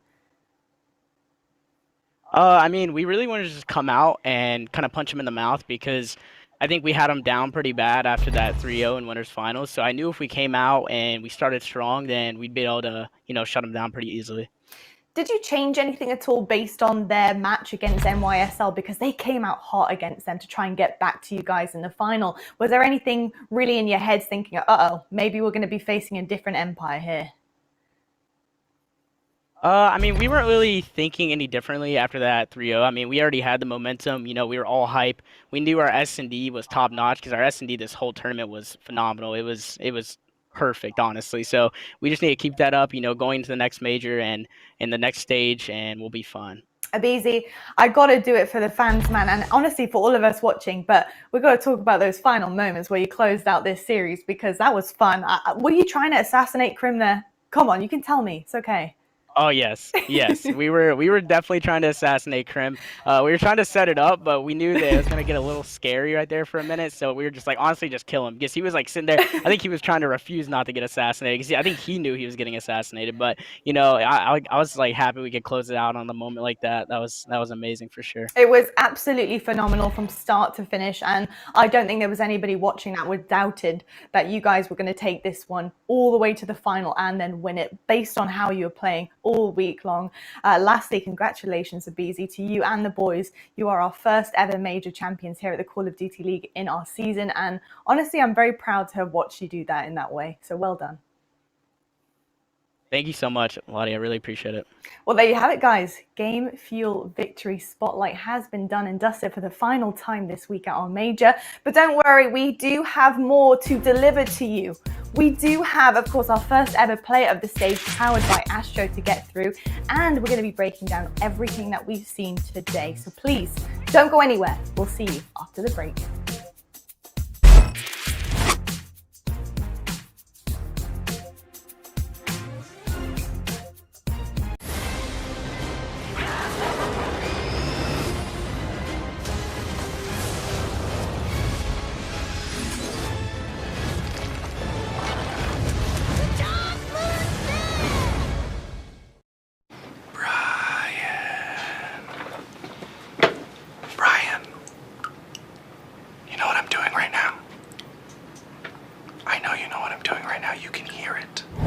Download free now.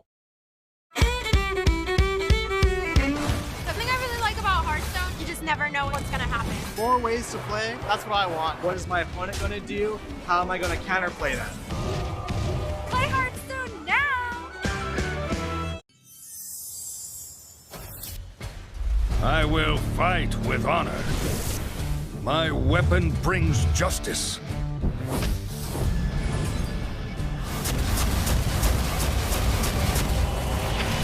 For the Alliance!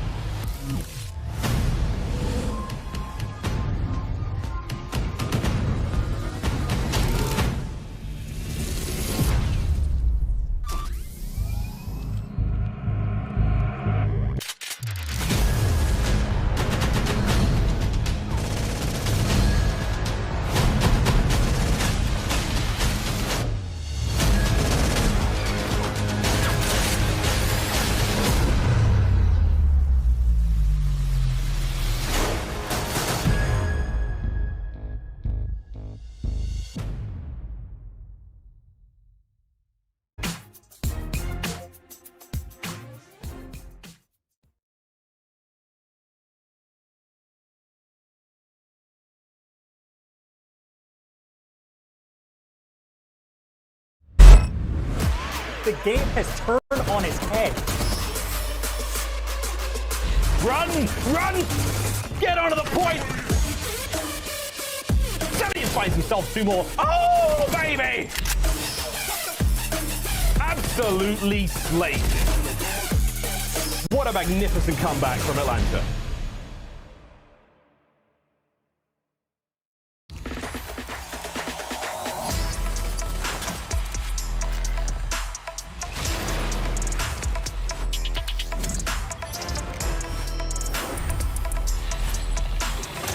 Hello everybody and welcome back to the Call of Duty League. Now have I got some big news for you guys? Yes, I first ever player of the stage powered by Astro Gaming. Now we have thought very long and hard about this here at the Call of Duty League. I would say long and hard, but honestly, I think this person very much deserves it, and I'm sure you'll all agree. I would love to congratulate Simp on being the first ever player of the stage powered by Astro Gaming. Simp, I've got to say, man, the entire journey to the finals for you guys has been a blast and really undisputed. So what has this journey been like for you and the boys during this first ever major? I mean, the major in itself was kind of I feel like it was pretty solid from us. You know, I think until grand finals we didn't lose a map, but I would say leading up to the major it was kind of a bit of a rocky road. You know, we had our lows, we had our highs, and I think we really found our groove when we kind of changed how we practiced. So I think we've been making you know, strides of progress compared to last year to this year already. So I'm super proud of these guys. Absolutely. I mean, I would be too. I'm very proud of all of you for how you've played today and all week, to be perfectly honest. But you find yourself now, Simp, as the first ever player of the stage. What do you put down your exceptional talent on the sticks to? Say that again. What do I? Why do you think you're so good, basically? Sorry, I didn't hear you. No, it's okay. Why do you think you're so good, Simp? I mean, I feel like methodically, I know Call of Duty very well compared to other players. I think I know a lot of timings and kind of just how the game's supposed to be played, you know?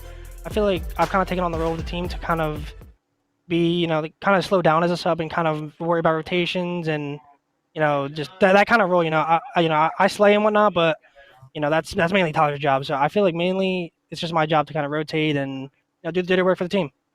Very much so. Hey, you're different, man. We can all agree that here for sure, and that's exactly why you are our player of the stage here today. Final question for you, Sim. Thank you. Do you have anything that you want to say to your friends, your family, and your fans at this point after winning the first ever major?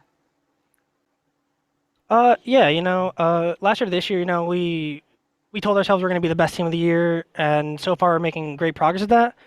And, you know, to the fans, I just want to say thank you guys for all the support. Without you guys, there wouldn't be us, there wouldn't be the league, so you guys are the best. I want to thank my girlfriend, Jerica. You know, she takes a lot of responsibility in my life for kind of relieving, you know, doing the stuff that, I necessarily don't want to worry about. You know, when it comes to talking to certain people about like business stuff and like all that kind of stuff. So she makes life a lot easier for me, and without her, I probably wouldn't be able to be, like, you know, all this.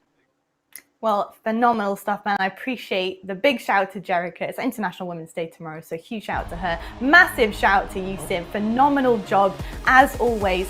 And best of luck going further in the season, man. Not that you really need it, to be honest, by the looks of things in the best of 9. But well done, well done. There you have it, guys. That has been your first ever player of the stage. A huge shout out to Simp and honestly to all the Atlanta FaZe boys.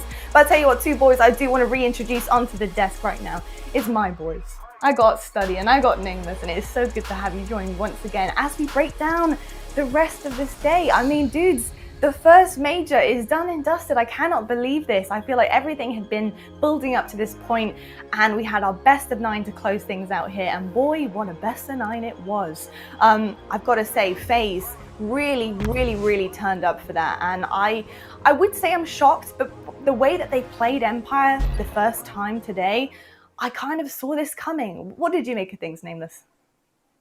Yeah, I mean, their search and destroy was just absolutely excellent. I mean, they only lost 6 rounds in that best of 9 when it comes to search and destroy. They're 18-6 in round count there, and it's just the way that they play it. They know exactly what they want to do in every single round, and also something to note is they know what the other team is capable of. So when they push up and they take that map control, they know where they're pushing you to, and they trap you. They don't just push up and hold their position. They continue to trap you on the map. It's just like a game of chess for them, and everybody else is behind, man. They know exactly what they need to do. It was spectacular watching them play.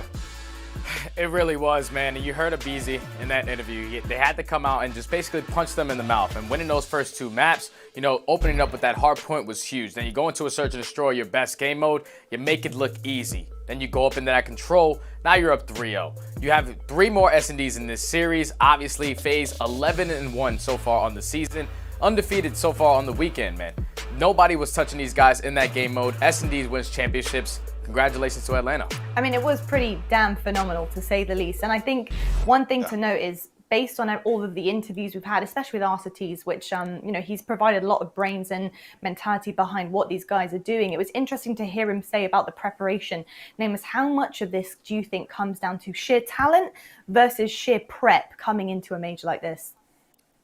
Yeah, I mean, preparation will get you very far. I mean, you look at some of the search and destroy teams in the past. I mean, even right now, like Røkkr is a great search and destroy team. It'll get you very far. But when you can combo that with somebody who can just straight up win their gunfight, when they're in a bad situation, you can just gun your opponent and win the round, you get what is Atlanta FaZe, right? That's why they're dominating 6-1, 6-2, is because, yeah, every round doesn't go exactly to plan, but they still have the talent to make up for it. So that's why they're so special. It's the preparation plus the talent, the perfect combination.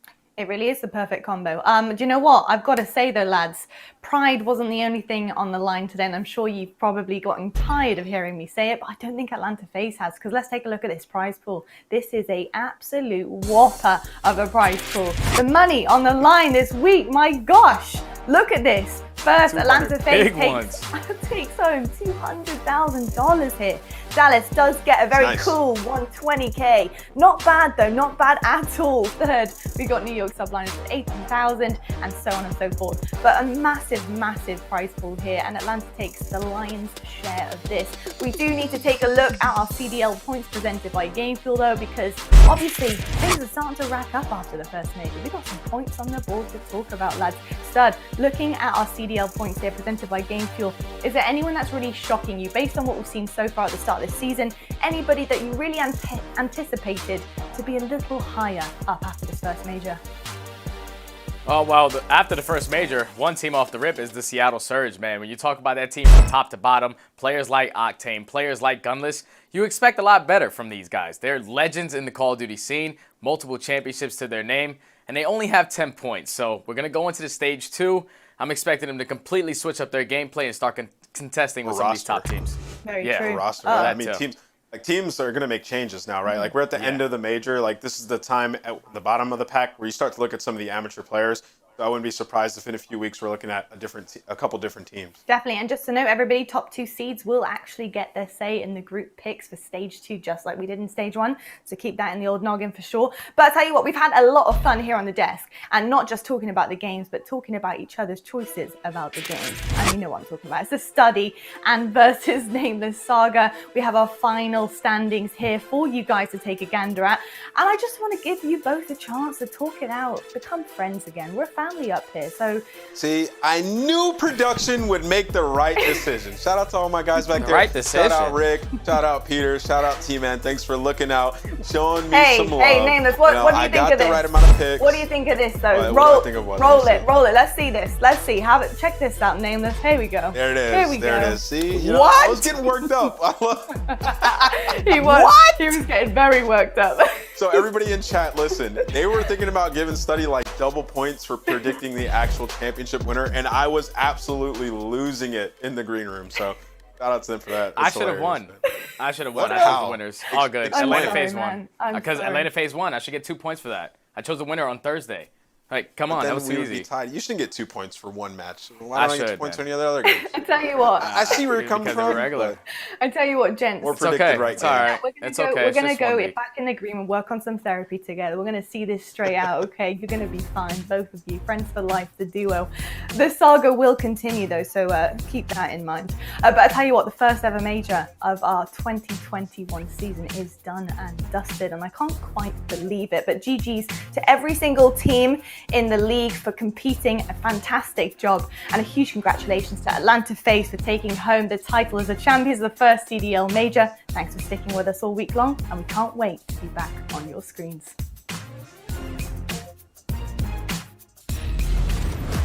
The game has turned on its head. Run! Get onto the point! Cellium finds himself 2 more. Oh, baby! Absolutely slayed. What a magnificent comeback from Atlanta.